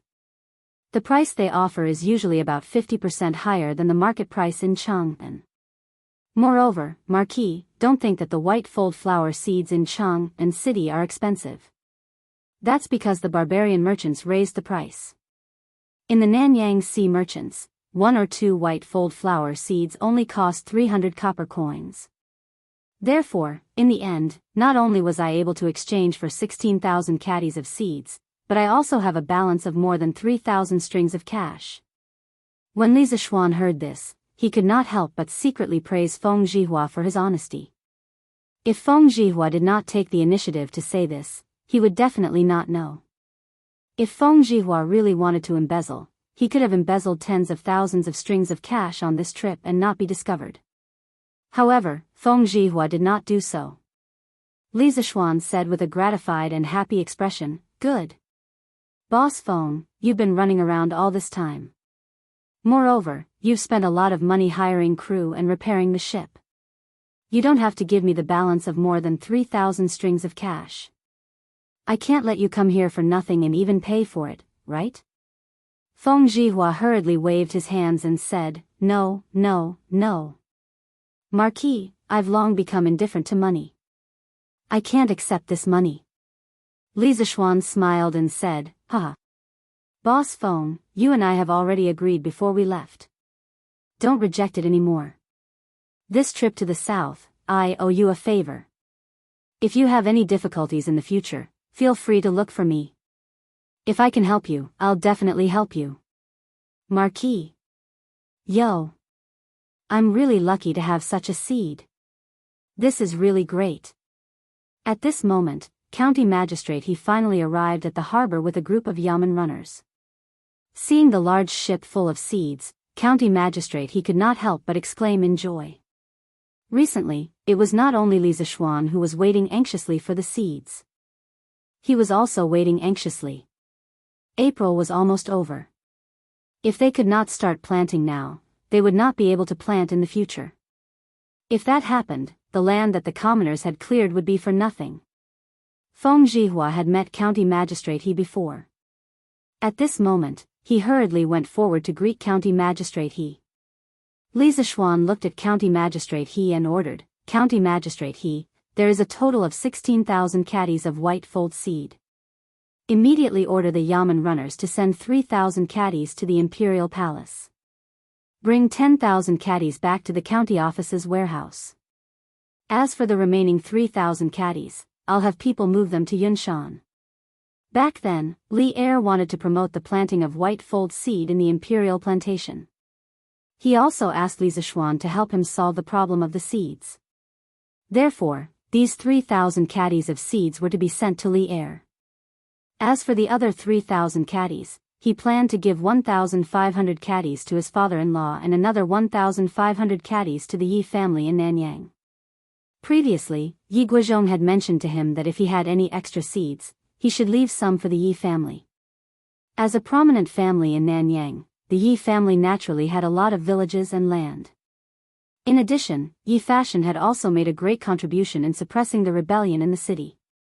However, when it was time to reward him, Yi Fashion had already gone to the south to seek Dao. Li Er had no way to reward Yi Fashion himself. He could only add this reward to the Yi family in Nanyang. In total, he rewarded Yi Fashion's father, Yi Huiming, with a total of 400 villages. Therefore, the Yi family had the ability to digest these 1,500 caddies of seeds. Yes. Marquis. County Magistrate he cupped his hands in response. Then, he ordered the dozens of yamen runners behind him, "Did you all hear that? Hurry up and help unload the goods on the ship." Yes. The group of yamen runners accepted the order and left. Feng Zhihua was very perceptive and said, "Haha. I'll get the crew and the commoners to help. This way, it will be faster." County Magistrate he could not help but laugh, then, "Thank you, Boss Feng." He knew that the reason why Li Zishuan was able to get so many white stack seeds was mainly because of this businessman in front of him. Therefore, he did not dare to underestimate him. "County Magistrate, you're too polite." Feng Zhihua cupped his hands and smiled. At this moment, Li Zishuan instructed, "County Magistrate he, remember to send someone to inform all the farmsteads in Lantian County. Tell all the farmsteads who signed up at the county office and reclaimed 1 mu of land to go to the county office tomorrow morning to sign the agreement and receive the flower seeds. As for the farming tools used to make the nutrient bowl, each household can use the agreement to receive one free of charge. If anyone feels that one is not enough, they can also go to the county town's strange interest pavilion to buy one. It only costs 80 copper coins. County magistrate, he cupped his hands and said, Marquis is benevolent and righteous. I'll do as you say. Chapter 1389. Yo! Mang Zi, you're so early today. Deshun, aren't you early too? Huh, speaking of which, if we're late, what if the white fold flower seeds shine? Who am I going to cry to? Hey! Mang Zi, what you said is wrong. Back then, we all went to the county office to register. What kind of person is Marquis? Would he cheat on our seeds? Then why did you wake up so early? Isn't it because you're feeling uneasy? Hey! I'm different. I want to get the seeds earlier and start planting them immediately. It's already the end of April now. Planting one day earlier is one day earlier. I heard that the nutrition bowl that Marquis' family planted in Cloud Mountain has already sprouted and transplanted into the mountain. It's growing vigorously. If my white fold seed flower can grow as well, I'll be burning incense to thank the gods. I feel that as long as we use the method that Marquis taught us, the final growth will definitely not be bad. After all, we're using the same method. After I get the seeds today, I plan to go to Chitsu Pavilion to buy 2 alms making utensils. It's 80 copper coins for one. If I buy 2 more, I can turn all these seeds into nutrition bowls 2 days earlier. Moreover, the utensils can be used next year. It's not a loss. Hey! Mang Zi. Your idea is not bad. After we get the seeds, I'll go with you to buy the utensils. When the time comes, my eldest child and my wife will make the nutrition bowls with me. We can plant all the seeds a few days earlier. Haha. That's right, that's right. That's the logic. Early in the morning of the second day, all the villagers of Lantian County woke up early and headed straight for the county seat of Lantian County. Along the way, the villagers had their arms around each other's shoulders as they talked and laughed. Their faces were filled with happiness. The news that the Lantian County government was going to distribute the white fold flower seeds had been spread around yesterday evening. Even the farmers in other counties near Cheng'an knew about it. Those farmers were naturally envious, because now that Li Zishuan had brought back tens of thousands of caddies of seeds, the farmers in Lantian County would be able to make a fortune with the white fold flower seeds, even if they did nothing this year. As soon as the city gates opened, the villagers who were guarding the city gates swarmed towards the county yamen. The yamen runners and petty officials of the county yamen were all mobilized today. Some helped to verify the identity of the villagers, some guided them to sign the agreement, some weighed the seeds for the villagers, and some distributed the farming tools to the villagers. In any case, each of them had their own duties and were divided into several groups. They wanted to ensure that all the seeds and farming tools would be distributed before noon. Speaking of which, each household was given a set of alms bowls for free. In total, there were more than 10,000 sets of alms bowls. The cost was not low either. In the past 10 days or so, the workshop had been rushing the production with all its might. Only then could they rush out so many alms bowls. As for the majority of the farmers, after receiving the seeds and farming tools, they immediately went to Curious Pavilion. This was because the experienced farmers all knew that with an additional alms bowls, there would be one more person to help make the nutrient bowls when they returned. The white fold flower seeds could also be planted a day earlier. It was already the end of April. If they did not plant the seeds earlier, they might not be able to make it in time. Moreover, the alms bowls from Curious Pavilion were not too expensive. One was only 80 copper coins. Most people could still afford it if they gritted their teeth. Speaking of which, if Li Zishuan had not opened a branch of Curious Pavilion in Lantian County, they would have had to travel all the way to Cheng'an City to buy alms bowls today. Now, not only did they not have to go to Cheng'an City to go to Curious Pavilion, some of the famous shops in Cheng'an City had also opened branches in Lantian County. Anything that could be bought in Cheng'an City could also be bought in Lantian County now. This was the convenience that Li Zishuan's arrival had brought to the people of Lantian County. Today, the curious pavilion in Lantian County did not disappoint the farmers. Cart after cart of alms bowls were placed in front of the open space in front of the door. The people could line up into more than 10 lines to buy alms bowls at the same time. This could be considered as saving a lot of time for the farmers. Reporting to my lord, all the registered farmers who have reclaimed the wasteland have all received their seeds and farming tools. At noon, it was already past lunchtime, but the 10,000 caddies of seeds had all been distributed. The county yamen runner cupped his fists and reported to county magistrate he, both physically and mentally exhausted. County magistrate he was also exhausted today. His throat was almost smoking from shouting at the side. Hearing this, he let out a sigh of relief and laughed, haha. Good. Good. Arrest her son, immediately get all the officials in the county yamen to pack up. In a while, we will go to the Drunken Immortal restaurant in the county to have a meal. Marquis said that everyone has worked hard and specially prepared a banquet at the Drunken Immortal restaurant to entertain us. Arrest her son was pleasantly surprised. Marquis is benevolent. This subordinate will go and inform the brothers right away. The registration of the 10,000 farmers and the distribution of the 10,000 caddies of white fold seed was not an easy task. The officials of Lantian County contributed a lot and almost everyone worked hard. However, in the end, Li Zishuan's banquet reward made everyone feel that their recent hard work was completely worth it. Not only was the wine and food delicious, but the most important thing was that they received recognition from Li Zishuan. In the process, they also received recognition from the people of the county. They were willing to work for Li Zishuan wholeheartedly for the rest of their lives. The people who received the seeds began to make the nutrient bowls that afternoon. As for the fertile soil used for the nutrient bowls, they had already prepared it. The soil was filled with cow dung, chicken dung, and plant ash to be used as fertilizer. It was completely capable of ensuring the successful germination of the seeds. It was now the end of April. Even at night, it would not be cold. Therefore, there was no need to specially store the nutrient bowls in a large shed. In this way, it saved the farmers a lot of effort.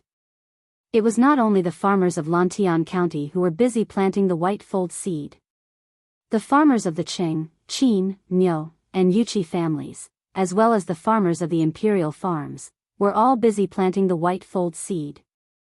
As Yuchi Jingda was currently leading the army on an expedition to Liangshi, the Yuchi family originally could not catch up with this wonderful matter. However, in the end, Yuchi Jingda's wife stepped forward. With the help of the Qin, Qing, and Niu families, as well as Li Zishuan, they also caught up with this last train of getting rich. Logically speaking, Li Zishuan's method of using the nutrient bowls to plant the white fold seed was no secret. Not only did the people of Lantian County know about it, the people of Chang'an and the surrounding counties also knew about it. However, there were very few people who imitated it. Among the people, there were many who believed that Li Zishuan's method could obtain a better harvest and earn a lot of money. However, even if they wanted to imitate it, they did not have the capital to do so. According to the current market price of the white fold seed, most people could not even buy a caddy of seeds even if they used all their savings. As for those wealthy families, although they had the capital, there were very few white fold seed on the market. If they wanted to buy a large amount of seeds, they could only do what Li Zishuan did and send people to Guangdong to buy from the Nanyang Sea merchants. However, they were not willing to invest so much capital and energy to risk following behind Li Zishuan. In this world, those who were willing to be the first to eat crabs were always the brave ones, and they were also the minority. Hee. If more than 70% of these white fold seed can survive, not to mention Lantian County, all the people around Chang, and will probably be able to wear winter clothes made of white fold seed this year. Yanhuang College, Yamacho Office. Yi Guizhong stood in front of the huge floor-to-ceiling glass window and looked at the people who were busy planting the white fold seed at the foot of the mountain. He was full of smiles as he lamented. I don't think it will be possible this year. At the very least, it will have to wait until next year. Li Zishuan stood behind Yi Guizhong and said faintly, just relying on these white fold seed in Lantian County, it will be difficult to lower the price of the white fold seed. When the time comes, the people of Lantian County will be able to wear winter clothes made of white fold seed, but the people of other counties will definitely not be able to afford it. The extra white fold seed will probably be bought by the merchants and sold to the officials and nobles. After all, who would like the warmth of this thing?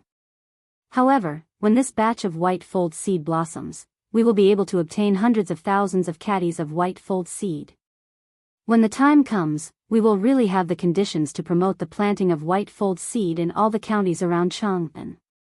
It all depends on whether His Majesty has this intention. Yi Guozhong nodded and said, "That's true. Relying on Lantian County alone, it's indeed impossible to suppress the price of the white stack tidbits. However, little Xian, you've truly benefited the people. Grandfather is very gratified. Your father and mother are also proud of you. Grandfather is too kind. Grandson just doesn't want to see so many people suffer."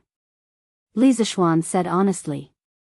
It wasn't that he was a saint, but that he really didn't like to see the people around him suffer. Although he was now a true marquis, if he couldn't lead the people in his fief to prosperity, then when he went out, he would only meet pitiful people who couldn't even afford to eat. Then what was the point of him being a high and mighty marquis? Yi Guozhong looked at Li Zishuan with appreciation. The more he looked at this grandson, the more he liked him.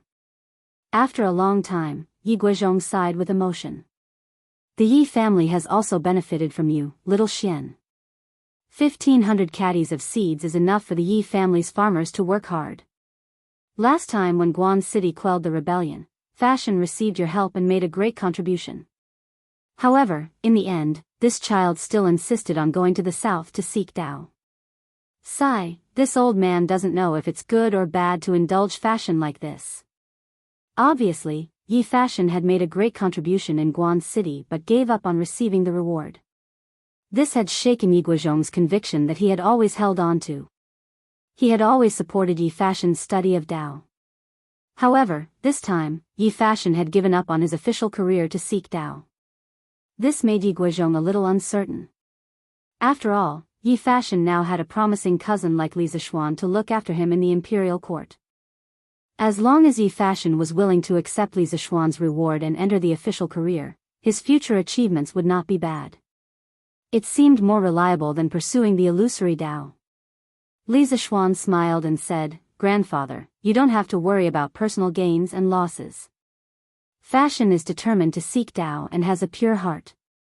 In the future, his achievements will not be worse than mine." Yi Guozhong smiled. He thought that Li Zishuan had chosen some nice words to comfort him. However, he did not know that Li Zishuan was stating the truth. Yamacho, Li Shilang requests an audience. After sending Yi Guozhong off, Li Zishuan sat alone in his office and quietly began to draw. About half an hour later, Mo Zhong walked in and bowed to report. Li Zishuan usually did not like to be disturbed when he was seriously drawing or working. Therefore, whenever this time came, Mo Zhong would be very considerate to guard the door. Li Zishuan was stunned when he heard this and asked, "Assistant Minister Li?" "Which Assistant Minister Li?" Mo Zhong quickly explained, "Yamacho, it's the Minister of Imperial History, Li Daozhang." "Oh. So it's Daozhang Li. Why didn't you say so earlier? Quickly, invite Daozhang Li in." Li Zishuan helplessly stared at Mo Zhong. He thought to himself, Daozhang Li is so nice, why did he have to call him Li Shilang? It's easy to mishear, okay? Li Chunfeng was considered a special existence in Yanhuang College. He was not a student of the college, nor was he a teacher or an employee of the college. He belonged to the Imperial History Bureau, but he often stayed in the Yanhuang College's faculty dormitory and often occupied the college's astronomical telescope. He was given such special treatment because Li Zishuan appreciated Li Chunfeng's character and talent. That was why he was given such special treatment. Previously, Li Chunfeng overheard from Li Zishuan that the astronomical telescope could be modified and upgraded. Therefore, he often asked Mo Lingwei for help to upgrade the telescope. However, Mo Lingwei was busy with the generator and microscope at that time and did not care about Li Chunfeng. Li Zishuan thought that Li Chunfeng might have come to him today to upgrade the telescope. Mo Zhong answered pitifully and then went out to pass the order. After a while, Li Chunfeng pushed the door open and entered. Li Zishuan stood up to greet him warmly. Before they could exchange a few words, Li Chunfeng could not wait to get to the point. Marquis, bad news. Last night when I was observing the sky at night in the academy, I discovered that Jupiter entered from the south gate of the Supreme Palace enclosure and exited from the east gate. Moreover, the Big Dipper was dim and lightless. All these signs are signs of a drought. Drought. Li Zishuan's heart skipped a beat. According to history, there would be a drought this year in Tang Dynasty, but he did not expect Li Chunfeng to be able to predict this year's drought just by looking at the stars. It seemed like Li Chunfeng was really something to be able to create a divine book like the pushback chart. Oh. No. It was definitely not just something to be able to do, it should be many things. My master has done a lot of research on the study of astrology, but I'm ashamed to say that I haven't received half of his teachings in this aspect. The astrology that Taoist priest mentioned just now, is it really an omen of a great drought? Li Zishuan was stunned for a moment. He quickly hid the shock on his face and asked politely. Li Chunfeng nodded seriously and said, "It's absolutely true. Based on these stars, I can conclude that a drought is coming to Tang Dynasty. I plan to return to Chang'an and report this to His Majesty, so that His Majesty can be prepared." Chapter 1390. When people looked up at the sky, they saw glowing objects. Those were the stars. The stars were not isolated. People used their imagination and organized them into various shapes. That was how the image came to be. The Book of Changes said, images formed in the sky and on the earth. Changes can be seen. The changes in the sky were originally caused by the stars. When people looked up at the sky, observed the stars, and thought about their periodic changes, they would find that the sun rose in the east and set in the west every day. They would find that the moon was full and then full again. If they were in the northern hemisphere, they would find that the North Star was always shining and the other stars were moving around. If they were a persistent observer, they would find that the movement of the sun and the moon was related to the seasons, and the seasons were related to the harvest of agriculture. The distant celestial phenomena were not unrelated to the fate and production of human beings. However, when people looked at the stars, different people saw different worlds and gained different experiences. Some people strived for the accuracy of their observations and explained them mathematically. That was how astronomy was formed. Others used their imagination and explained it in words. That was how the myths of the stars were formed. These myths often evolved into legends, stories, and folk customs. In ancient China, astrology was the same as astronomy. It was an ancient and mystical knowledge. Astrology had a history of at least a few thousand years in China. In fact, its history might be even further back. In essence, astrology, along with Tai Chi, Hichu, Luo Shu, Zhou Yi, and Ba Gua, all originated from prehistoric civilization. The ancients believed that heaven and man are one, and heaven and man are one. They could predict what was going to happen to human beings from the changes in the sky. When people followed the heavens would show auspicious signs. The human world would have a bountiful harvest, good weather, and peace. If people went against the heavens and did bad things, the heavens would send bad omens. The human world would experience droughts, floods, rebellions, and so on. That was why the ancients attached great importance to the observation of celestial phenomena. During the Tang Dynasty, the imperial court set up the Imperial Historian Bureau and the Imperial Astronomer. They were responsible for observing celestial phenomena and predicting good and bad luck. Li Zishuan had never come into contact with astrology before. His first reaction was disbelief. However, the person in front of him was Li Chunfeng, and the prophecy was exactly the same as history. Therefore, he could not help but admire and respect this knowledge. The study of astrology is extremely mysterious. I'm afraid that Your Majesty will find it hard to believe just based on the Taoist priest's words. Li Zishuan pondered for a moment and said. Li Chunfeng's eyes darkened. His Majesty will believe me. This is because according to my observations and calculations through the astronomical telescope, the heavenly dog will devour the sun in 3 days. According to ancient records, a solar eclipse in the first month would cause many people to fall sick, a solar eclipse in the second month would cause many deaths, a solar eclipse in the third month would cause floods, and a solar eclipse in the fourth and fifth month would cause a great drought and starvation. If Marquis and your Majesty don't believe me, you can just wait for the heavenly dog to devour the sun in 2 days. Li Zishuan was shocked. A solar eclipse might seem like a normal astronomical phenomenon to modern people, but in the eyes of the ancient people, it was not normal at all. Most of the time, a solar eclipse was an omen of great misfortune. It indicated that there was a traitor in the country, a fatuous ruler, or a great disaster. If someone took the opportunity to mislead the people and cause trouble, it would be very easy for them to succeed. Li Zishuan looked at Li Chunfeng sternly and said, "The heavenly dog devouring the sun is a very important matter. We must let your Majesty prepare for it. Otherwise, Chang and city will be in chaos if someone uses it to their advantage. Please go to the palace as soon as possible." Li Chunfeng nodded and saluted.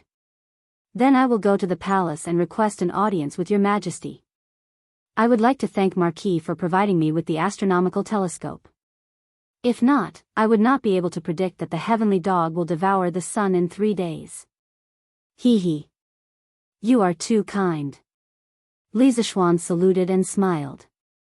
Li Chunfeng saluted and turned to leave. Li Zishuan, who was in the office, suddenly looked serious. He turned to look out the window and looked at the busy farmers at the foot of the cloud mountain. He thought about how there would not be a single drop of rain in the next few months. After the drought, there would be a plague of locusts. His heart ached for the people who were working in the fields. He hesitated for a moment and then turned to leave. "Yamacho, where are you going?" Mo Zhong's voice came from outside the door. "To the dam." In this era, there was no artificial rainfall and no water pumps for irrigation. The most direct and effective way to fight a drought was to use dams and water trucks. For example, the Dujianjian in Sichuan had protected and nourished the people of Sichuan for almost 1,000 years. It was also known as the Land of Abundance. The current Ba River Dam was built by Li Zishuan to protect the people of Lantian County. It had been more than 4 months since the construction of the Ba River Dam began. Tens of thousands of craftsmen and workers had been mobilized. After solving the critical problem of cutting off the river, the construction of the dam had progressed by leaps and bounds. However, Li Zishuan did not know how much progress had been made. Usually, he did not pay enough attention to dams. Li Zishuan came to the construction site of the dam next to Plum Village. He saw a wide dam that crossed the Ba River from north to south. It looked very majestic. Li Zishuan saw this scene and could not help but nod. Obviously, the main project of the dam was basically completed. All that was left was the details. "Yamacho, you are here?" As soon as Li Zishuan arrived at the construction site, a servant went to report to Mo Huai.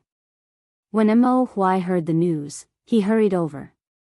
His clothes were stained with a lot of mud and water. He looked completely different from the image of a cultured person like a professor of the academy. Li Zishuan nodded and asked, "Mr. Mo, how is the construction of the dam now?" Mo Zhong pointed to the dam on the river and smiled. "Yamacho, look. The main body of the dam has been completed.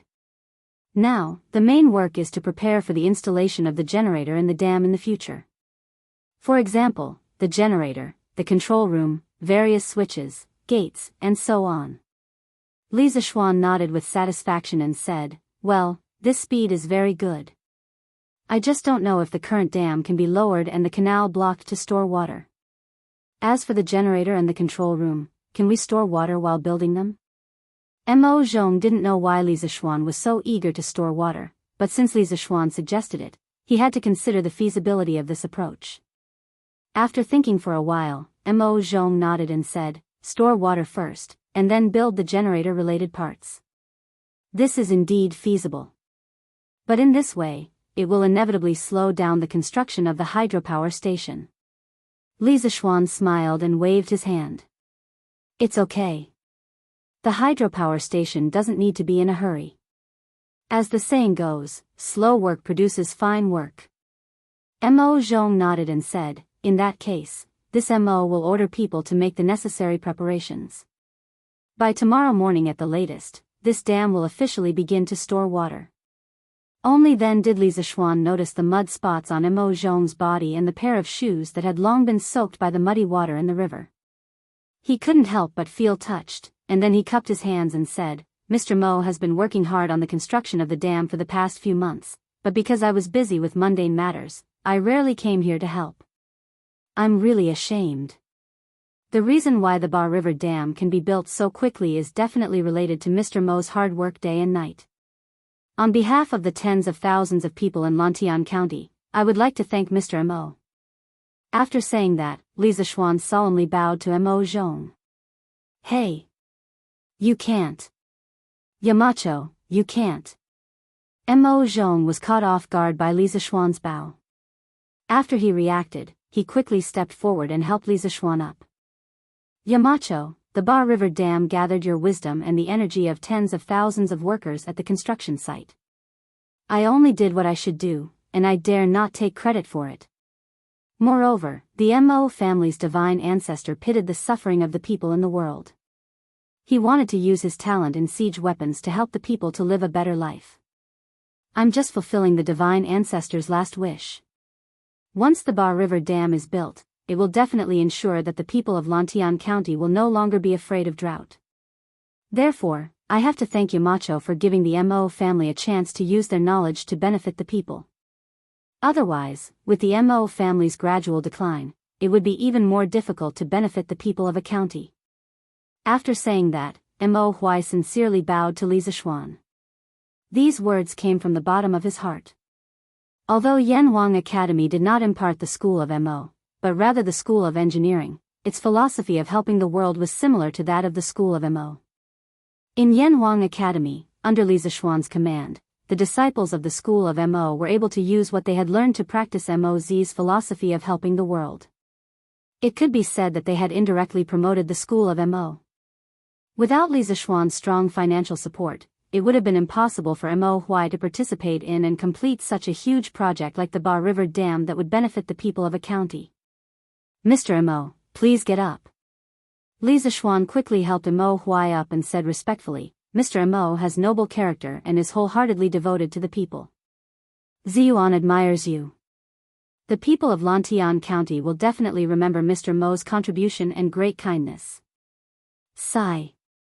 To tell you the truth, just now, Li Chunfeng, the official of the Imperial Historian Bureau, told me that he had observed the stars and predicted that our Tang Empire would soon suffer from a severe drought. That was why this marquis was so anxious to have Mr. Mo lower the dam gates and start storing water. What? There will really be a drought? Mo Huai's expression changed. No wonder since the beginning of the year, the number of days of rain can be counted on one hand. I think that Li Shilang's prediction is very likely to be true. This won't do. I will ask the craftsmen and the people to speed up the progress. The Ba River Dam must be stored as soon as possible. Otherwise, when the weather gets hot, there won't be any water to store. After saying that, Mo Huai clasped his hands at Li Zishuan and turned to leave. Imperial Palace, Suite Du Hall. Li Er paced back and forth in the hall with a gloomy expression. Recalling Li Chunfeng's words, his frown deepened and he would sigh from time to time. Inside the hall, Zhao Songjing dared not make any noise. She was afraid that she would disturb Li Er, who was in a bad mood. Thump, thump, thump. At this moment, there was a series of footsteps outside the hall. A moment later, Empress Zhongsun walked in with a few palace maids. Your Majesty, the weather is very hot. I have made iced mung bean soup for you. Would you like to try it? Empress Zhongsun took the plate from the palace maids behind her and walked to Li Er. Li Er waved his hand and said, Guanyin, put it down. I'm not in the mood to eat now. Empress Zhongsun's expression froze. After being husband and wife for so many years, how could she not see that Li Er was troubled at this moment? She turned and waved her hand.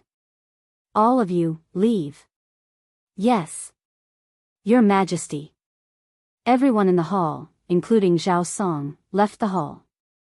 Empress Zhongsun stared at Li Er and asked softly, Your Majesty, are you troubled by something?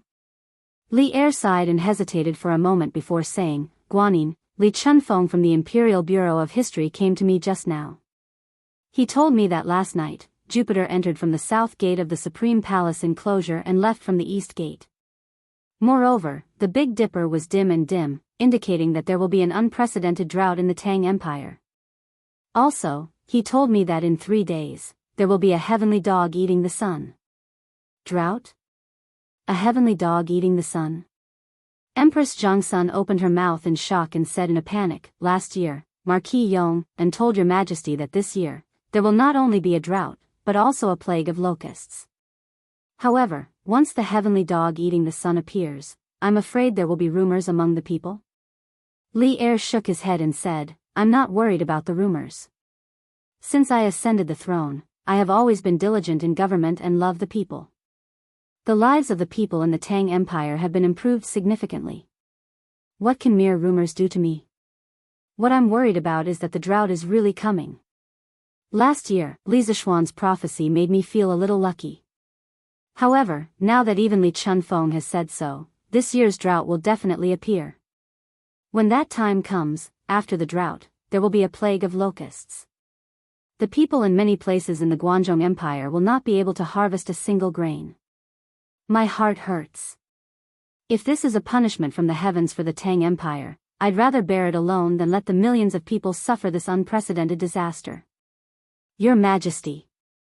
You can't be so dejected. Empress Zhongsun saw Li Er frowning and couldn't help but feel sorry for him. Your Majesty, have you forgotten about Marquis Yonghen? From last year's reduction of taxes for raising chickens, to later urging the imperial fleet to go south to exchange for grain, and then to this year's construction of the Ba River Dam, although he knew that our Tang Empire would have a drought and a plague of locusts this year, he never gave up and has always been fighting against the natural disasters. He is the son of an immortal. With him, I believe that our Tang Empire will be able to survive this disaster. Your Majesty, please don't worry too much. This will hurt the dragon body. Li Er was stunned. Then, he patted Empress Zhongsun's shoulder and sighed, Yes. How could I forget about that kid? With the Tang Empire's full granary, even if there is no harvest in the Guangzhong Empire, the Tang Empire will be able to resist this natural disaster. That kid is really the lucky star that the heavens have given to the Tang Empire. Chapter 1391. 2 in 1 chapter. The next day, the Datong Daily published an article written by Li Zishuan himself. It was called Overview of Astronomy. This was an article to popularize basic astronomical knowledge to the public. In the article, Li Zishuan formally introduced the concept of the solar system to the public. He pointed out that the sun was a star, and the earth under our feet was called the earth. It was a planet in the solar system. Moreover, there were 5 planets in the solar system: metal, wood, water, fire, and earth. The planets in the solar system all revolved around the sun. At the same time, he also pointed out that it took about 365 days for the earth to revolve around the sun, which was what people often called a year.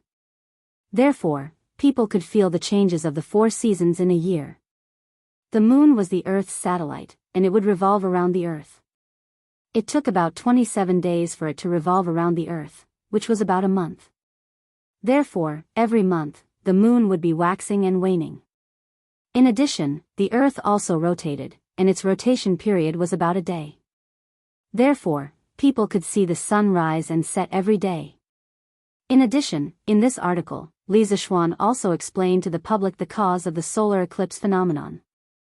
When the moon moved between the sun and the earth, if the 3 of them were in a straight line, the moon would block the sun's light, and the shadow behind the moon would fall on the earth. At that time, a solar eclipse would occur. In order to better let the readers understand the theory in the article, he also added some simple diagrams of the orbit of the stars.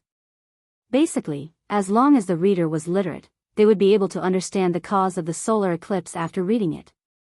Finally, Li Zixuan stated that the above content could be observed and verified with the telescopes of Yanhuang College.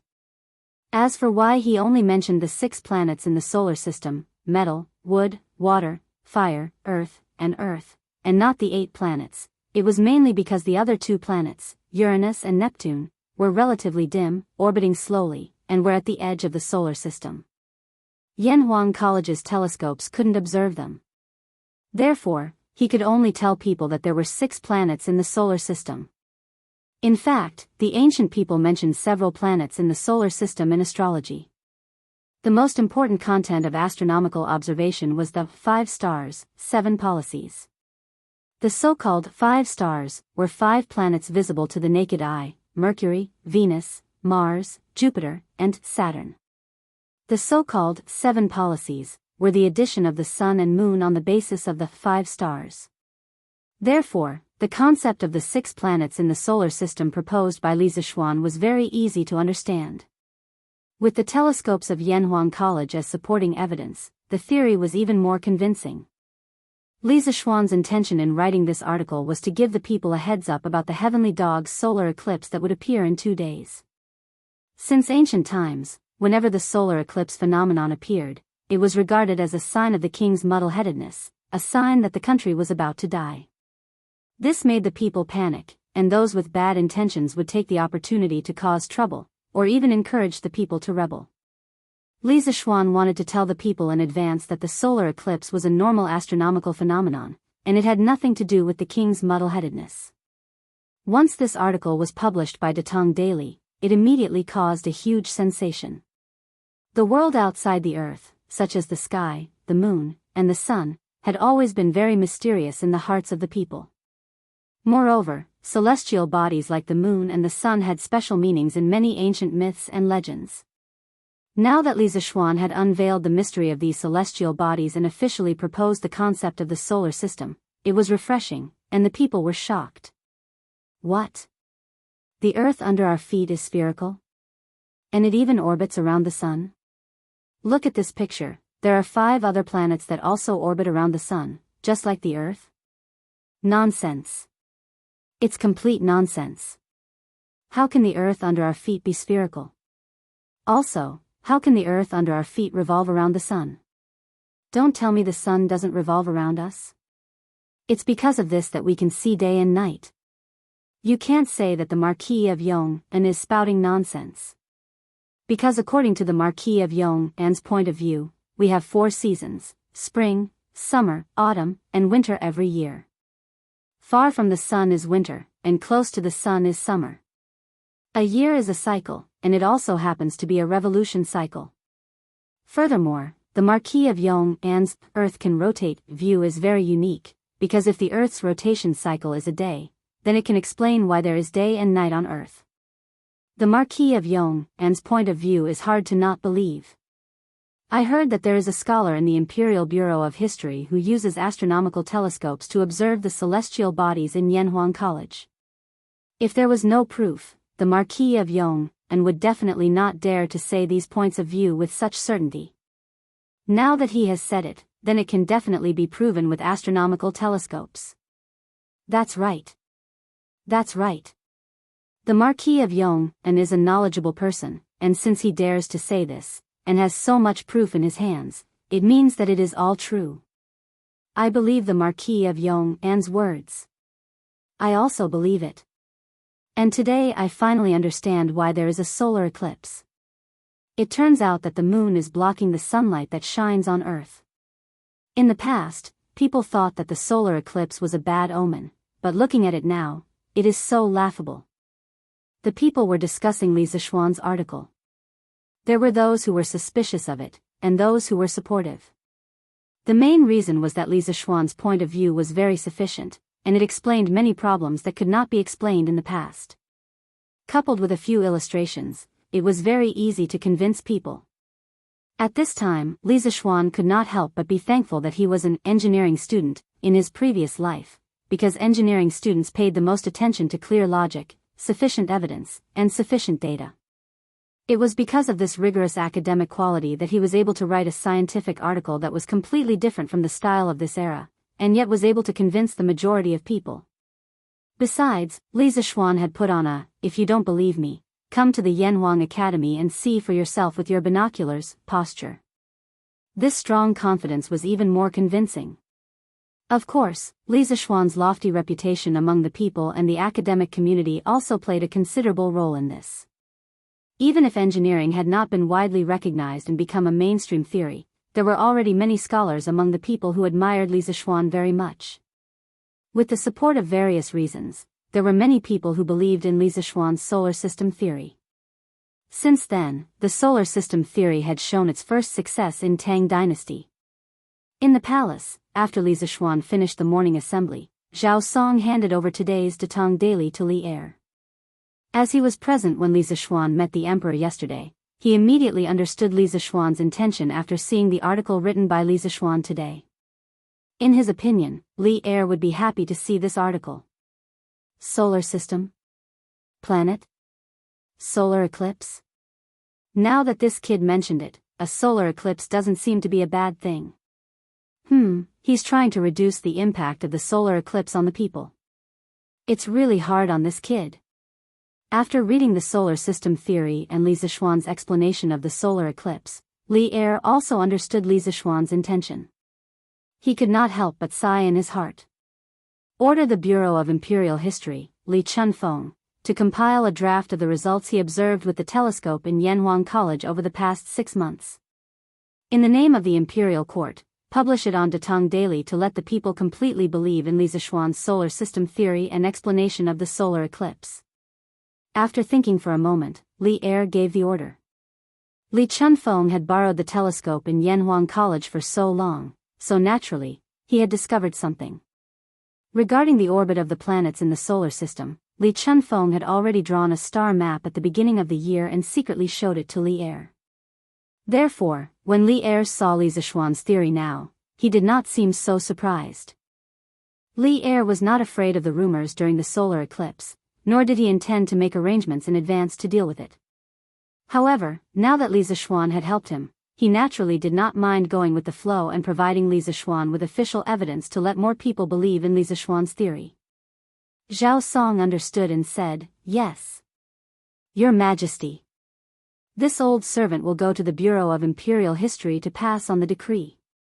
The impact of Li Zixuan's solar system theory was not small at all. After the news spread to the Japanese diplomatic corps, the king of the mountain back seriously read the Overview of Astronomy more than 10 times. In the end, he could not help but sigh. The Marquis of Yong'an is really a learned man.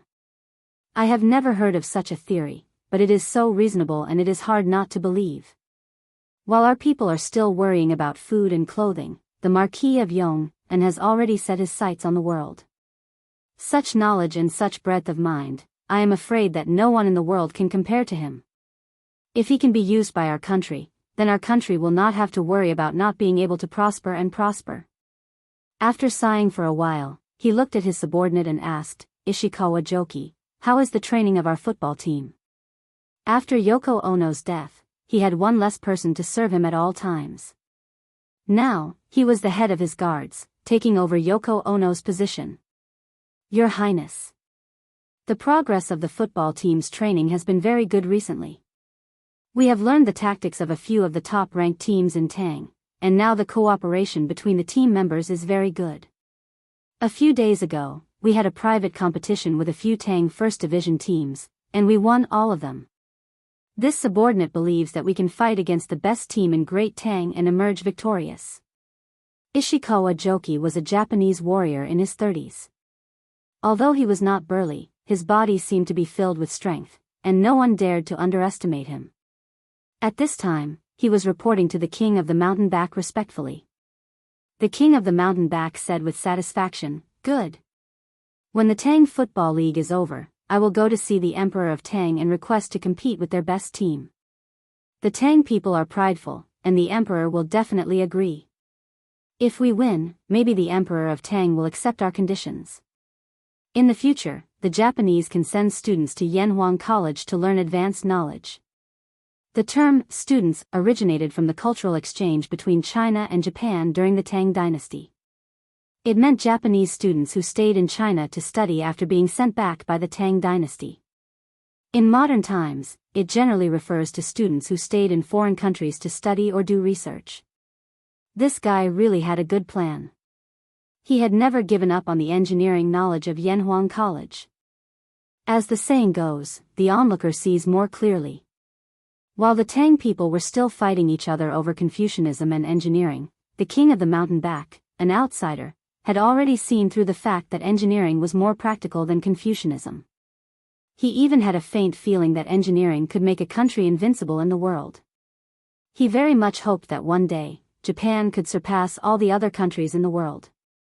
Therefore, his obsession with Li Zixuan and Yanhuang College was very, very deep.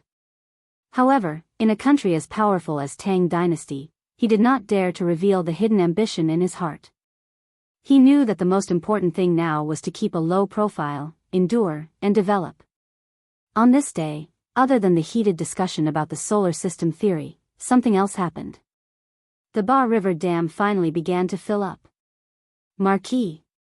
All the sluice gates have been closed. The current water level is 75 zhang. Marquee. 2 hours have passed. The water level has risen to 10 zhang. Marquee. 4 hours have passed. The water level has risen to 12 zhang. Marquee. 6 hours have passed. The water level has risen to 13 zhang. Starting from 9 in the morning, all the sluice gates of the dam were closed. The previously built aqueducts were all blocked. The water level in the upper reaches of the Ba River was constantly rising. Fortunately, there were no people living near the riverbed in the upper reaches. Otherwise, they would be in danger of being flooded. Listening to the craftsman's repeated reports, Li Zixuan's heart didn't completely relax. This was because the water level was getting more and more difficult to rise. A mere 100 feet of water wasn't enough to satisfy the needs of Lantian County. Yamacho, there should still be some time before the drought. You don't have to worry about it. During this period of time, as long as there is rain in the upper reaches of the river, the water level of the Ba River Dam will easily break through to more than 25 zhang. When that time comes, it should be enough for the people of Lantian County. Mo Hui saw Li Zixuan frowning and could not help but comfort him. Li Zixuan nodded and said, "We can only wait now. Mr. Mo, you go ahead with your work. I will go back and think of other ways." The next day, the Tang Dynasty Daily published another article on the theory of the solar system. What was different was that this article was signed by all the important officials of the Imperial Bureau of History. The article introduced in detail the results that Li Chunfeng, the Imperial Bureau of History's official, had observed with a telescope for the past 6 months. The conclusion was exactly the same as Li Zixuan's article yesterday. When this article came out, the public was in an uproar again.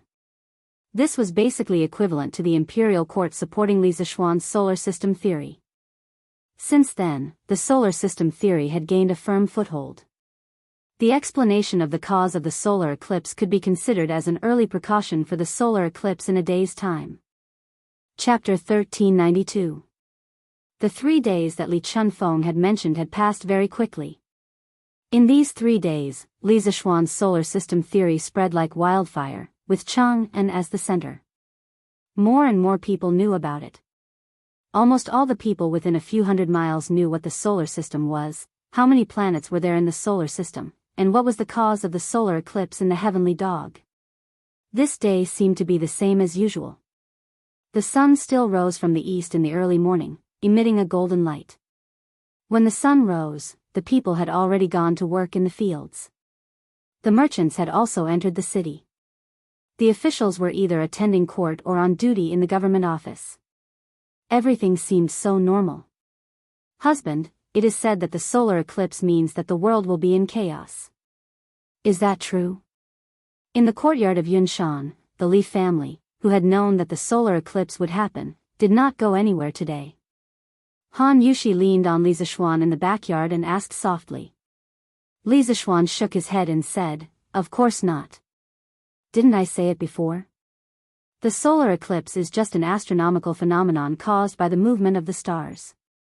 It has nothing to do with the world being in chaos or the prince being muddle-headed. Han Yushi frowned and said, but these legends have been around since ancient times. It is hard for me to understand them in such a short time. Li Zishuan smiled and was about to speak when Pang Feiji suddenly walked in from outside and said, Marquis, bad news.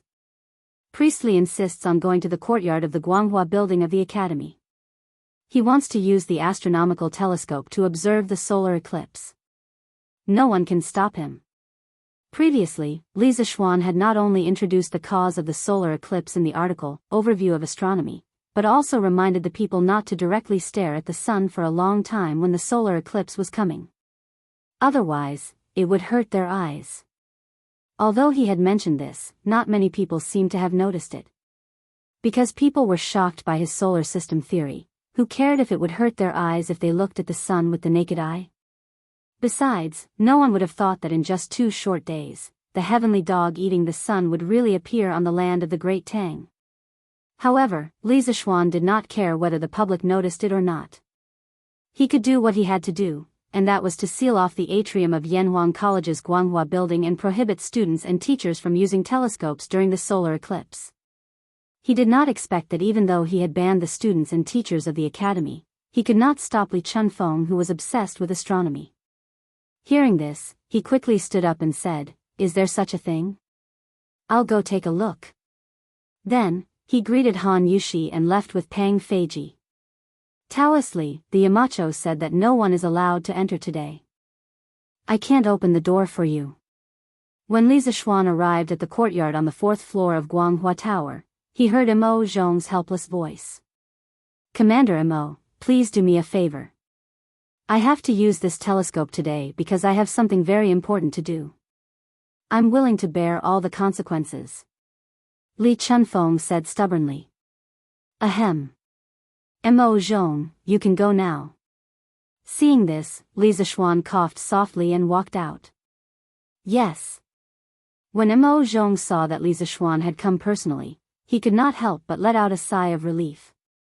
Then, he cupped his fists in acknowledgement and slowly walked away. Marquis, seeing Li Zishuan, Li Chunfeng's face suddenly showed a trace of awkwardness. Li Zishuan frowned and asked, Taoistly, what is so important that you have to use the telescope today? I've told you before that when the heavenly dog eats the sun, it will hurt your eyes the most. If you use the telescope to observe the sun, you will most likely be blinded by the sunlight. Why do you insist on doing this? Li Chunfeng said seriously, Marquis, the sun is usually very bright. Whether it's with the naked eye or with the telescope, it's impossible to observe the sun directly. It's rare to see a heavenly dog eat the sun. When that time comes, the sun will be much dimmer. If I don't take this opportunity to observe it with my own eyes, I will not be satisfied. I hope that Marquis will allow me to do this. I will end my observation before the sun reappears. It should be fine. Even if there is an accident, I am willing to bear all the consequences without any regrets. Li Zishuan was speechless. He had only considered the issue of safety, but he had not considered the issue of humanity. He had not considered the fatal attraction of an astronomical spectacle like a solar eclipse to an amateur astronomer like Li Chunfeng. Even in modern times, whenever there was a solar eclipse, astronomy enthusiasts from all over the world would swarm over from thousands of miles away, set up professional equipment there in advance, and wait to observe the solar eclipse. However, according to Li Chunfeng's prediction, today's solar eclipse should be a total solar eclipse. The sun was 400 times wider than the moon, but it was also 400 times further away from the Earth. Due to symmetry, the moon's shadow, which was the shadow that fell on the Earth's surface, was just wide enough to cover the entire sun. The sun's light sphere was completely covered by the moon, and the originally bright sun's disk was covered by the moon's shadow. At this time, a total solar eclipse would occur. Other than total solar eclipses, there were also partial solar eclipses, annular solar eclipses, and so on. However, relatively speaking, only during a total solar eclipse could people safely look at the sun with their naked eyes. During a total solar eclipse, almost all of the sun's light was blocked. Only the sun's corona could be seen, and the corona's light was only equivalent to the full moon. Therefore, the light at this time was acceptable. However, the light from a small part of the photosphere was enough to hurt our eyes. Therefore, it was better to have safety measures during a total solar eclipse. Li Zishuan thought of this and said to Li Chunfeng, "Since Taoist Master Li insists, I won't persuade you anymore. However, I have to add some color to the lens of this telescope." He then turned to Pang Feiji and said, "Feiji, get me some ink, a cup of water, and a brush." Li Chunfeng looked at Li Chunfeng, who was both happy and confused at the same time. "Yes, Marquis." Pang Feiji took the order and left.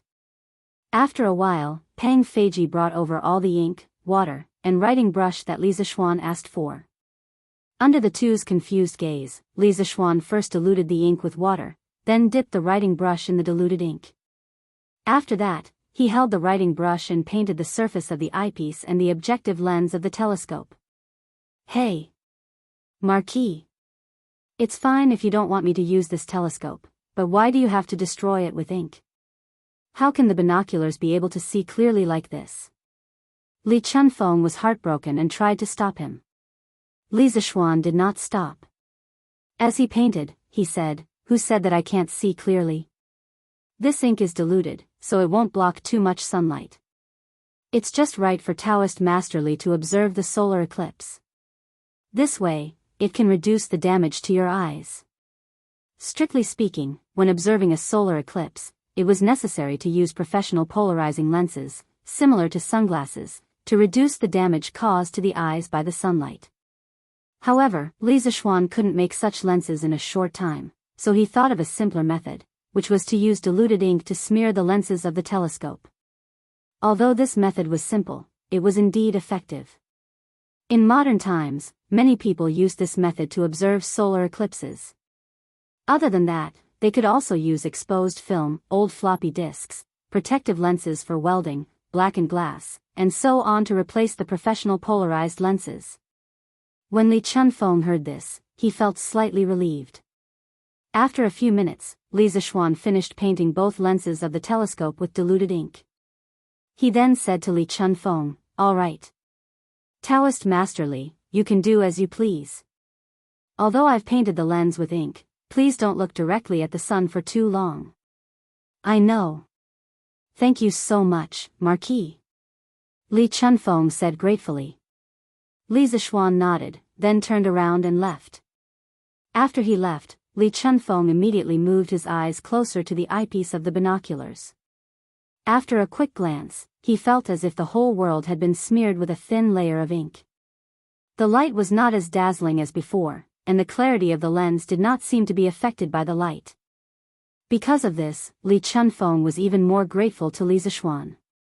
Around noon, the farmers in the fields packed up their farming tools and prepared to go home for lunch.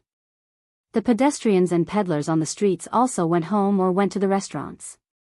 Everything looked the same as before. But at this moment, the originally clear and cloudless sky suddenly darkened. The sun that was still shining brightly a moment ago seemed to be partially blocked by something. As time passed, the area where the sun was blocked became smaller and smaller. Before long, the sun was completely blocked, and the entire world suddenly became as dark as night. Panic. Faced with the sudden darkness, the citizens' first reaction was panic. After all, it was still noon a moment ago. Now, the sky had turned completely dark. Many people had never experienced such a strange thing in their entire lives. How could they not panic when encountering such a strange thing? Inside and outside the city, the terrified screams of the commoners could be heard everywhere. The people outside hurriedly wanted to return home, but it was so dark that they couldn't even see their fingers clearly. How could they see the way home? The ghosts are here. All the evil spirits from hell must have come out. It's not evil spirits, it's the heavenly dog eating the sun. The heavenly dog is going to eat the sun. Everyone, take out your weapons and take out your gongs. If you don't have a gong, take out an iron basin. Let's scare the heavenly dog away together. What heavenly dog eating the sun? This is called a solar eclipse. According to Duke Yong-an, the moon happened to be in between the earth and the sun. That's why the sky suddenly turned dark.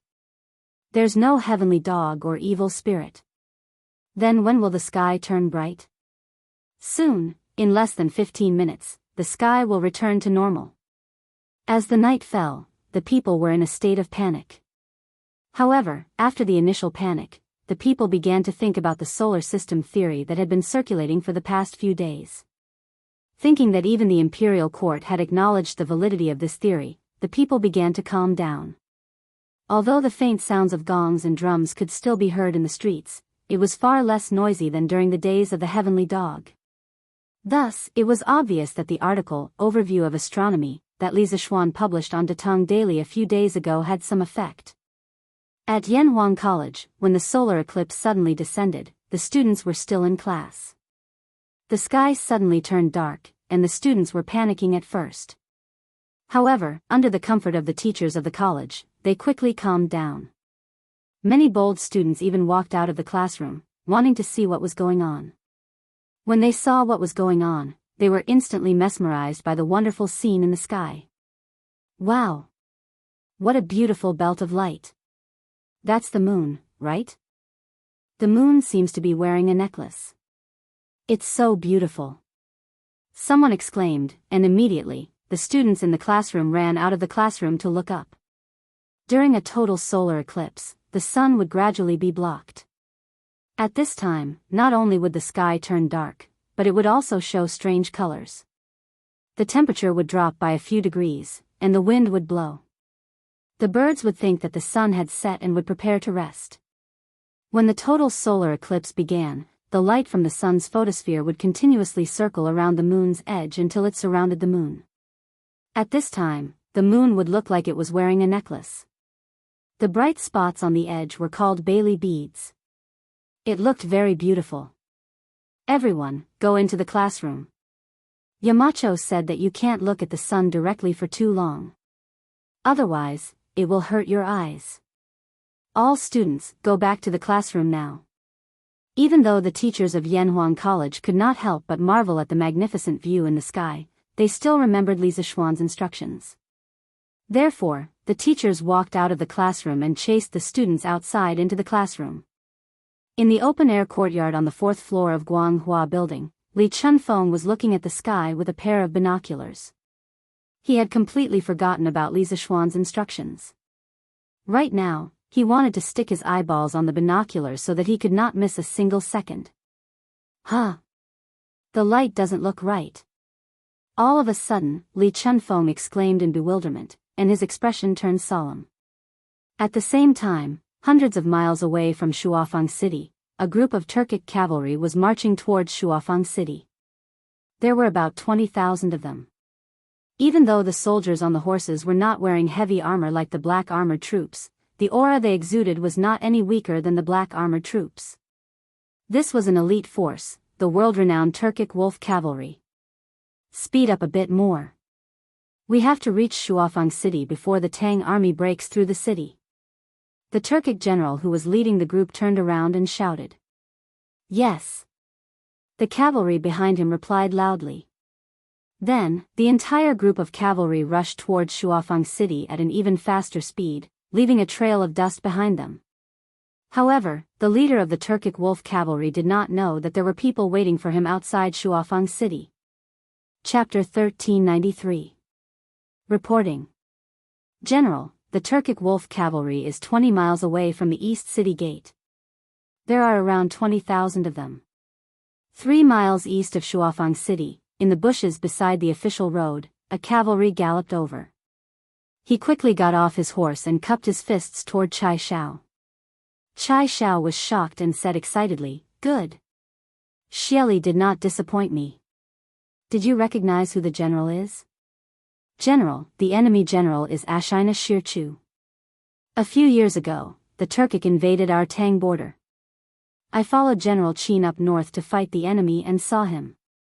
The soldier cupped his fists and replied. Ashina Shirchu, also known as Ashina Shirchu, was a Turkic noble. He was the second son of Chuluo Khan. When he was 11, he was famous for his courage and intelligence, and his archery skills were unparalleled. As such, he asked Tuo Xie, the leader of the tribe, to build the ivory flag, a flag decorated with ivory as the symbol of a general or leader. Together with Shili Khan's son, Yugu Xie, he ruled the Tiela, Hueha, Tongluo, and other tribes. Ashina Shirchu used a relaxed policy to raise the troops and raise the people. As an official, he did not collect taxes for 10 years. He once said, "Since the tribe is rich, I am satisfied." It's actually Ashina Shirchu. Good. Today, I will help Shu Bao take revenge for that arrow. You, quickly go and scout and report.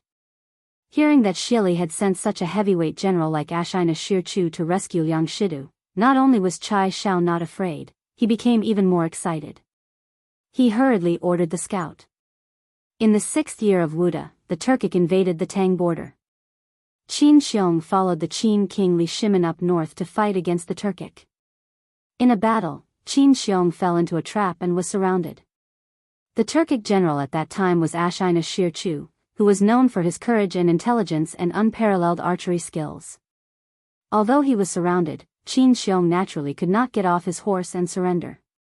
In the chaotic battle, Ashina Shirchu found a chance and shot an arrow at Qin Xiong's back. If not for Han Tianhu risking his life to save him, Qin Xiong might have died in battle in the 6th year of Wuda. Even so, one of Han Tianhu's legs was crippled because of the arrow. Hence, Chai Shao was helping Qin Xiong take revenge for that arrow, but it was more like he was helping Han Tianhu. Yes. General. The soldier immediately accepted the order and left. Chai Shao ordered his men, "The Turkic reinforcements are here." Yes. The left and right. It had been 6 days since the army arrived outside Shuafeng City. During these 6 days, many things had happened. First of all, the crops in the farmland outside Shuafeng City had been completely trampled by the cavalry led by Xue Wanjun, leaving Liang Shi badly battered and exhausted. If he sent out troops to deal with them, he was afraid that there was a large force of the Tang army behind him. But if he did not send out troops, he could only watch as the crops were destroyed in a mess. In the end, the people in the city panicked. After all, Shuafeng City was now a dead city.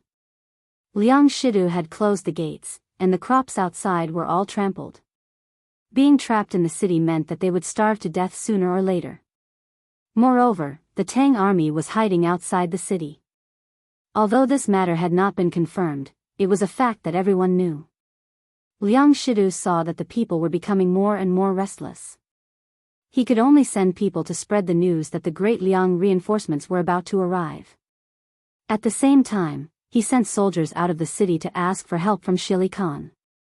Although Yuqi Jingda's men noticed the soldiers that Liang Shidu sent out to ask for help, they did not stop them. This was because one of the goals of the imperial court was to lure the Turks to send troops. On the same afternoon that Liang Shidu sent troops to ask for help, Yuqi Jingda led the main force and surrounded Shuafeng City so tightly that not even a drop of water could trickle through. Seeing the Tang army surrounding the city on all sides, the commoners, gentry, and officials in the city were even more terrified. At the same time, the hundreds of spies that Lu Min, the governor of Summer Province, had sent into the city suddenly worked together. All kinds of rumors and slanders immediately arose in the city. For example, Liang Shidu's son had raped many women, Liang Shidu had raped 10 palace maids in the palace after drinking, and afterwards, those palace maids were all thrown into the snake pool to feed the snakes by the empress. Liang Shidu had raped the Tujue for his own glory and power, Liang Shidu had raped the wives of officials, and so on. All sorts of rumors and slander, regardless of whether they were true or false, were spread like they were true. As a result, Liang Shidu's reputation in the Great Liang fell again and again. Liang Shidu also wanted to find the Tang spies who spread the rumors, but he did not have the energy to do so. This was because there were many violent incidents in the city where the people fought against the officials.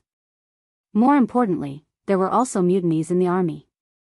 Although those mutinies were all mercilessly suppressed, the morale of the army was shaken.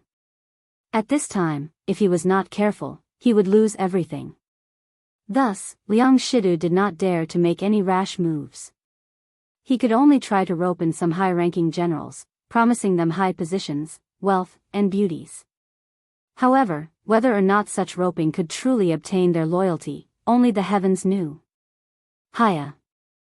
Pang, pang, pang. After waiting for about 2 hours, the place where Chai Xiao's army was hiding finally heard the sound of horse hooves in the distance. Chai Xiao's expression was extremely nervous. He ordered his men, "Send down the order. After the Turks enter our pocket formation, prepare the tripping ropes. Next, prepare the archers. Lastly, charge the cavalry." "Yes, General." The left and right generals received the order and left. Pang, pang, pang. The sound of horse hooves was getting closer and closer. The Tang soldiers lying in the bushes on both sides of the road could already faintly feel the earth trembling. 20 zhang, 15 zhang, 10 zhang, 5 zhang, 3 zhang. The Turkic wolf cavalry did not realize that anything was wrong. The entire army was still galloping at an extremely high speed. On the way here, they had already learned that Shuafang City was surrounded by the Tang army. They had to reach Shuafang City before it was breached, so they had to use their fastest speed. Rise! Whoosh, whoosh, whoosh. Someone shouted, and dozens of tripping ropes suddenly appeared on both sides of the road. The Turkic army was caught off guard, and a third of the vanguard was instantly tripped. The cavalry at the back had no time to slow down and avoid the tripping ropes. Like dumplings being dropped into a pot, they fell into a pile of meat in front of them. Ambush! Ambush! Order the cavalry at the back to immediately slow down.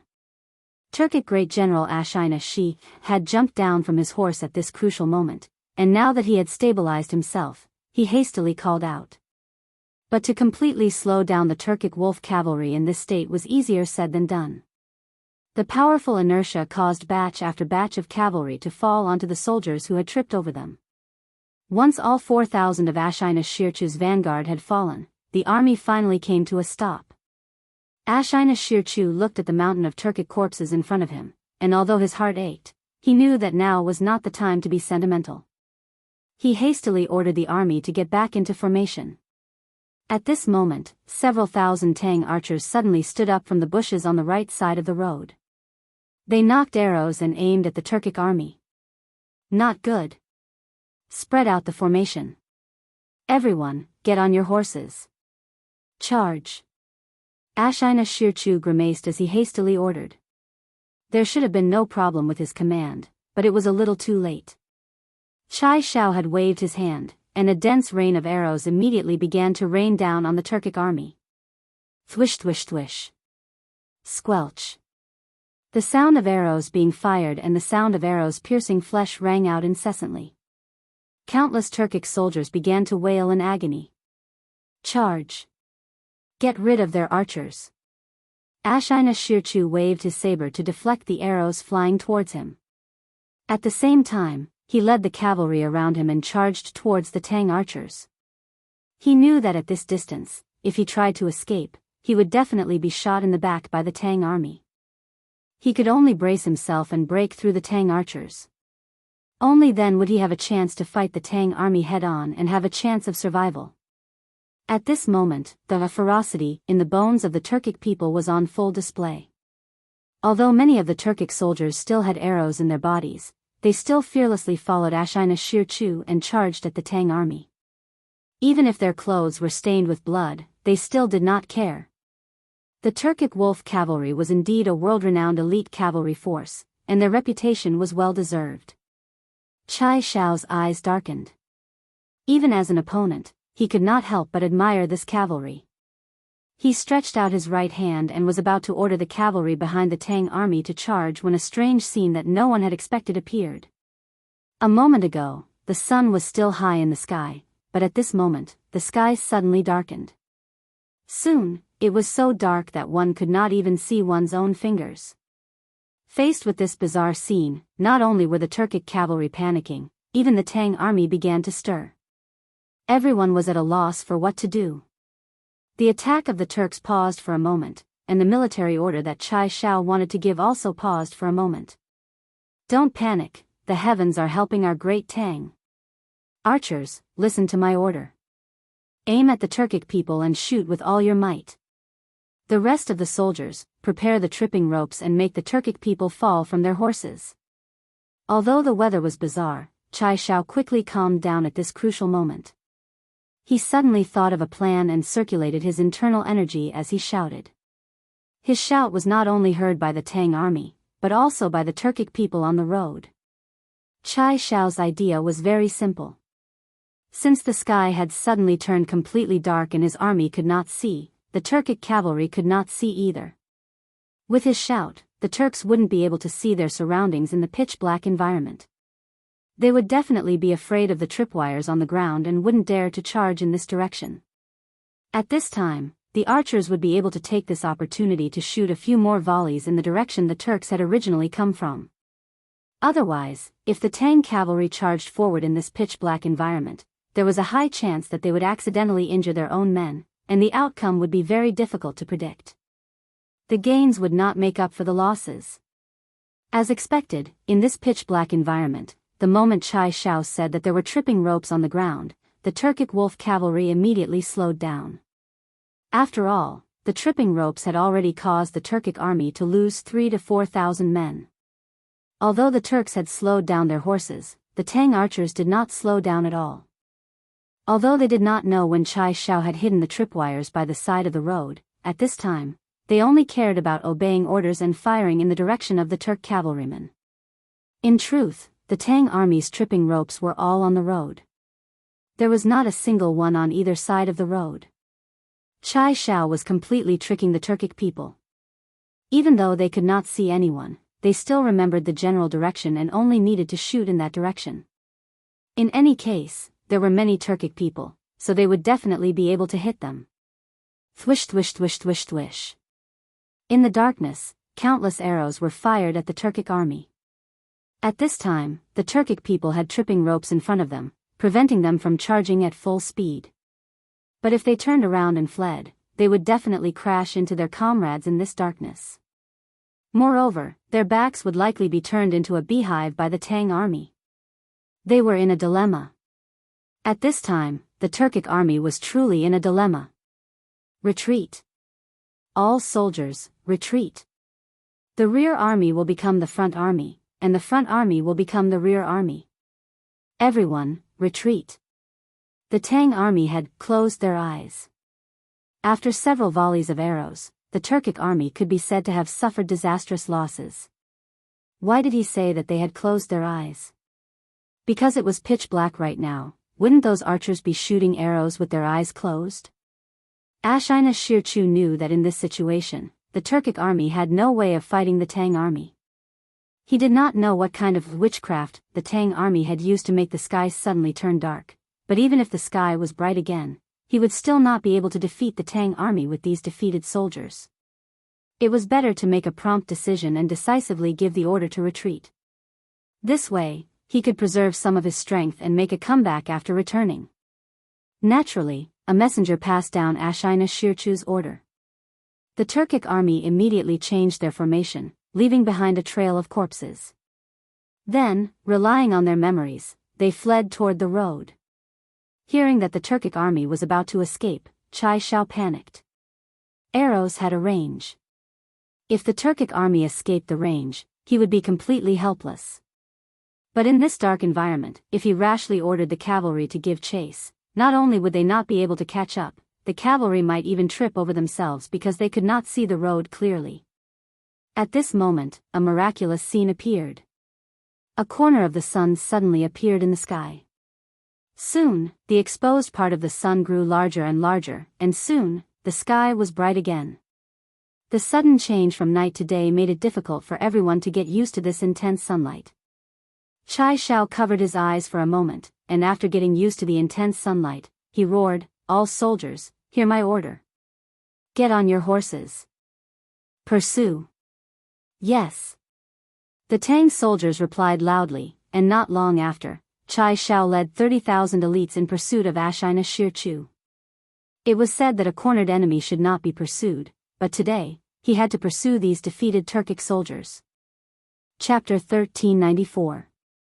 While Chai Shao and Ashina Shi were fiercely fighting, a major event was taking place in Shuafang City, a major event that could affect the war. Although Liang Shidu had predicted that there would be Tang soldiers outside Shuafang City, he had thought that they would only be soldiers from the Summer Province, and there wouldn't be too many of them. Who could have imagined that there would be tens of thousands of elites brought by Yuqi Jingda from Chang'an? Thus, even when Yuqi Jingda had led his army to besiege the city, Liang Shidu's mind was still in a daze. He simply couldn't understand. The Tang emissary had clearly only left 2 days ago, so how could Yuqi Jingda have arrived outside Shuafang City? The only explanation was that the Tang emissary had come with the main force of the Tang army. But this also didn't make sense. Wasn't the Tang known as the Celestial Empire, a land of etiquette and propriety? How could the officials of the Great Tang Imperial Court allow Li Er to bring an army to persuade them to surrender so rudely? In any case, the Great Tang strategy of diplomacy before force had caught Liang Shidu off guard.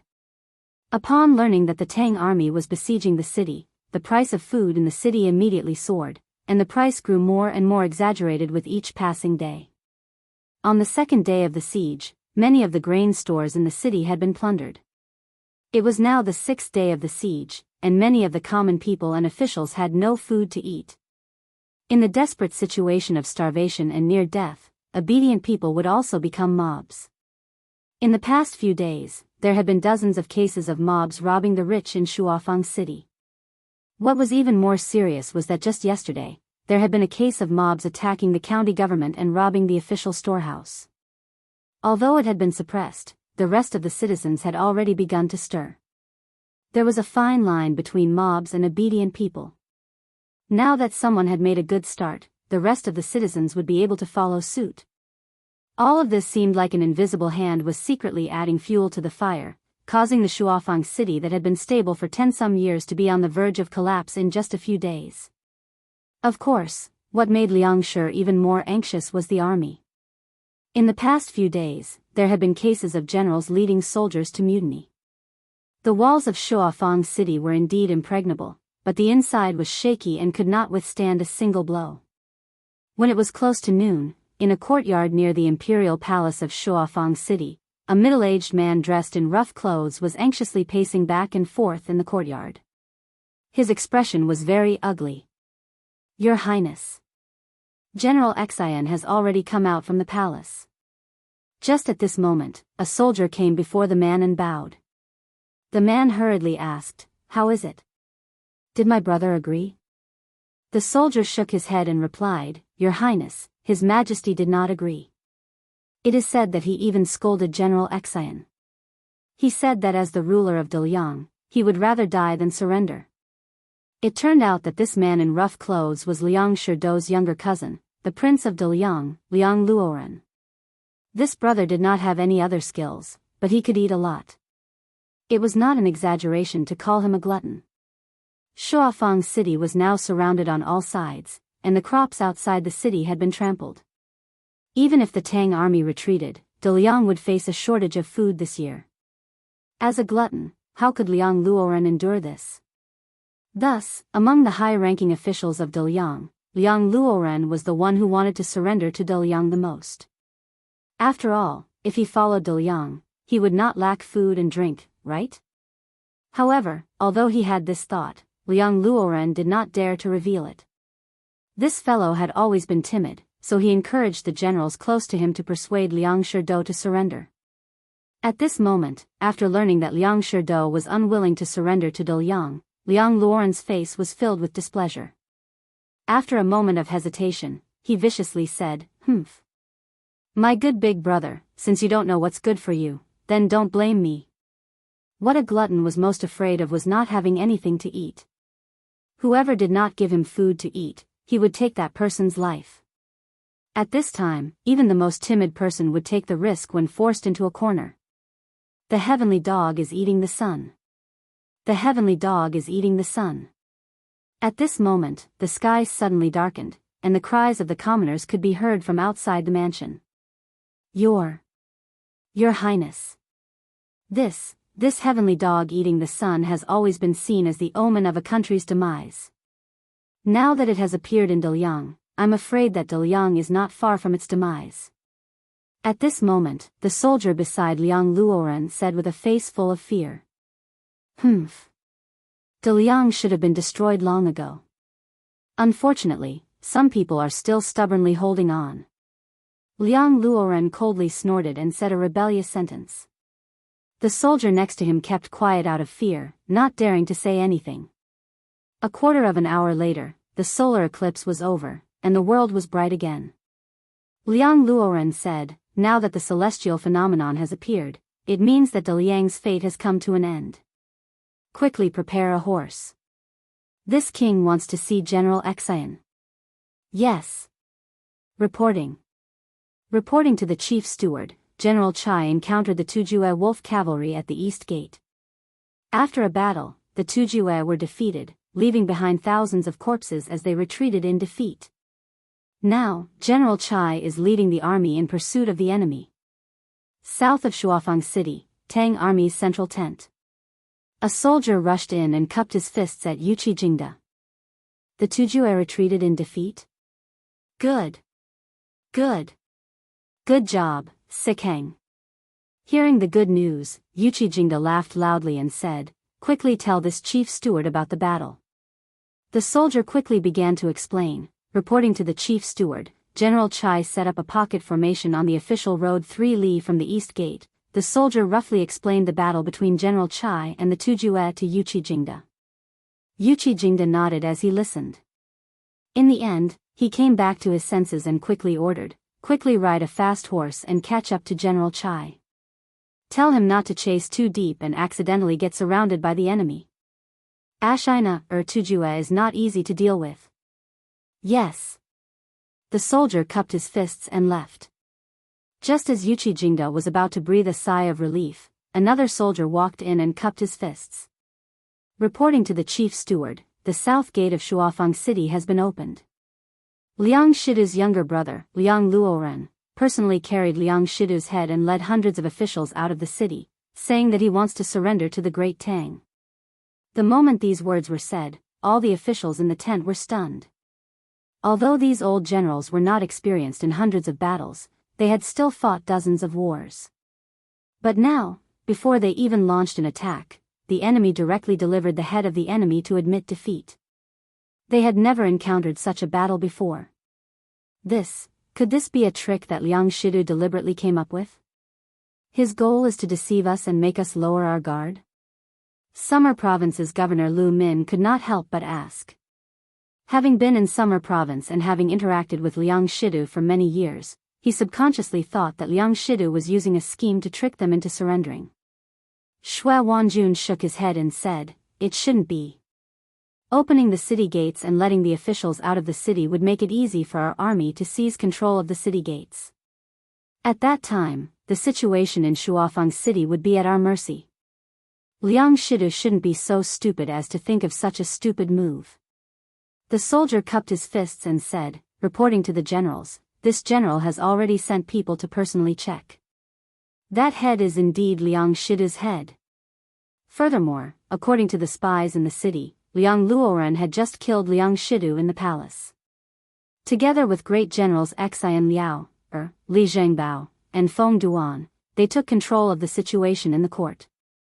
Then, they brought hundreds of officials out of the city to surrender. Yuchi Jingda laughed and said, Good. Since Liang Shidu is already dead and the generals in Shuafang City have surrendered without a fight, then we have taken down Shuafang City without shedding a drop of blood. Let's go. Generals, follow this old man into the city. Yes, sir. The atmosphere in the central tent instantly surged. All the generals cupped their fists and agreed, their faces filled with joy. After all, to be able to take down Shuafang City without shedding a drop of blood was the most ideal result. Chang'an City. The solar eclipse only lasted for a quarter of an hour before the world regained its light. The commoners discovered an interesting thing. In the past, when the heavenly dog ate the sun, everyone needed to beat drums and gongs. They used this loud noise to scare the heavenly dog away and save the sun. However, because Li Zishuan's solar system theory had been widely spread, only a small portion of the citizens went to beat the drums and gongs during the heavenly dog devouring the sun. After the initial panic, Chang and city became quiet. However, in the end, the sun still came out. This meant that the legend of the heavenly dog was a lie. There was no heavenly dog at all. Of course, this also meant that Li Zishuan's solar system theory was correct. Therefore, after the solar eclipse, the citizens regained their peace faster than usual. Those who were eating went back to eating, and those who were going home went home. However, most of them lamented that the heavenly dog devouring the sun was because the moon had blocked the sun. Your Majesty, after the heavenly dog devouring the sun, the citizens quickly returned to normal. No one spread rumors, and no one panicked.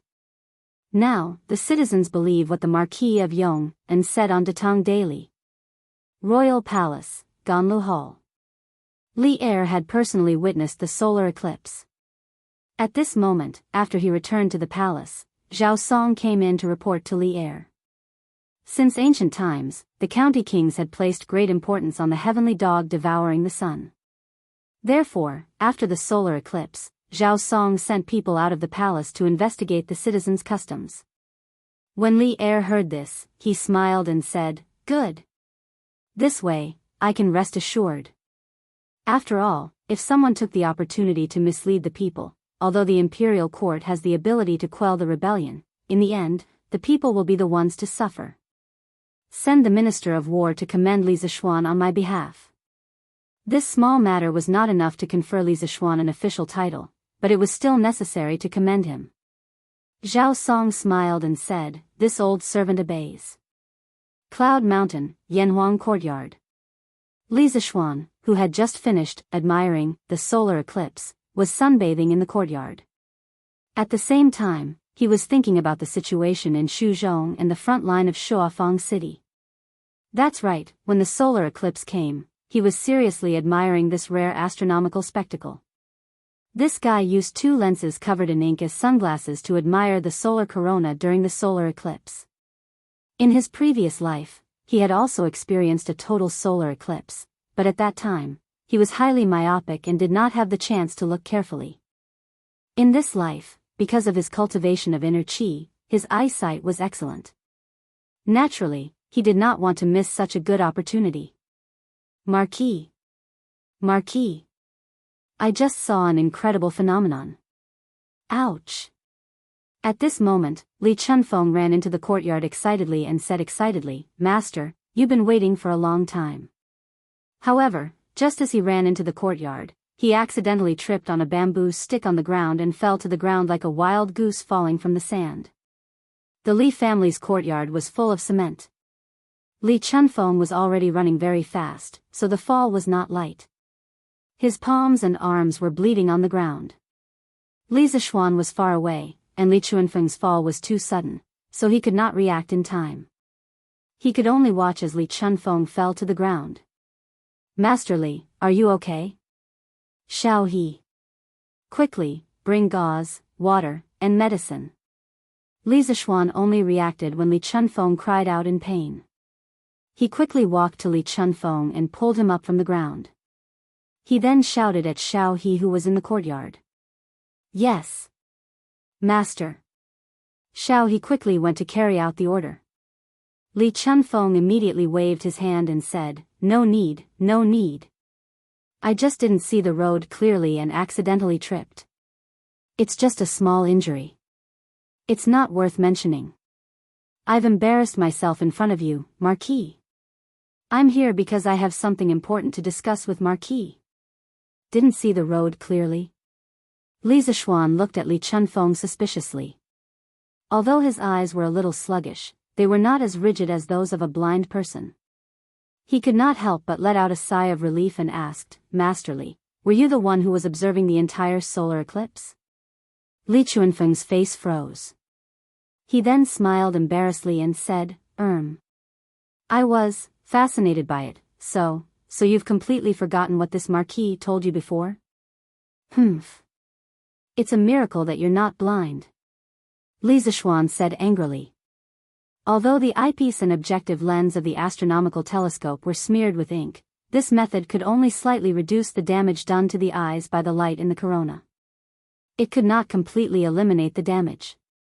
That was why Li Zishuan reminded Li Chunfeng not to use the telescope for too long when they were in the academy. He did not expect this guy to be so daring as to forsake his own eyes. Now, Li Chunfeng's eyes were not completely blind. That was definitely a blessing. Ahem. Marquis. This is all my fault, but I don't regret it.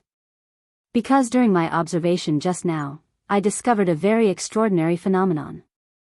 Li Chunfeng apologized embarrassedly and then said excitedly, "I'm sorry." Li Zishuan saw that Li Chunfeng kept saying that he had discovered something incredible. He could not help but ask curiously, "Master Li, what did you see just now?" "It moved. I saw the stars move." Li Chunfeng's words shocked Li Zishuan to the core. Chapter 1395. Are you saying that you saw the stars move? How is that possible? Cloud Mountain Villa. Li Zishuan frowned when he heard Li Chunfeng say that he saw the stars move. The stars that Li Chunfeng saw should be the stars outside of the solar system. The reason why stars were called stars was not because they did not move. However, the movement of stars could not be seen with the naked eye for a short period of time. There was no celestial body in the universe that was immobile.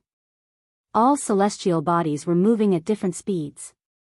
Not only did stars move, but they also moved at the speed of the universe. Take the sun for example. It was spinning around the center of the Milky Way at a speed of 250 kilometers per second. The other stars moved at the same speed as well. The reason why stars did not move was because they were too far away from us. We could not see their movement in a short period of time. Therefore, they were called stars. Only after tens of thousands of years or even hundreds of thousands of years would the position of stars change. That was why Li Zishuan did not believe Li Chunfeng when he said that he saw the stars move. It's true. It's true.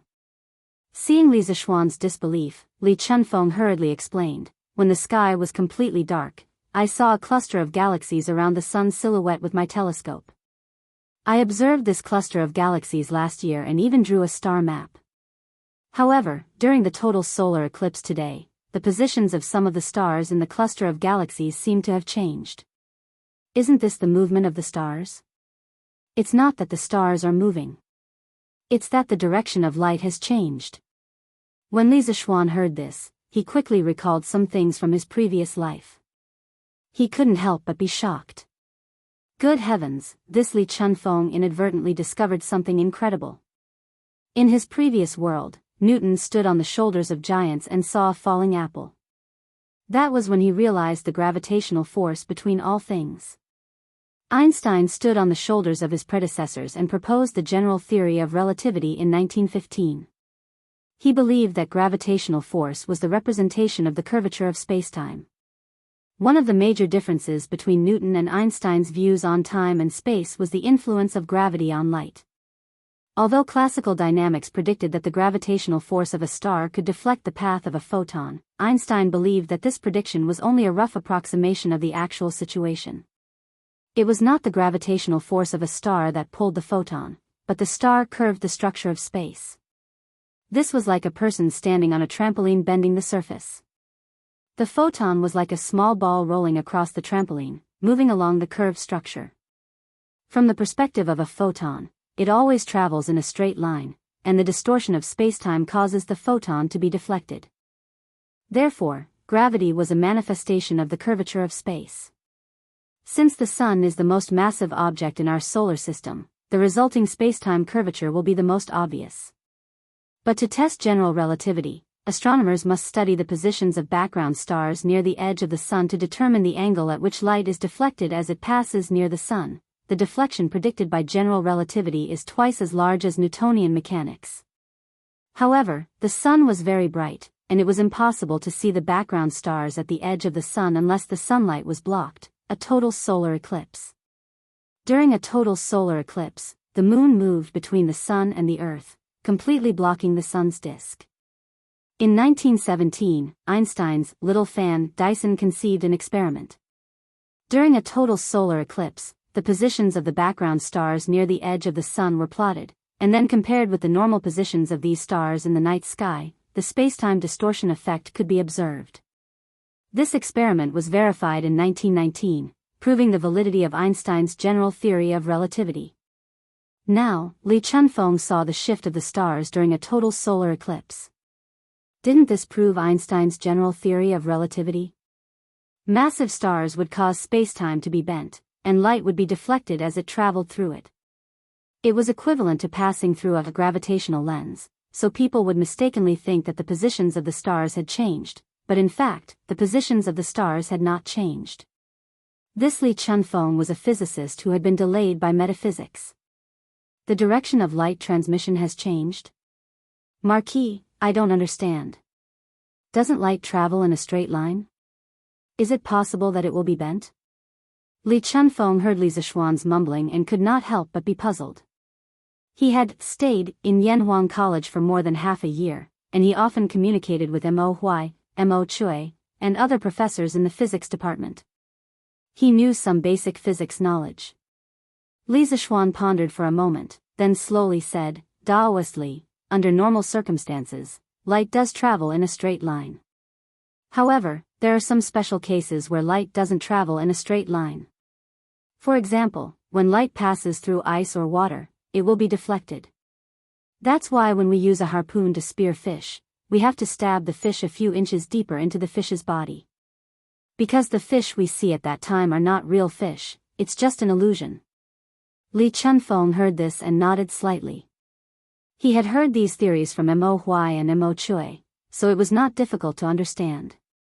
However, Marquis, I understand what you said. But the light emitted by the stars in the sky only passes through the vast space in the process of transmission. It doesn't pass through ice or water. According to what you said in the textbook of physics, if the refractive index of the transmission medium doesn't change, then the transmission direction of the light won't change. Why do you say that the transmission direction of the light has changed? Li Chunfeng was puzzled. Li Zishuan heard this and could not help but think that Li Chunfeng was quite knowledgeable about the physics of Yanhuang College. He smiled and said, Master Li, there is one thing that I can tell you clearly. The stars in the sky do not move in a short period of time. Only after tens of thousands of years or even hundreds of thousands of years will you be able to see the changes in their positions. Therefore, the only explanation for the movement of the stars you saw just now is that the light emitted by the stars was deflected when it passed near the sun. It was as if the light passed through a lens. As for why this strange phenomenon occurred, you will have to figure it out yourself. However, I can provide you with a hypothesis. The sun is a star, and its weight is much heavier than the Earth. The space near the sun is different from the space in other places. When the light passes by, it may be deflected or absorbed by the sun.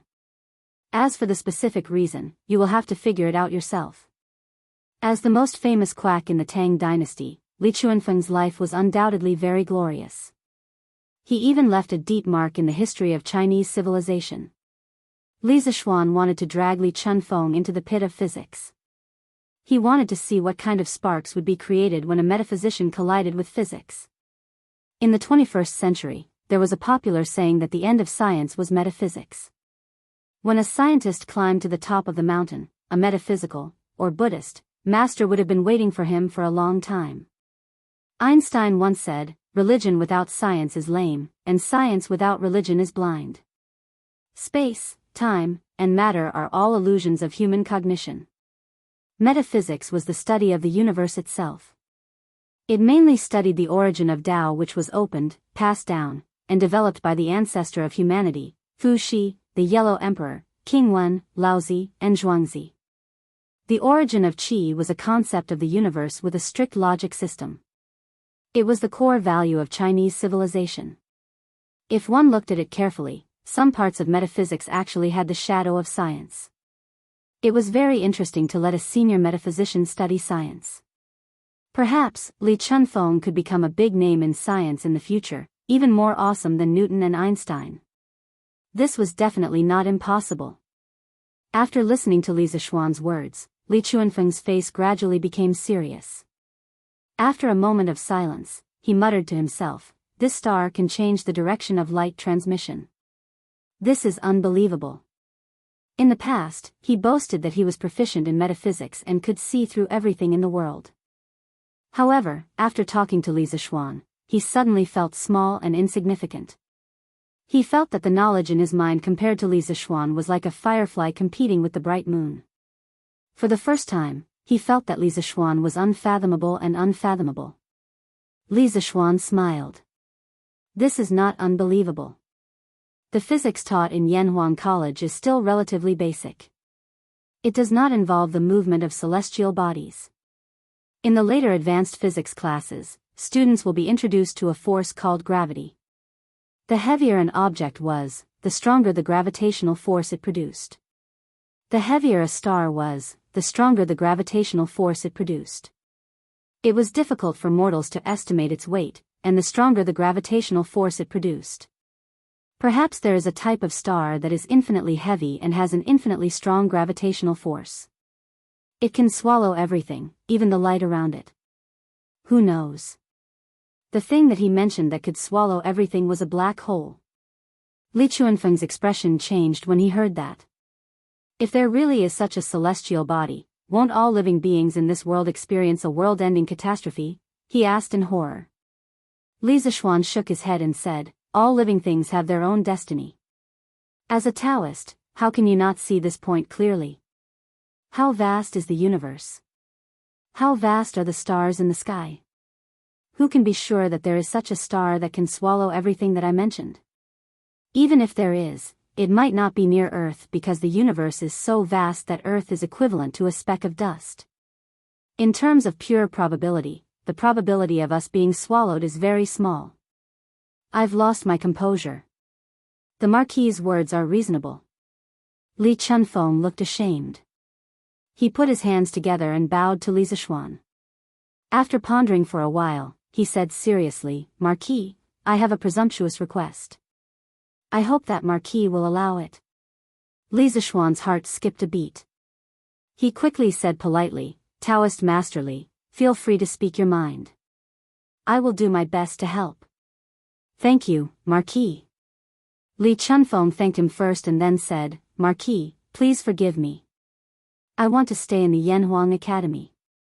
I have always felt that Lord Marquis's work seems to contain the supreme mystery of Taoist metaphysics.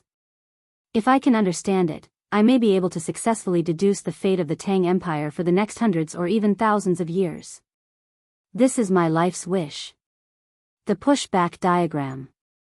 After listening to Li Chunfeng, Li Zixuan subconsciously thought of the #1 book of Chinese Taoist prophecy, the pushback diagram. Legend has it that Li Shimin ordered two famous Taoist masters, Li Chunfeng and Yuan Tiangang, to write it in order to predict the future of Tang. It combined the study of astronomy, poetry, riddles, and pictures into one. Now, Yuan Tiangang had not yet entered the imperial court, and Li Chunfeng was only in his 20s. Naturally, no one could write the pushback diagram. When Li Chunfeng was proficient in physics and truly recognized the universe, what would the pushback diagram be like? Li Zixuan was looking forward to it.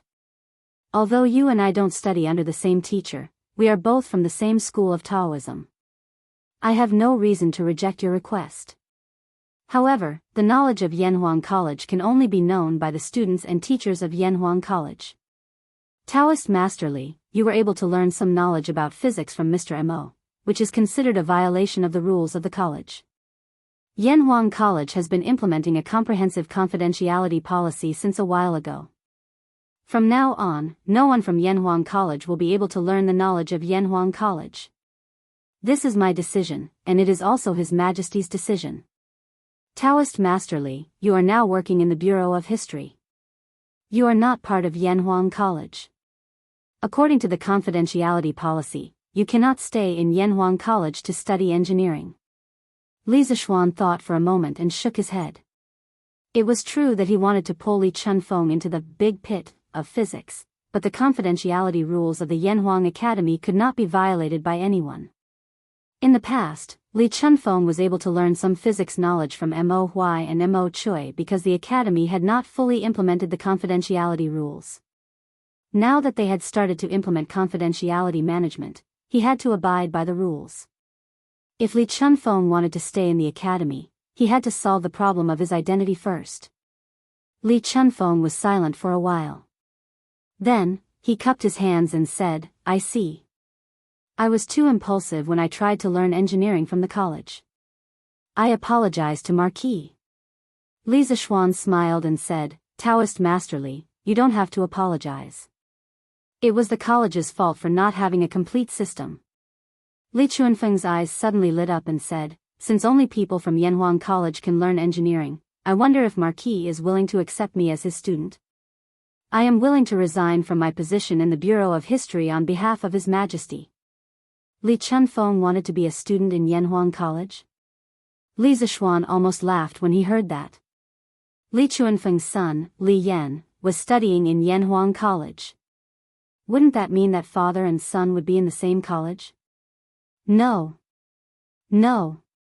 Li Zishuan paused for a moment and quickly said, "Taoist Master Li's knowledge is more than enough to be a teacher in the college. How can you be a student? Also, Taoist Master Li is very talented and is highly valued by the Emperor. How about this? Taoist Master Li can ask the Emperor if you can be a teacher in Yanhuang College while being a teacher in the Bureau of History." Li Chunfeng was very tempted.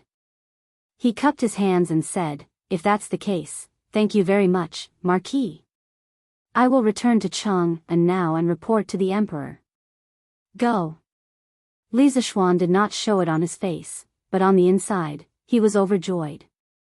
He had accidentally tricked the most famous conman of Tang Dynasty into becoming a teacher in the college. This was a great deal. As for what kind of a chemical reaction Li Chunfeng would have with engineering, only God knew. However, Li Zishuan was looking forward to it. Chapter 1396. What's wrong, Your Majesty? Are you still worried about the drought? In the evening, Empress Zhongsun came to the sweet nectar hall with a bowl of porridge. She saw Li Er sitting on the dragon couch with one hand supporting his chin. His brows were furrowed, and he had an appearance of great bitterness and hatred. Clearly, his mood was not good. Thus, she carefully walked forward and asked softly. Li Er snorted and said with a disgruntled expression, "Humph. Li Chunfeng came to see me just now. He said that he wanted to work as a teacher in Yanhuang College and hoped that I would allow it. If I didn't allow it, he would resign from his position in the Imperial Historian Bureau." Guanyin maid, don't you think this is infuriating? Don't tell me that the position I gave him is not as good as a teacher in Yanhuang College. Empress Zhongsun couldn't help but smile and asked, "Did Your Majesty allow it?" Li Er was even more annoyed. "Can I not allow it? Li Chunfeng is so young and he is already proficient in the 5 arts of Taoism. As long as he is trained, he will be the best candidate for the position of Imperial Historian. If I don't allow it, won't I lose a talent and look like I have no tolerance?" Li Er was the only one who could do that. If it were any other emperor in the future, they would definitely order Li Chunfeng to be fired if Li Chunfeng made such demands and conditions in front of them. It had to be said that Li Er was very tolerant towards those who were truly capable and capable. For example, Li Zishuan. Although he had made many mistakes, Li Er never gave him any substantial punishment. Empress Zhongsun smiled and came to Li Er's side. She gently massaged Li Er's temples and said with a smile, "Your Majesty, there is no need to be angry. Whether it is the Imperial Historian Bureau or Yanhuang College, they all belong to Your Majesty. Now that Li Chunfeng is willing to work as 2 people, it proves that he wants to double his loyalty to Your Majesty. Your Majesty, why don't you accept it?" Li Er was stunned and then laughed. "Haha. Guanyin maid is right. Both the Yanhuang Academy and the Taisher Bureau belong to me. Li Chunfeng's action is also a show of loyalty to me. Guanyin maid, you are really smart." "Haha. What? Father. Are you saying that you will stay in the academy as a teacher in the future?" There was a small shop in Yanhuang College. After school, Li Chunfeng called his son, Li Yan, over for a quick meal at Gu Xiaomao's tavern. He also told Li Yan about his preparation to join Yanhuang College. Li Yan's eyes widened in disbelief. Li Chunfeng took a sip of wine and chuckled. That was right. Marquis, oh, no, Yamacho, he has promised me. Tomorrow, I can officially join Yanhuang College and become a teacher. In the future, I will have more time to stay in Yanhuang College. Li Yan was silent for a long time before he finally accepted the news. After a pause, he asked, Father, what about your job at the Taisha Bureau? Did you resign from your position in the imperial court? Li Chunfeng smiled and said, You don't have to worry about this proverb. His Majesty has given me permission to work in the Imperial Historian Bureau and teach in the academy. So I still have my official position, but I will have to travel between Chang'an and the academy in the future. Although Li Chunfeng could give up his position in order to pursue the truth, it did not mean that he did not like being an official. Especially with his current position in the Taisha Bureau, the Yamen was a place for him to use his knowledge. On the other hand, Yanhuang College was a place where he could continue to recharge. The two did not conflict at all. Instead, they complemented each other. Li Yan was surprised. His Majesty is really generous and righteous. I didn't expect him to agree to your suggestion. That's great. However, Father, the reason I came to Yanhuang College was to find out the depth of Yamacho's destined one. Why are you here now? In the end, Li Yan was a little depressed and confused. In his impression, his father was determined to be a top Taoist metaphysical sorcerer who could predict good and bad luck and deduce the fate of the country. Why would he be interested in teaching at Yanhuang Academy now? Li Chunfeng was silent for a long time and said gloomily in his heart, Can your father say that I was wrong? I only saw that Li Zishuan was the destined one, but I didn't see that his knowledge was as vast as the sea, unfathomable and admirable. Ahem. As the saying goes, what Mountain Elder has learned is rather complicated, but the supreme profoundness seems to have some kind of connection with the 5 arts of Taoism. Thinking of how Mountain Elder used to be spiritual master Ling Su's disciple, this point is not difficult to explain.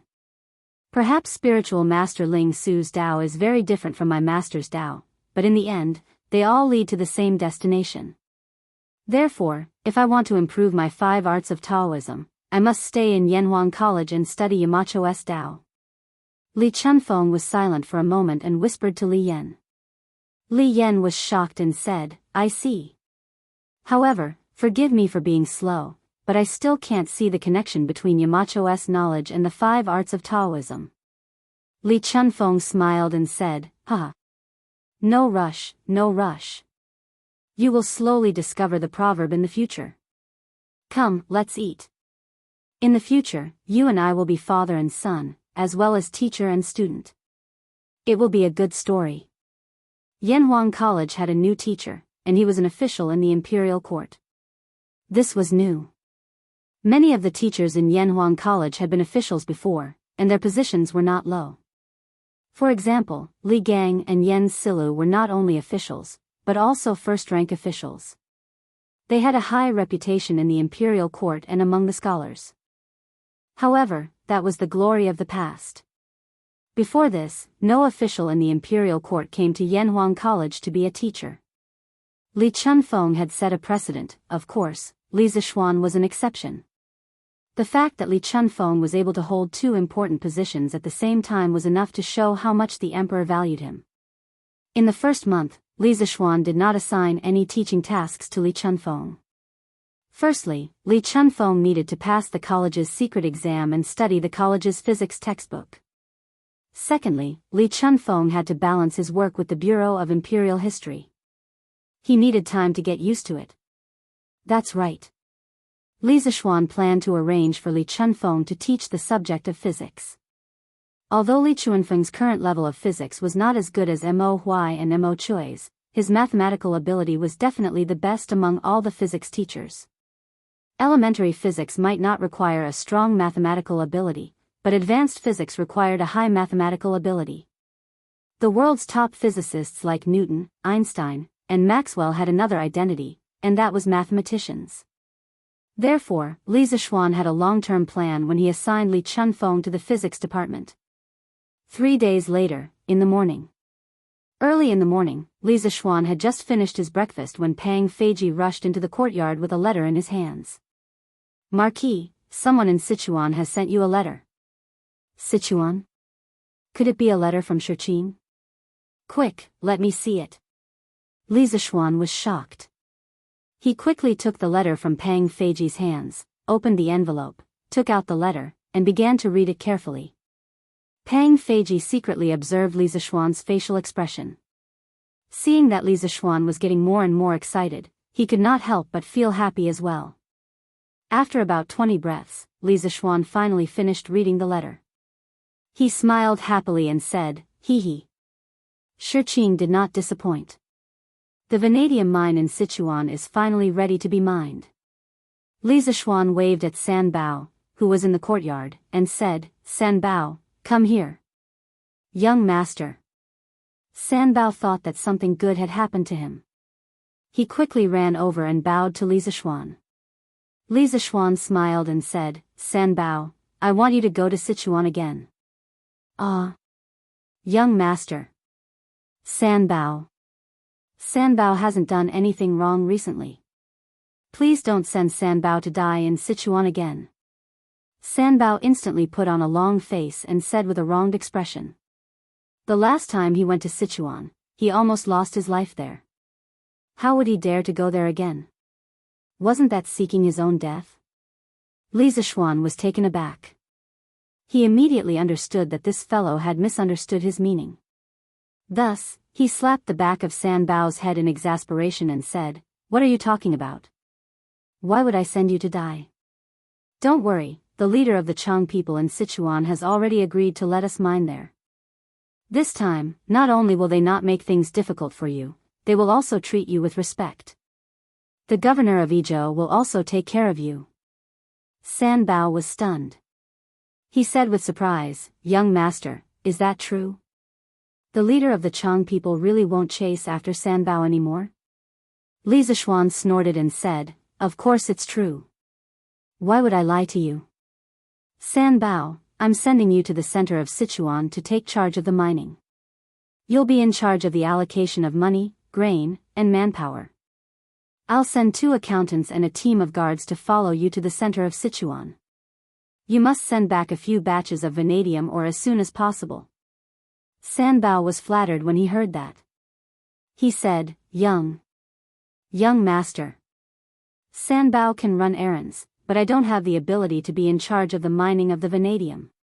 Li Zixuan smiled and said, "You little brat, I gave you such an important task, and you didn't accept it.